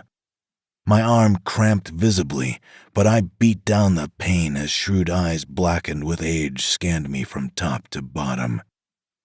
"I think you're a good fit for my son. Anyway, enough with the trivialities. Let's head in and eat. I'm starving." I went and grabbed the door, and George hung back as his sons filed past me. When it was his turn, he shot me the most scathing, dead-eye glare possible, and my lip curled in a snarl in return. So, the old man's got secrets. Of course he did. The act was convincing, and I wondered if his kids knew he couldn't feel anything for them. "Stay away from him, Ilya." Leaning down to mumble in her ear as she passed, I grabbed her forearm to squeeze insistently, and Ilya nodded with a knowing look. Muted concern shimmered beneath her fake brown lenses, and I frowned darkly. He's way more fucked up than the others. "Yeah." Releasing her soft skin, I held my own arm and flexed my fingers and thumb as my skin spasmed up toward my elbow. "Are you okay?" "I'm fine." Nodding hesitantly, Ilya started off down the hallway, and I inhaled deeply to hold my breath. Exhaling slowly, I straightened my shoulders and stretched my stiff fingers a few more times on my way behind her. Whatever was about to happen, it wasn't good. It wasn't good at all. Chapter 42. Ilya. I nibbled at the edges of my plate, too busy watching the table out of my peripheral vision. The tension was so subtle, but I could cut it with a dull knife. I could taste the lies every time I opened my mouth, and, not for the first time, I wondered what the hell I'd gotten forced into. These men were brothers, but they fucking despised each other. Or they were really good actors. Either way, it was almost impossible to breathe under all the testosterone in the air. "So, what are we doing about this issue, Carlyle?" Glancing up from the edge of the table for the first time in almost half an hour, I tried not to stare too hard at Oran. He was clearly the kind of guy that liked to ride a motorcycle, but only drinks expensive champagne off a pair of natural tits. He leaned back gracefully, propping his lean arm behind his head, and if I looked close enough, I could see his father in his face. Obviously, the suspicion is enough. Something clearly happened to make these idiots think they could get away with this. If they're idiots for trying, what are we for being fooled for so long? The savage question earned a gruff snort, and Carlyle set his silverware down with a soft tink as his father sighed. It's a smart plan, Oran, and you shouldn't underestimate that just because it makes you look bad. Personally attacking someone because they got the better of you is distasteful. I won't know how long it's been going on until I have your files, but it's safe to say it's been a while. I only just noticed the discrepancies a few months ago, which is telling in itself. It doesn't really matter why, either. Now that we know without a doubt, the question is, how are we going to deal with it? Carlyle spoke with authority, and he clasped his hands on the table to nod to himself. Obviously, I'm going to kill them. The trick here is to avoid them doing it somehow while not raising suspicion. We can't just drop them all, but we clearly can't keep them involved in our business. Obviously. Jutting his chin out, Oran glared at his brother like Carlyle was an idiot himself. Nothing he said hadn't already crossed all minds in the room. Frowning slightly under furrowed brows, I stabbed a piece of steamed broccoli in the charged silence. Get to the point, Carlyle. We're not set to require all of them in one place until Christmas. This is the obvious route to go, but I've got a better idea. This was the first time I'd heard of this better idea, and Carlyle glanced warily at me. I understand that we're not patient men. I want to get them together to interview a new translator for me. The fine hairs on my neck and back stood up as Carlyle put me on the spot, and I pursed my lips thinly against my frown. His look was barely a second, but all attention was suddenly on me anyway. Setting down my fork, I straightened my shoulders and made a point to chew him out later. Her? A sudden sense of caution swept through in a powerful wave, and I clenched my jaw hard at the disgust in Oran's tone. Why would you Shut up, Oran. Carlyle was the boss here, and Oran clamped his mouth shut as ordered even though he didn't look happy about it. Drop the Almighty God act. Just because you're pissed, you're not the smartest person on earth, and it doesn't give you the right to be a dick. I brought her on not because I trust her, but because I believe she can get the job done. She's a means to an end. When this is over, I'll decide how much I trust her. It's surprising what you can find in the gutter, isn't it? Speaking up from directly across from me, George stared with a gaze that reminded me of dead fish eyes. Suppressing the shiver that burrowed between my shoulder blades, I hid my hands under the table, but I knew he'd seen the tremor that raked them. It's definitely a much speedier and stable plan than waiting for Christmas.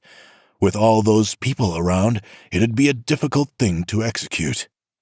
I don't understand why you insisted we come to this shit stain when you have it all figured out, Carly. I held my breath as Carlyle became physically agitated at his brother's slight, but I couldn't take my eyes off George's.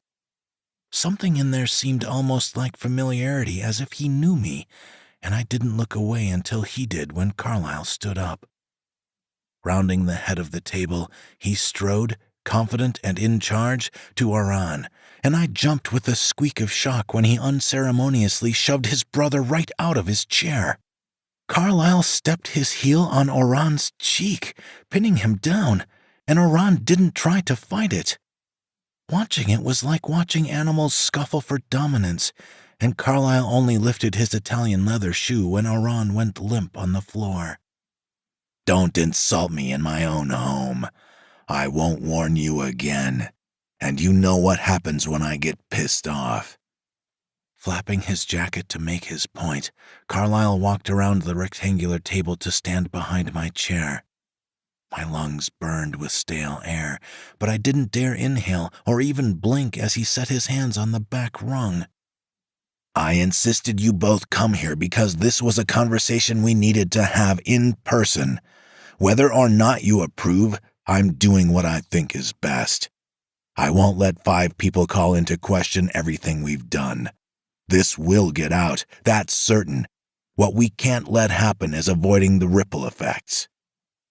"Very well said, Carlyle. We indeed need to set an example. The syndicate will be gripped in upheaval if we don't deal with this the right way." The syndicate? No one answered my silent question, and Oran sat up to adjust his glasses with his head hung low out of the corner of my eye. "Our tendrils spread far. There's no telling what the bugs at the bottom would try if they were confident enough." George's words rang through the dining room, and Carlyle nodded above my head before leaving my chair to take up his own. Finally, I managed a shallow breath, and he cleared his throat roughly before speaking up. "So, although I have this planned, my question is this.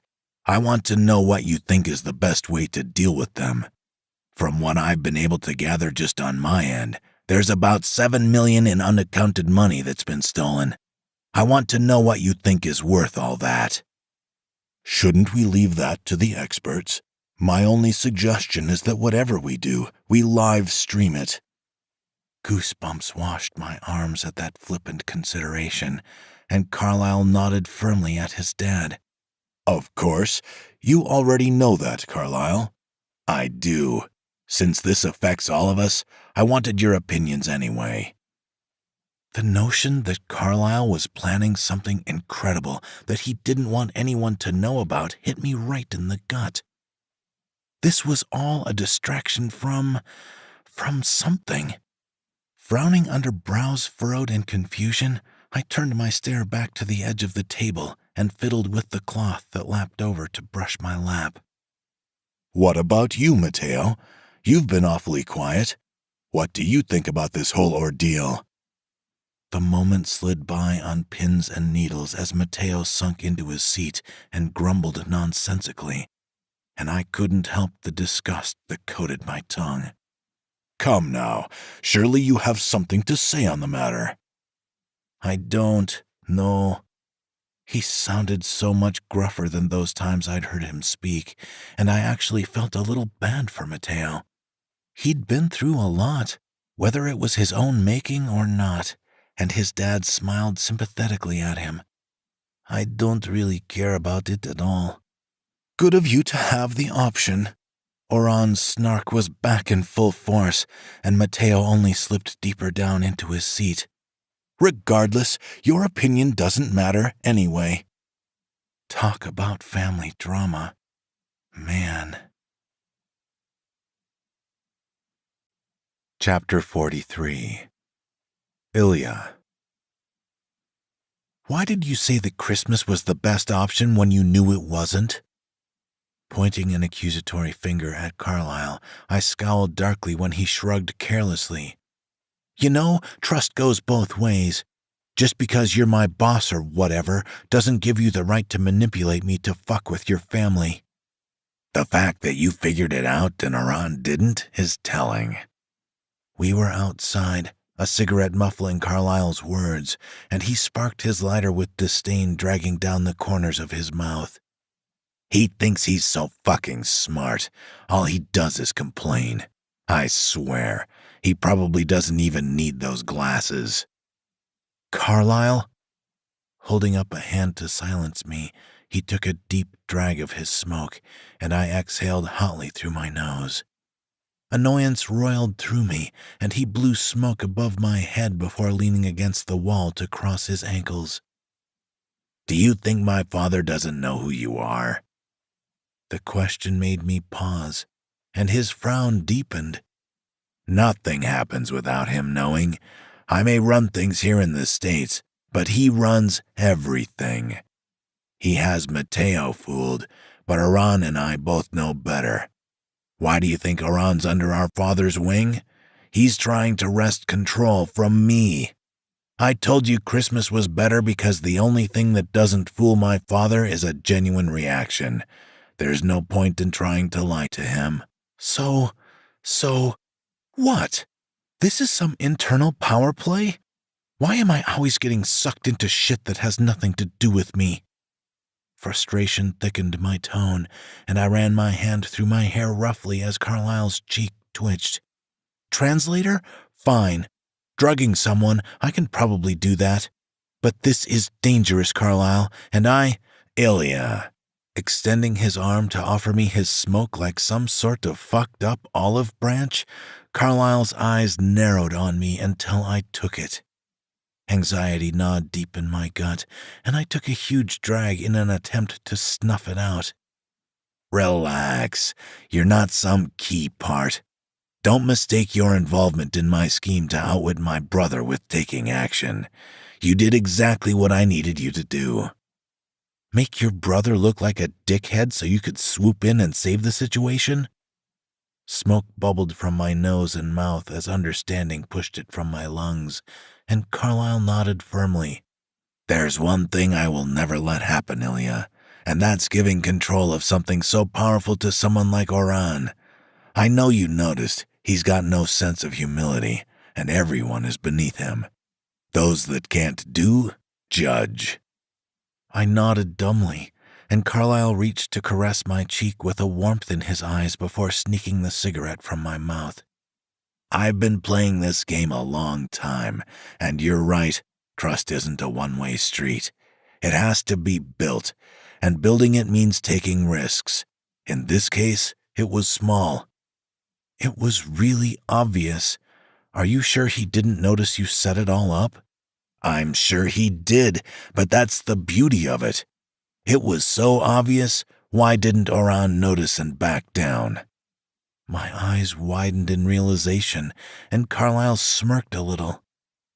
It wasn't about how sneaky I was. It was about how obliviously stupid Oran can be. If he could, he'd shoot anyone that did anything he didn't like, and that list is very long.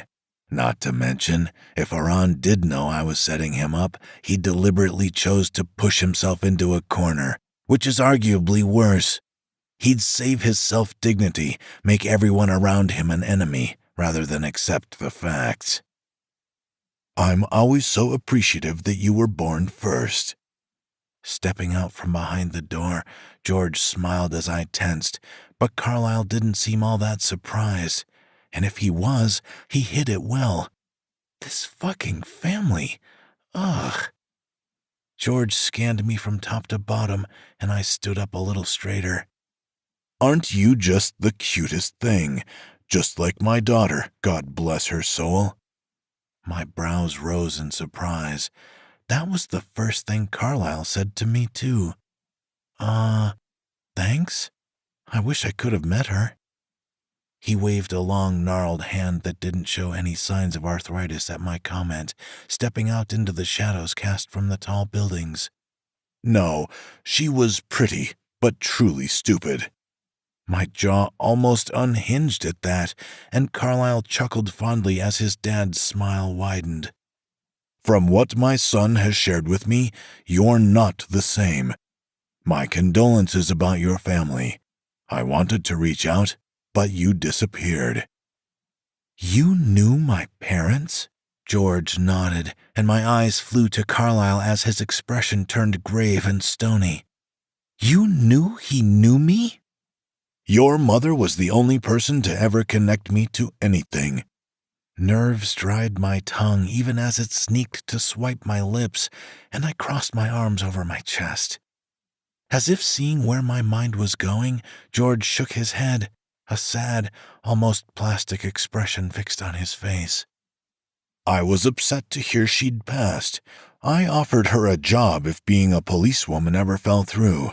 She declined, of course. I hate wasting talent like that. I appreciate it.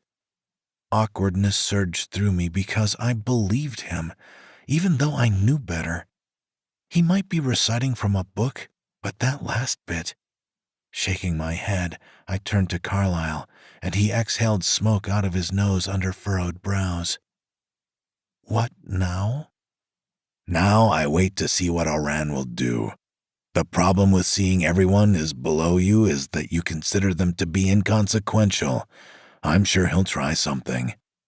I nearly choked on my own spit, and my face grew hot while Carlyle sucked on the butt of his cigarette leisurely. I don't allow violence in my home. You're perfectly safe, Ilya. The fact that I have to be reassured about my safety? I swear to God, Carlyle, I want it in writing that if anything happens to me, I get to stab you in the arm or something. Pushing himself off the wall, Carlyle loomed over me, but I stood my ground. I didn't even have to crane my neck to glare at him in the eye. Taking the cigarette from between his lips, he held it out to me again, and my eyes narrowed before I reached to take it. Fine. If anything happens to you, you can stab me in the arm, right here.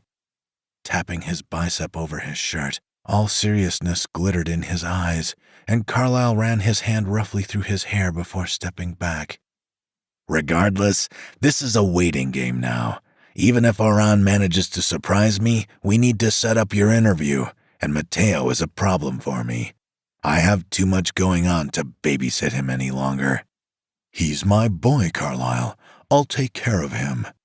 For a second, George's mask disappeared, and he developed the most monotone, flat expression imaginable. It's about time he grew up and took responsibility for his actions. I don't think he's quite got the message yet. Scary. He really is a sociopath. We'll talk about that later. I've already sent out the email. We're just waiting for confirmation. The interview will happen on Saturday. That's more than enough time to set up the live feed and make arrangements. Until then, Ilya, I want you to keep going through my files to find out what you can. The rest are being sent over as we speak. I can keep them digital if you find that easier. Yeah, that's fine. Like I said, I doubt there's much there since you don't use interpreters as much as your father and brother. Nodding to myself, my mind whirred in that direction as memories of all those words flashed in my mind's eye. Do these guys know I have all the transcripts? Probably. Why? What if they ask about it?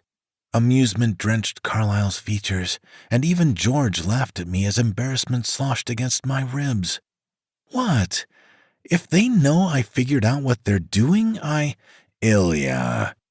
Plopping his warm palm on my crown, Carlyle smiled a genuine smile, and heat suffused my cheeks as I held my breath.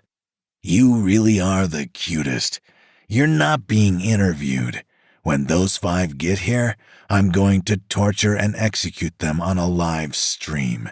You probably won't even know they're here. Oh. Carlyle's scarier than his dad. It's official. Carlyle truly didn't care about anyone. He wasn't mentally ill. He just had no regard for human life unless it suited him somehow. Jesus Christ. Chapter 44. Ilya. The door to my apartment swung open like a beautiful black hole that wanted to suck me in, and I wanted to let it. My feet hurt, my brain hurt, the cuticles of my fingernails hurt, damn it. Shuffling heavily down the short hallway to the living room, I flicked on the light sluggishly, and I had half a mind to throw myself on the sofa. Finally, a shrill shriek burst from my throat, and I held my arms to my chest to cup my face as I whipped around. My heart threatened to climb out of my throat, and Oran lifted himself from my kitchen chair that he'd been sitting in the dark, for God only knew how long. I was thinking you'd never get here. This is my place. Oh, fuck. Oh, fuck. Fuck. Fuck. Fuck. Gulping hard, I backed up when Oran stepped across the threshold to the living room. What do you want? I'm not having sex with you. You wouldn't have a choice if that was what I wanted. The hairs on the back of my neck bristled, my goosebumps intensifying as Aran stalked toward me like a cat watching a bird. "That's not why I'm here." "That was an awful answer if you wanted my cooperation." His dark eyes flashed behind his glasses, and I crossed my arms over my chest despite the fierce pull on my skin. "Get out! I don't want anything to do with you." "You haven't even heard my proposal." "You just said you'd rape me without even thinking twice." My snipe sunk deep into the pit of my stomach, and Aran arched a brow in surprise. "Fine. What is it so you can leave and I can lock all the locks behind you?" "I know you're new here. Do you even know what it is exactly you're getting into?"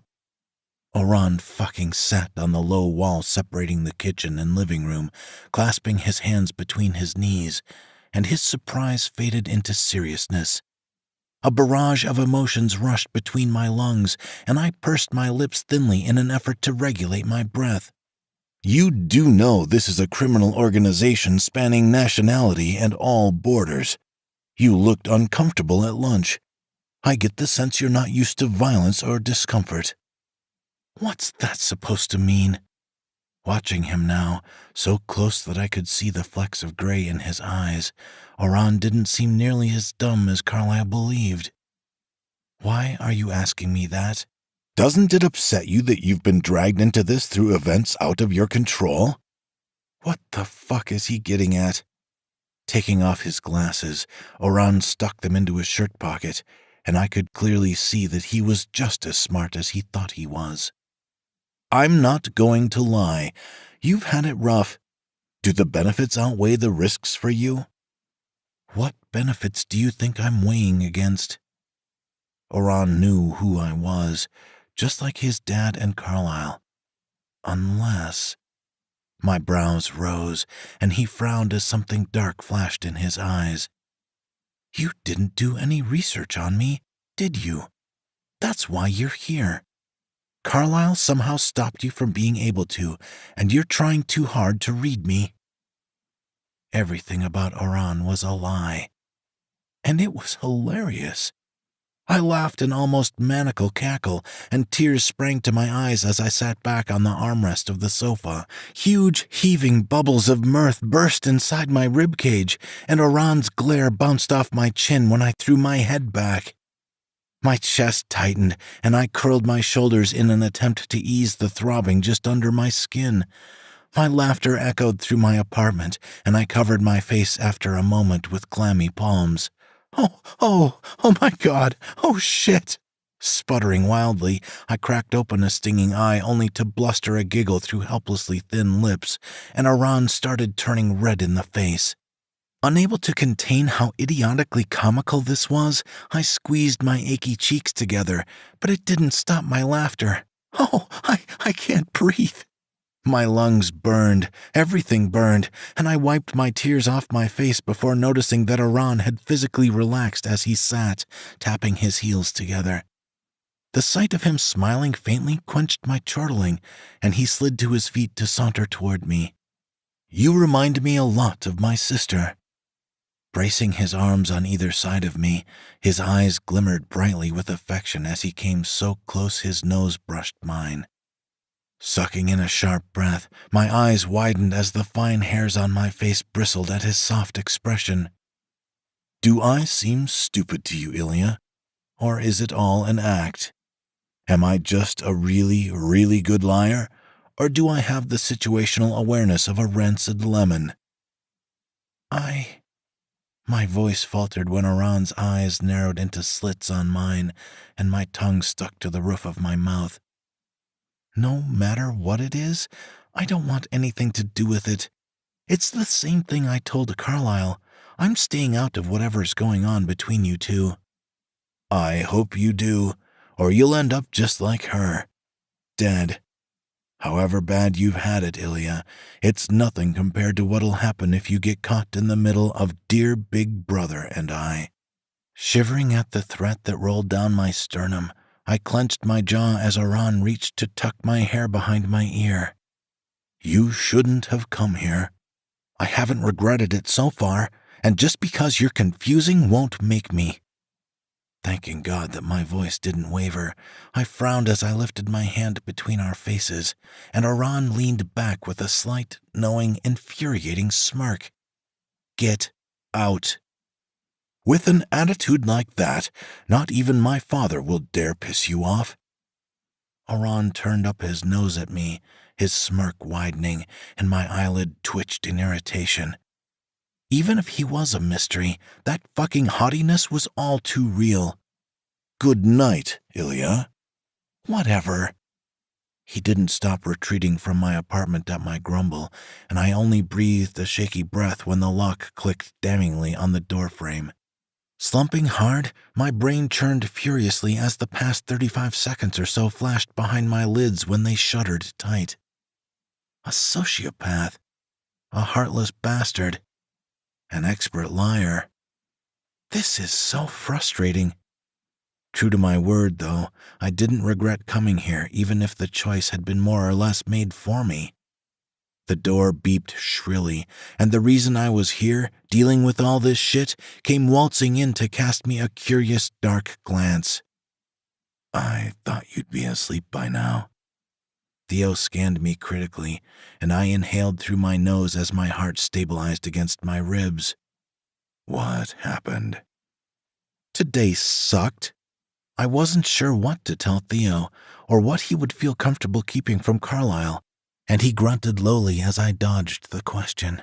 I don't know what I was expecting, but everything is so confusing and dramatic, and I feel like I'm watching a bad soap opera. If you don't like it here, I'll tell Carlyle to fuck off and we can leave. It's fine here, but that's because I know not to let the internal politics screw with my head." The offer knocked the air from my lungs, and Theo stalked toward me to sweep me off the side of the sofa. "We'll sleep on it." I'm gonna wait and see how this week plays out before I think up any real thoughts. Winding my arms around Theo's neck, I rested my cheek on his shoulder as he carried me to my room. If it's a one-off, I can deal with that, maybe. Things like this heat up and cool down. It's never a one-off. I hummed an acknowledgement as my eyelids became heavy, and Theo squeezed me reassuringly. "I won't let anyone hurt you, Ilya." "I know. It's the things I don't know that make me nervous." He didn't reply to that, but I knew the next few weeks were going to be nuts. Tightening my arms around Theo's neck, I soaked up his warmth. It was better to focus on him than the looming disasters waiting to happen. This has been Theo, a dark mafia romance. Written by Raven Scott. Narrated by Jack Callahan. Copyright 2020 by Raven Scott. Production copyright by Raven Scott.